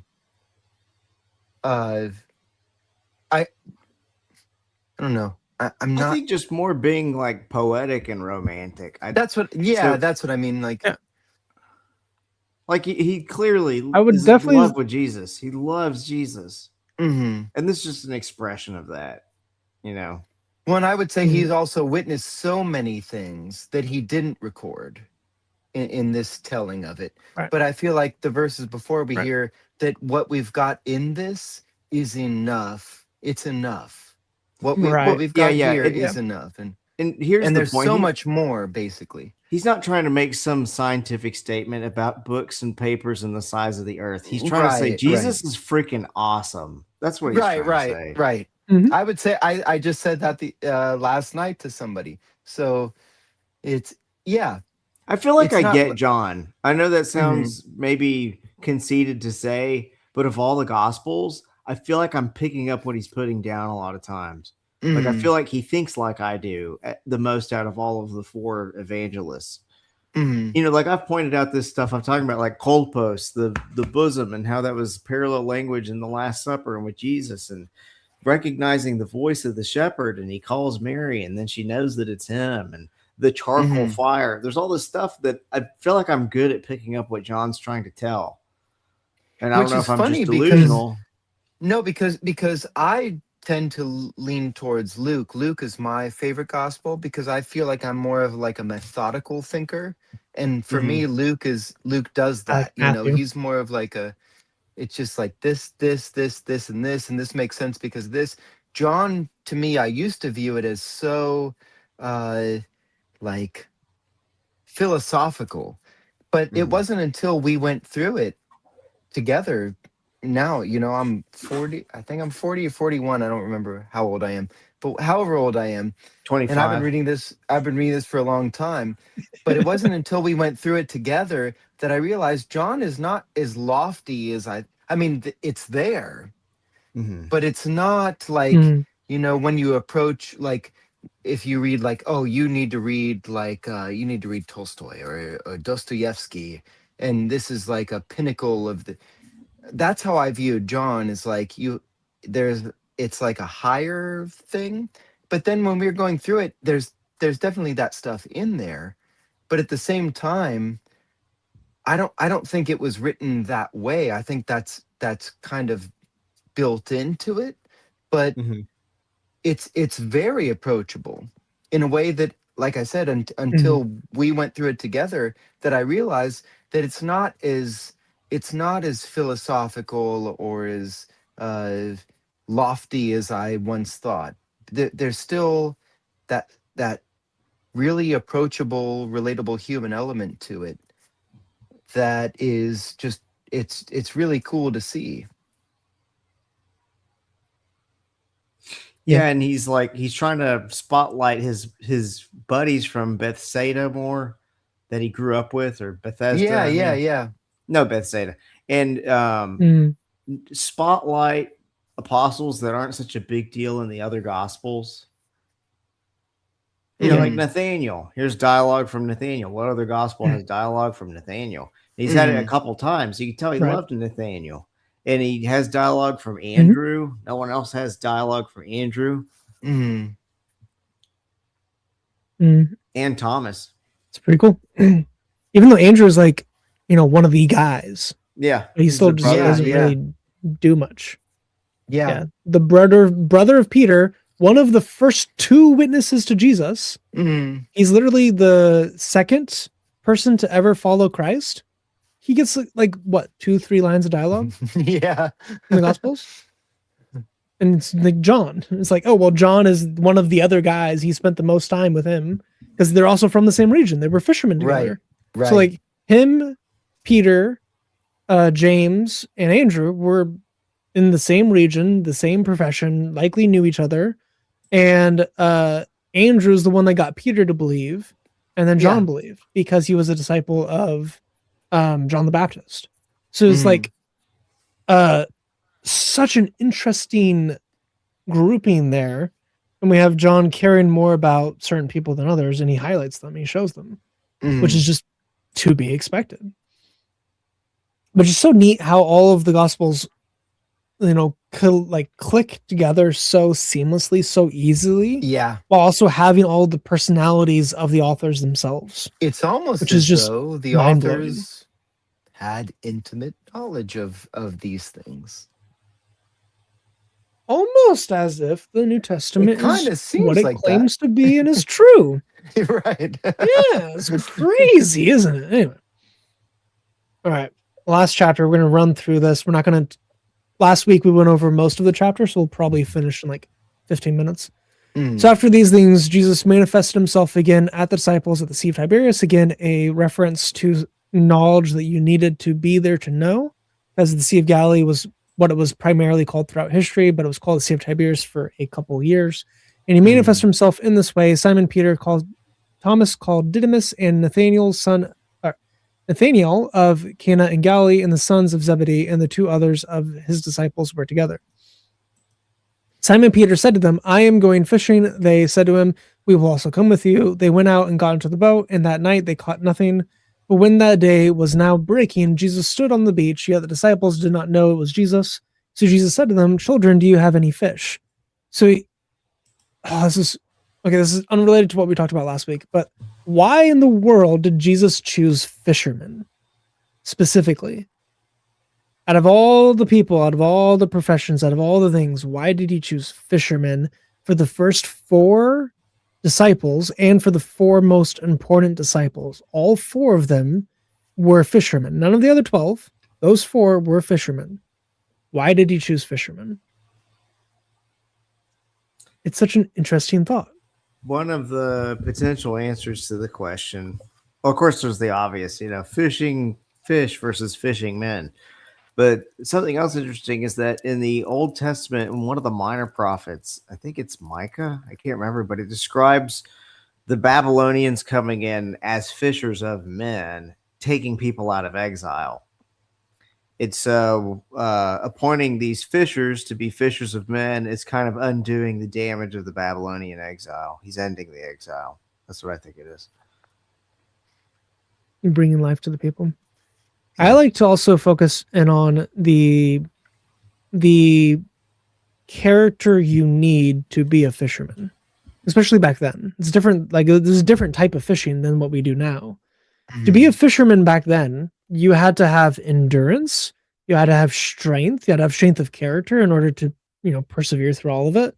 You had to have your wits and your knowledge about the sea, and no matter what turbulence was going to come against you, you had to be able to deal with it at that moment in time. So no matter what was happening with the fish, no matter what was happening with the storm or the waves or whatever, you had to be adaptable. So you have to be an adaptable, strong-willed, perseverant person who's patient. These are all the qualities you need to do evangelism. So he's finding people with innate, grown, and developed qualities that would make them effective evangelists, and also blue-collar workers who know the lay of the land, who can speak the language, who can write these things, who can talk about these things, who can testify to these things, and not be imposing, not be intimidating like the Pharisees or Sadducees, but these are your common folk. These are people who have lived with you, known you, understand you, and now these people are going out to you as these fishers of men, showing all of their intimacy of like, hey, I'm a Jew like you. I'm not like a Jew like the Pharisee. I'm not a Jew in all these other ways. I'm just an average guy who loves Jesus, who wants to talk about Jesus with you. and they can deal with the rejection, they can deal with the hardship, they can deal with uncertainties and weird things happening because ministry is messy. They have this profession that's preparing them to deal with people. And then Jesus gives the illusion of, you've fished for all these fish that are ununderstandable in a way because they just do random things at times from the stimuli that happens around them. You're used to the unexpected, you're used to the uncomfortable. Now go do that for my people. Go save them, go redeem them, go bring them home. You have to cast the net. These fish are lost in a way. You can say these fish are lost. They need to be taken to the humans to eat them, but these fish have to be gathered together by the fishermen. And now we have all these people who are lost, who are ready for the harvest. And now we have these fishermen casting their nets. And the ones who are true, the ones who will be called by Christ, they will be pulled in by the net. Those who have rejected Christ will be slipping through the cracks. They'll slip through any tear in the net. They'll slip through any way that they can to not be caught in the net, not to receive salvation, not to be brought in. So you have Jesus giving the character of his main 4 disciples. He's giving them the character of these specific profession, which I think is intentional and on purpose. Any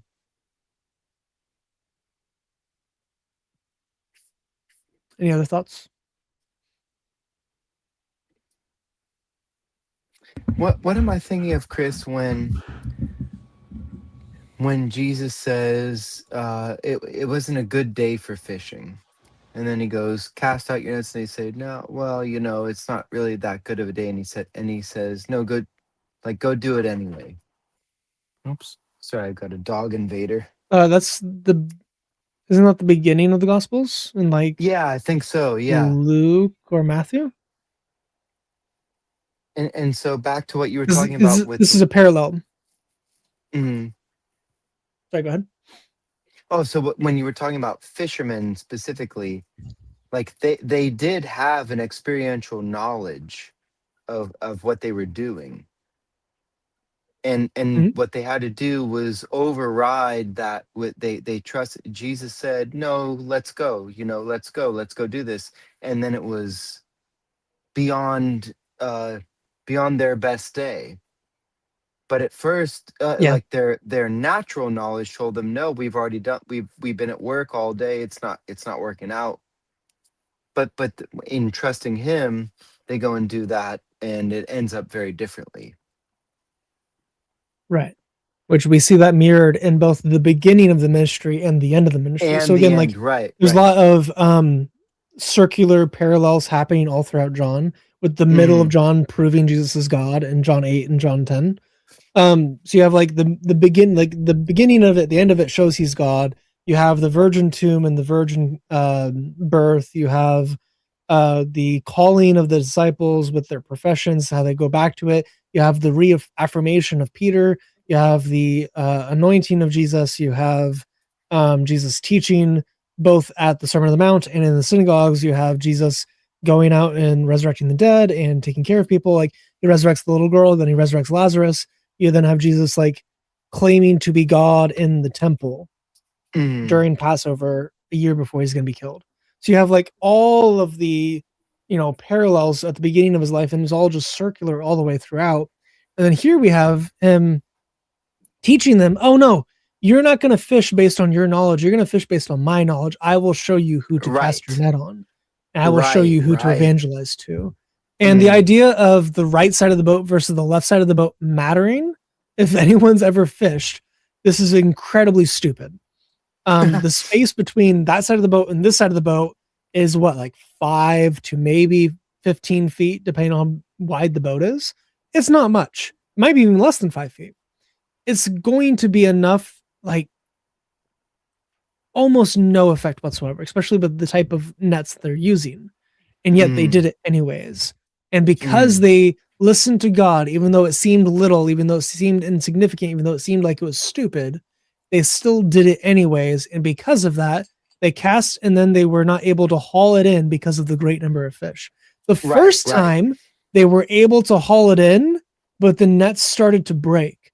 This time they couldn't even haul it in because the harvest is so large that they can't take it all into their little boat. So then they need a bigger boat. They need the fullness of the kingdom. They need the fullness of God. And whenever Jesus comes, and now it's not just the Jews who are breaking the net, but now it's the Gentiles and the Jews who will be harvested. Now it's too large of a haul for the net to withstand, to contain. So it spills out into the world. Just interesting, cool stuff. But then we have the Peter narrative. Therefore, the disciple whom Jesus loved said to Peter, oh, also we got a question earlier. Were they near the beach? How did they hear Jesus? This actually is a interesting thing in the Gospels. If you notice, Jesus teaches next to caves, he teaches on mountains, and he teaches on beaches. Why is that?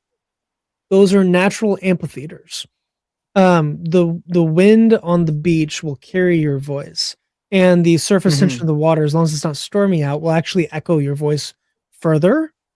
Caves magnify the voice and echo it outward, and mountainsides do a similar thing. So Jesus would naturally teach in basically amphitheaters that are just exist. So you could hear people surprising distance. Like if a dude is at the top of a mountain and he yells out, you likely will be able to hear it at the bottom of the mountain. It might not be very clear, it might be a little muffled, but you can still hear the words. And if he's talking like, me and you across the room and me shouting, like it's going to be roughly equivalent. But if we're like all kind of congregated on the mountain, it's going to be like he's using a speakerphone, which is pretty cool. You can go test that yourself. You can go to Israel and test it yourself if you want. You left. All right, let's finish quickly while he's not here. Go for it. Therefore, all right, I slowed it down. Please keep going. Please keep going. Therefore, the disciple whom Jesus loved said to Peter, "It is the Lord." So when Simon Peter heard that it was the Lord, he put his outer garment on, for he was stripped for work, and he cast himself into the sea. But the other disciples came in the little boat, for they were not far from the land, but about 200 cubits away, dragging the net full of fish. So they weren't able to get into the boat, but they were dragging it towards the land, which again, so this is like a football field away, by the way. So they were a football field away. He swam the whole distance, which is, kind of based. But instead of waiting to row for the football field distance of swimming, this is like 100 meters for the non-Americans. Instead of doing that, so 100 yards, 100 meters, he leapt into the sea and swam that whole distance. That's a good swim. That's a hard swim for people out of shape. But he still did it because he wanted to be with Christ so badly that he underwent significant physical, I was going to say struggle or turmoil. That's not quite right. Just like difficulty. He went through a lot of exercise to get to Christ. He went through the waves. He went through the pain of it to get to Christ because Christ is so valuable to him. So no hesitation, no waiting. So when they got out on the land, they saw a charcoal fire pit and the charcoal fire in place and fish placed on it and bread. So Jesus miraculously supplied fish and bread again, just like the feeding of the 5,000, the 4,000.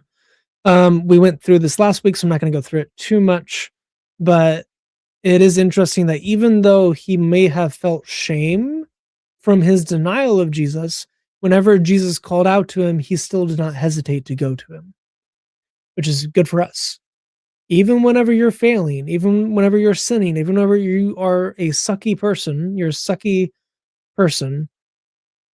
you can still love Christ enough to reach out and run to him, and he will accept you. He loves you and he cares for you. And we need to have this fervor and this view of, even though I made a mistake, I still love God. God doesn't hate you because you made a mistake. He still loves you.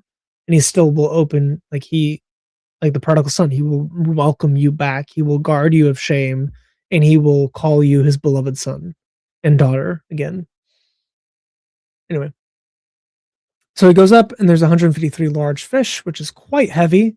If you assume that each fish is like a pound or two, it's like 300, 400 pounds of fish. So it's why the nets and 2 people are not able to easily pick it up. Because if you imagine fish are wiggling about, you have a wiggling about fish that's around 300, 400 pounds. 2, 3, 4 people are not going to easily pick up that net. So, and then they eat breakfast, and then he affirms him 3 times, and then there's the love passages. We went through all that last week. And then he affirms him as the shepherd again. Truly, truly, I say to you, when you were younger, you used to gird yourself and walk wherever you wished. When you grow old, you will stretch out your hands, and someone else will gird you and bring you to where you do not wish to go. Talking about how he will be crucified.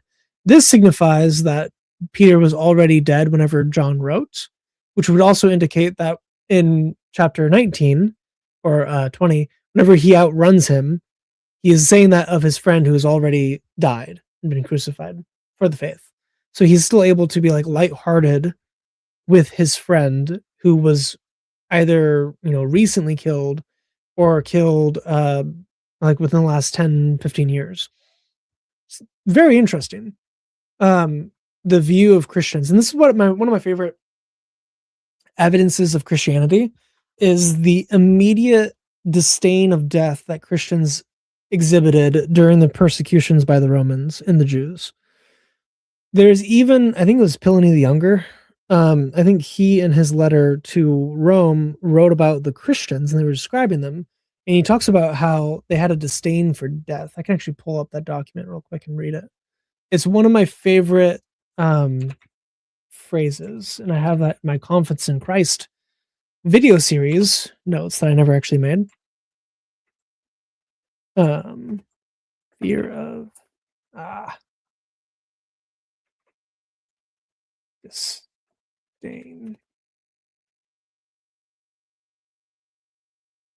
Doot, doot, doot, doot.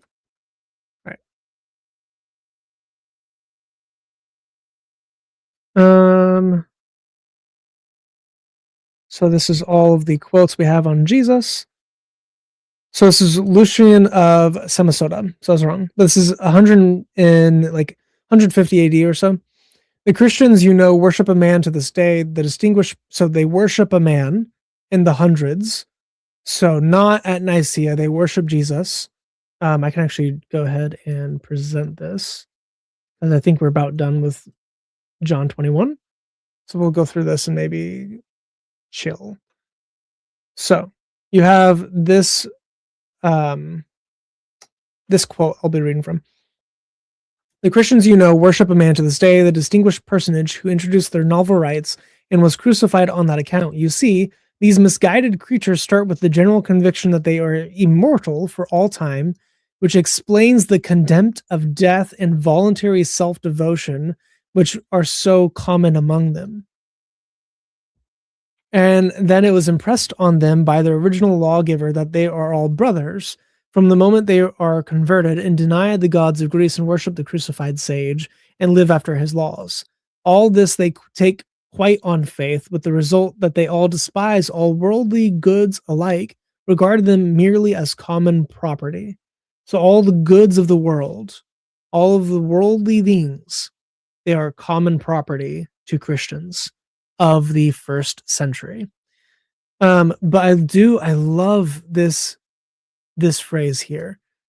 They have a contempt of death and voluntary self-devotion, which are so common among them. The first 2 generations of Christians were so based, so in love with Jesus, so on fire for God, they had a contempt of death to the extent that Roman historians noted that it was both unusual and common among them. And this is why the Romans couldn't scare them into giving up their religion. Christians at this time were not scared of Roman crucifixion. They followed Jesus even at the cost of their maiming and death because of their love for him.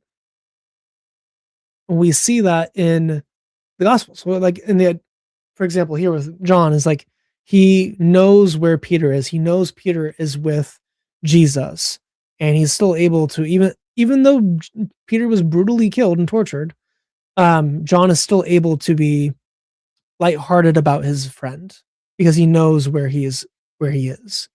He knows what is waiting for him. He knows that death has been killed. He knows that Jesus has given him eternal life. The witness of Jesus had this confidence. Confidence to the point of death. You can have it too. You should have it too. If you don't have it, get it. We are living in an age where there's greater harvest than any other time period in history. We have AI tools that can translate all of our words instantly in any language, not only in text, but also in audio. I could have this conversation with someone in fluent Chinese through AI right now, witnessing to them about Jesus.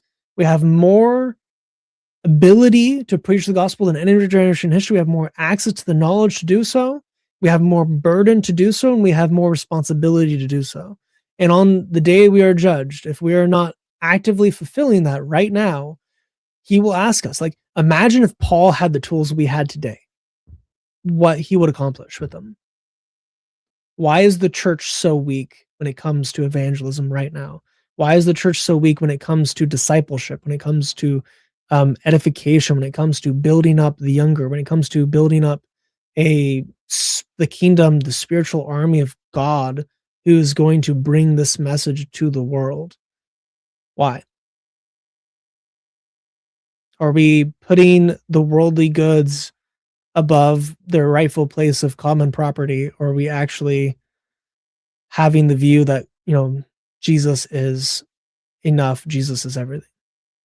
What are we prioritizing? I'm saying this of myself too. I'm not saying I'm a perfect person. I suck. Saying we as Christians, are we doing what we should be doing? If not, why not? How do we fix it? But yeah, that's the Gospel of John.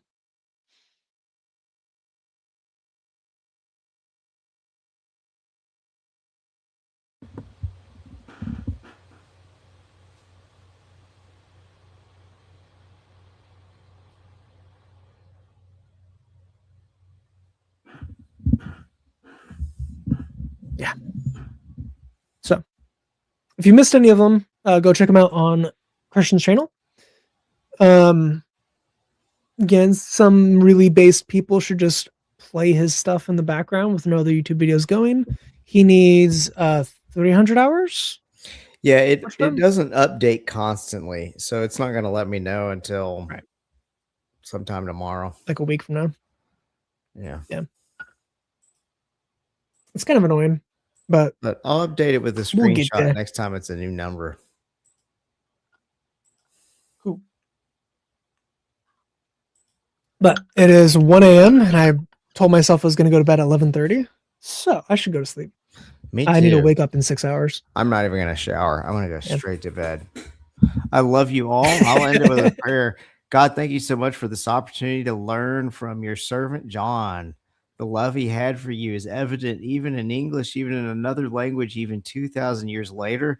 I pray that that love could be poured into each and every heart here through your spirit, that we would go out and show that love that John had for you to the world. Help us to be little Christ of the world. And Jesus, we love you. In your precious name we pray, amen.